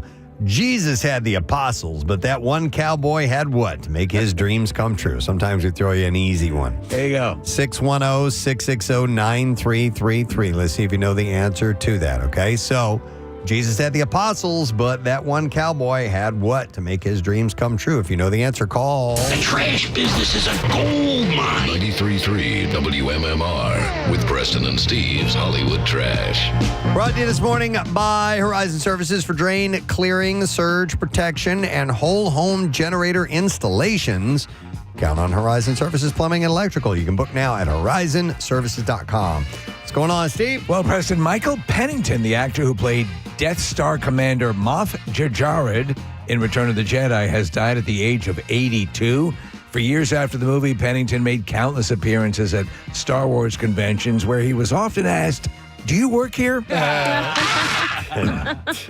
McFarland, the failed concert promoter behind the disastrous Fire Festival, announcing he's expecting his first child with girlfriend Anastasia Aramenko.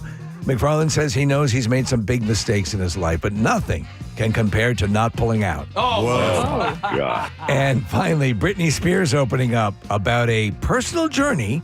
She says she began when she saw a brightly colored baby snake at a pet store. Britney also revealed that she recently accidentally swallowed what she calls her lucky sucking sock. That's really true. All righty. We'll see if you know the answer to this question. Jesus had the apostles, but that one cowboy had what to make his dreams come true? I'm going to go to Asher. Hey, Asher. Morning, my man. Morning. All right. So Jesus had the apostles, but the cowboy had what to make his dreams come true? A pet monkey. A monkey. Yep. Hang on, Asher. And we will give you the tickets to see Gwar. Gwar with the Gore Must Die tour. Special guest, ex-cops, Max Sabbath, and Midnight Friday, December 11th at the Fillmore in Philadelphia. So it's a little ways off, but tickets are on sale now via Ticketmaster. Preston and Steve's Music News on 93.3 WMMR. I'll get it eventually. All right, here we go. It's brought to you by Sequoia Outback. If your backyard is more don't go out there than let's hang out there, it's time for an upgrade with Sequoia Outback Memorial Day sales going on now. 309 in Hatfield and decksupplies.com. So the Psychedelic Furs have canceled their spring and summer tour dates due to a serious medical issue in the band. We had mentioned that tour last week. I don't like to hear this. A rep revealed that one of the members is undergoing urgent surgery. The group said some shows may be rescheduled and asked fans to please accept our deepest apologies for the inconvenience. The band is still expected to perform at the Darker Waves Festival in November alongside acts including Morrissey and Smashing Pumpkins. The canceled run includes dates with Living Colour. They were doing a tour together across cities like New York, Chicago, and Miami. We were going to look into that. Yeah. Slipknot percussionist Sean Clown Crahan, 56 years old, revealed in a new interview with producer Rick Rubin that he will need heart surgery after doctors discovered an irregular heartbeat following the band's most recent tour. When he first sought care, nurses had trouble getting an EKG reading. Wow. And they thought he was having a heart attack at the time. He said doctors also considered a pacemaker, which sent him into a panic over whether he would be able to keep performing. But his doctor told him that once treated, he would actually feel better than ever. Despite the health scare, Crahan said Slipknot ultimately keeps me alive and that he cannot imagine stepping away. So medical experts saying that a heartbeat is a love beat, Preston. Yeah, and the love beat is that's a vibration, pure vibration, right? I forgot the words of that. What is this? It's a heartbeat, is a love beat, and a love beat is a good vibration or something like that. Listen to my heart pound. Boom, boom, boom, boom, boom, boom, boom. It's an oldie but a goodie. I like it. It's an oldie for I come from. A documentary film is our final story about Oasis blockbuster 2025 reunion tour will hit IMAX screens and movie theaters worldwide on September 11th before heading to Disney Plus later this year. The film, which covers the Oasis Live 25 tour, was written by Peaky Blinders creator Stephen Knight and directed by the duo behind Shut Up and Sing and Meet Me in the Bathroom. It includes backstage access and the first joint interviews with brothers Noel and Liam Gallagher in over 25 years. When I was a little boy, it was always a dream of mine to bring my monkey into a public bathroom.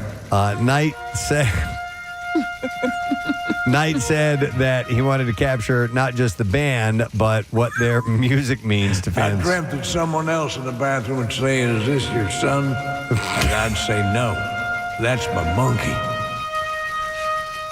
What their By music... the way, I do whippets. What their music means to fans across generations. He said it is also the story of how music and songwriting can unite generations, cultures, countries, and in a time of spite and division, give us all some reason to hope. Is your son still a huge Oasis fan, Case? Oh, yeah. Although, I haven't seen him lately because he's away at college. But, that was I don't want to say he was his identity, but that was essentially his entire senior year of high school. And not just him, but all of his friends. Isn't that wild? Stuff. Yeah. Oasis replaced Dogwater. Mm-hmm. Yeah. Yeah. Yeah. All right, and that's what I have in music news for you. Let us take one final break and come back in a moment. Get the letter of the day for the word of the week. And Matt Cord taking you through this Monday morning. We'll be right back. Books for 6, please. All right, and that answer is the DSM-5 psychiatry text defines it as, quote, persistent difficulty discarding or parting with possessions. Ryan, the answer? What is hoarding? Yes, 600 points for Ryan. You got to see Kathy's adding skills over here. They're amazing. Yeah, really good. All right, next, I Ryan. think I saw an abacus. Why the sundial, though? What is an abacus? What is? What you don't know? Oh, no. It is. It is. What is Yeah, an abacus? It is like gingivitis. We'll go with that. All right, Ryan, where would you like to go? Textbooks for 8, please. All right, closing out the category with the answer. In the operant kind of this learning process, desired behavior is rewarded. Ryan. What is conditioning? Yes, that is correct for 800 points. Killing it in double. We have 2 clues left. Where are we going to go? Cinespeak, what would you like? Cinespeak for 2, please. For 2. All right. And the answer is 1986. I feel the need. All right, Ryan. What is Top Gun? That is correct. The need for speed. And the final category, 400 points in Cinespeak, is 2013. Look at me. Look at me. I'm Nick. What is Captain Phillips? Yes, Nick got one. 400 points. Kathy, and we have no. Wait, do we have Final Jeopardy? Oh, come on. Yes, we do have Final Jeopardy. All right, what's the total so far? All right, Ryan is leading 6,400 points. Nick with 2,400. Hey. All right. If you would, please, we have our own Vanna White, Bill Weston, bringing over the Final Jeopardy category. And normally, stop talking. We give you the category, right? And then they have a moment to make the wagers. Right. So the category, then right, exactly. Oh, Nick will like this. Final Jeopardy category is National Historic Landmarks. National Historic Landmarks, and you both have to make your wager. Okay, so you make your wager now. Now, it's at this point, me and Casey and Nick have this little game that we do sometimes when the category will pop up. If we happen to be watching Jeopardy at the same time, we will text each other. And before we even hear the clue, we'll try to guess what the answer is. Just wildly, just on the base category knowledge. So write down an answer. Yeah. You guys do it now. Yep, we would write it down now.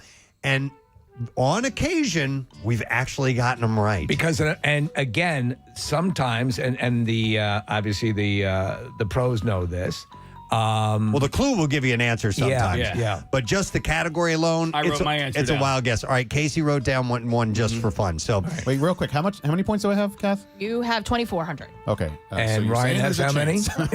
Ryan has 6,400. 6,400. Right, got it? Yeah, Not a depends on how greedy Ryan is feeling, you know? I mean, we'll Remember see. Cliff Clavin on Cheers that one time? Who are three people who have never been in my kitchen and he bet the whole shebang? All right. Have you guys made your wagers? Yep. All right. So let me now reveal this. All right, Casey, different music, please. Yes. Let's change this up a Inagata little bit. Davida. Yeah, please play Iron Butterflies, Inagata Davida. All right, so here we go. Final Jeopardy, and then you can hit the Jeopardy theme because that's how long it takes for them to fill this out. In National Historic Landmarks, landmarks in 2 states include the... What is this? Oh, we're dead. Landmarks in 2 states include the 155-year-old bridge connecting Covington, Kentucky to this city. Larry Zonka. Landmarks in 2 states include the 155-year-old bridge connecting Covington, Kentucky to this city. All right, write down your answers now. And this is when the camera pans across the contestants. Right now we're zooming in very close to Nick. Nice, And Nick. a little fade, a little dissolve to both of our contestants. All right. All right, pens down. Time is up. All right. All right. So we go to, we started on the low end first, I believe, to see what Nick's answer is. Nick, landmarks in 2 states include the 155-year-old bridge connecting Covington, Kentucky to this city. Your answer is? What is Cincinnati, Ohio? Which is correct. And how much did you wager? I bet it all, Alex. You bet it all, Alex. All right. 2,400. So, Kathy, That 4,800. would be 4,800. All right, well done. She's so good. All right, now on to Jeopardy champion Ryan Long. Ryan, your answer? Happy birthday, Nick, and he bet 1,000. That meant he did not know the answer, and so he loses 1,000, Kathy. And he is still our winner. And we still are our Jeopardy champion. Now 17 times, Ryan Long. This is official. Yes, 17. Yes. 17 times. All right, now, we had a feeling something like this might happen. So double Jeopardy? No. But we whipped up a category, Nick, that you might do better than he has done in. So we're going to try you guys out on this final Jeopardy category. And Ryan, you said you're a fan of the show and you've been listening. yeah. So this might favor Nick a little bit more, but you could have a shot at this. All right, so Casey, if you would bring the music down. Our final fun category is 2 Nicks and a cup. Milestone moments from the broadcast life of Nick McElwain. So buzz in if you know the answer. Okay. All right, here we go. It's actually, if you don't realize, it's actually skewed towards you, Nick. Okay. All right, so it'll favor you. Gotcha. It's the meteorological condition that caused Nick to exclaim, guess what I get to do? Hey! Nick McElwain. What is snow? That is correct, yes. So we'll do 200 points for Nick there. We'll double it each time. All right, next answer. It's Nick's incorrect explanation of why birds seem to tilt their heads towards the ground. Hey! Nick. What is they're listening? For? Worms. Yes, that's correct, yes. For 400? 400 for that. All right, 600 for this one. It's Nick's deep dive that led to his belief that this Oscar-winning song was actually titled Shiloh. Ryan? What is shallow? Yes! My man. Ryan got 600 points. Wait, hold on, because I gave those points to Nick already. Casey, what was Nick at? 5,400? I don't know. I think it was no. 12,000. Yeah, we're just starting fresh. All right, Yeah, okay. whatever you want to do. Starting all over again. Just make it yen. All right, I'm going to stop keeping count. All right, now this is a tough one, okay? It is the core training contraption that made Nick an early pre-meme video star. Hey! All right, Nick. What is a balancing roll? Yes, a balance board. Yeah. Balancing roll. That's correct. That was at Black Diamond Sports. Nick got up on it, and it's I wouldn't even ever have tried this, but got up and you not face planted, but hit the ground hard. Close to it. Yeah. All right, this is a tough one. This is the final question. It is the nom de plume that Nick is listed as in Steve Morrison's iPhone contact list. Hey! Nick? This is a good one, Ryan. What is Nick what the F? Yes, that is correct. I did not want to spell his name as I was putting it in, and I went with that. All right, and we don't need to total up the score. Nick's winning by about 1,000. About 1,000. All right. Well, Nick, we thought this would be a nice birthday, and it was Marissa's idea. Thank you, Marissa. To do a Jeopardy run. And thanks so much to Ryan for coming in. I mean, this, honestly, like if you're going to lose, might as well lose to a champion like Ryan. And this was so much fun. Thank you guys. I really, really appreciate it. So, Ryan, what is what's the story on the Tournament of Champions? When you guys are expected to film? When that will air and all that stuff? Yeah, we're going back in September and airs in November, and that'll be the first time outside of this, thought about Jeopardy for any amount of time. Well, I have a question. When they're going to do that with you, I mean, like, how many days does the Tournament of Champions last? Do you know if you're guaranteed to stay a certain? What is 10? And are you do they have you night by night, or are you set for like a 10-day stay? Do you have any idea yet? I have no idea. Okay. I have no idea. I haven't thought about it. I've been doing like life stuff. That would suck if you lose and go backstage and your luggage is there. Like, beat it. I mean, it's like, dude, I brought all these shirts. You're so laissez-faire about this stuff, and I remember, like when you were competing, and I remember we spoke to you, and you said you didn't really kind of train for it or anything like that. No, I mean, I put as much prep into it as I did into this morning. So tirelessly working. Dude, I was studying Nick all night. All night. Do you think that if you were to do that it might kind of throw you off a little bit? I mean, I don't want to tinker with the process too much. If I go out there, whatever I do, be fine. Yeah, I'm going to come away with some money. So, well, you've said that you're a voracious reader, right? Yeah. So, and then you have a good pop Left culture. my copy of Lord of the Rings in the other studio. There you go. All right. Well. So all of that works in your favor. I think some people have said that they will go and review old episodes of Jeopardy. But that's not your style, and many years after. All right, it is 10:33, and we are at the end of our program for today. A few things happened. I'd like to thank our coolest teacher, Mr. Darren Carr from Millville High School. Got in touch with the biology teacher. Was very excited. He said he couldn't wait to have his shot at coolest teacher, and he got it. And two of his brothers were NFL quarterbacks. How about that? I mean, like, holy crap. That's and what's funny about that, I had no idea, but when I saw that name, I was like, oh, it's like Derek Carr.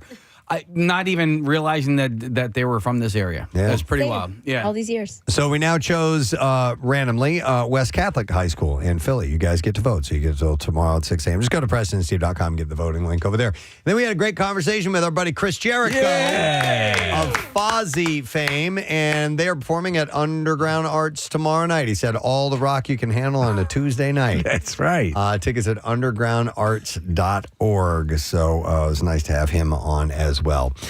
Well, he's done. Yeah. He's finished. He is now officially retired from his in-arena host duties at or not arena host, announcer duties at the Sixers. Yeah. Did you watch?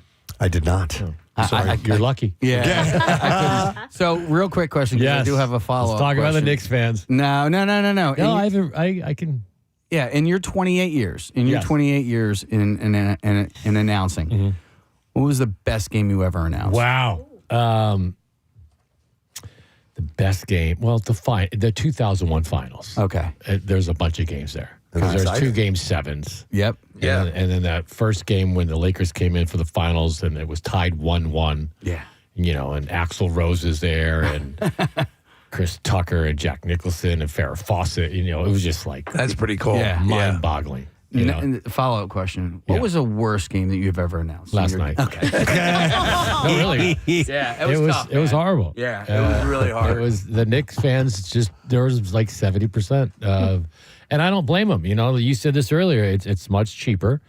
By the way, if your team's down 0-3, do you really want to go to another game and see them get swept? 3 p.m. on Mother's Day. Yeah. It's a little tough, too. Yeah. And here's the thing. I was talking to Mike Breen. Mike does the play-by-play for ABC. He's a New York guy.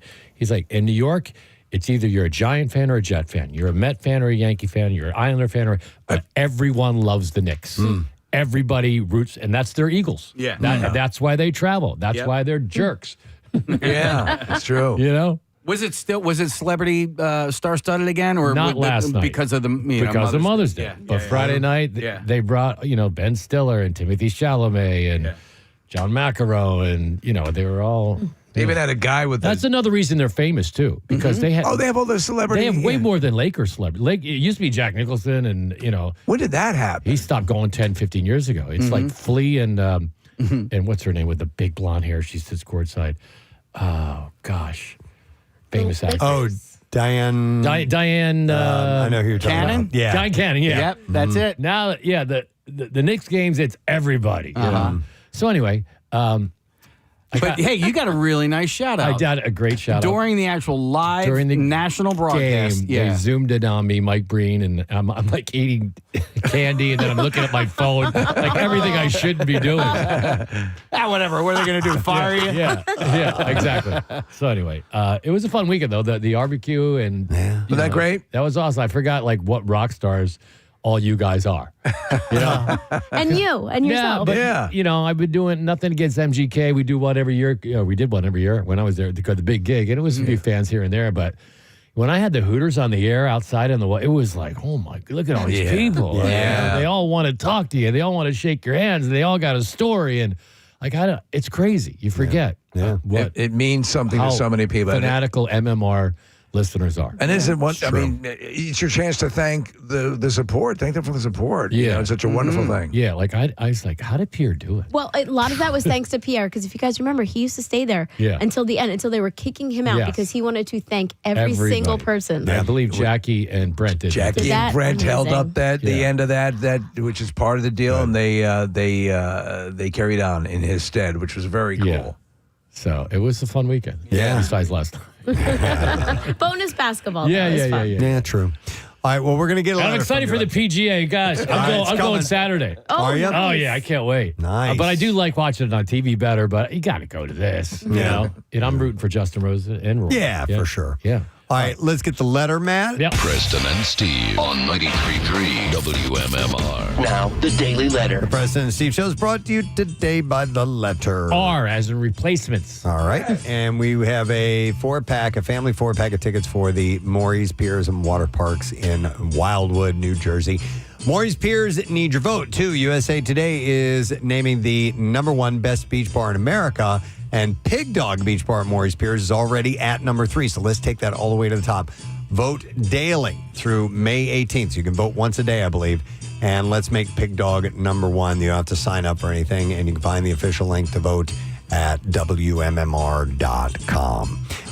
What's happening today, man? Well, we got a block of Billy Joel today. His birthday was Saturday. We got a block of U2 today. Bono's birthday was yesterday. And we got a block of Puddle of Mud just for the heck of it. And there's an anniversary with Sid Vicious.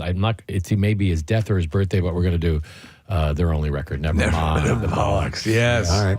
Yeah. So Cool, maybe man. God Save the Queen or Anarchy or something like that. Something else. All right. I want to remind before we wrap up, Casey's got an appearance tonight. Yes, sir. DHY Motorsports in Deptford. Yeah, it is bike night. So the second Monday of every month, this summer, it is bike night from 5 to 7. So there's going to be food and entertainment and giveaways. And ladies and gentlemen, if it is your dream to one day own a monkey, you can register to win a Honda Monkey. That's right. Tonight is, at DHY Motorsports. That's right. And so Okay. please come by and say hi. All right, nice. Let me thank our sponsors. Preston and Steve Show is brought to you today by Duncan. The Preston and Steve Show runs on Duncan, also brought to you by The Jug Handle Inn. Catch the best food, best drink specials, and all the game action at The Jug Handle Inn in the Cinnaminson. TheJugHandleIn.com. Tomorrow on our program, a couple cool things happening. Adam Weiner, our buddy from Low Cut Connie. He's played the MMRBQ before. He'll be stopping by tomorrow morning. And we'll also have an interview with Bobby Farrelly, the director and writer. Casey was saying Dumb and Dumber. Dumb and Dumber. Top 5 movie for actually might even be a top 3 Aren't movie. they something about Mary too? Yep. Yes. Yeah. There's a wide list of the Farrelly Brothers movies. Yep. So Bobby's joining us, and we'll have many other things as well. So make sure that you are in on it all by joining us tomorrow. That's it. We're done. Rage on and have a great day in the morning, and we'll see you tomorrow, friend. Bye bye.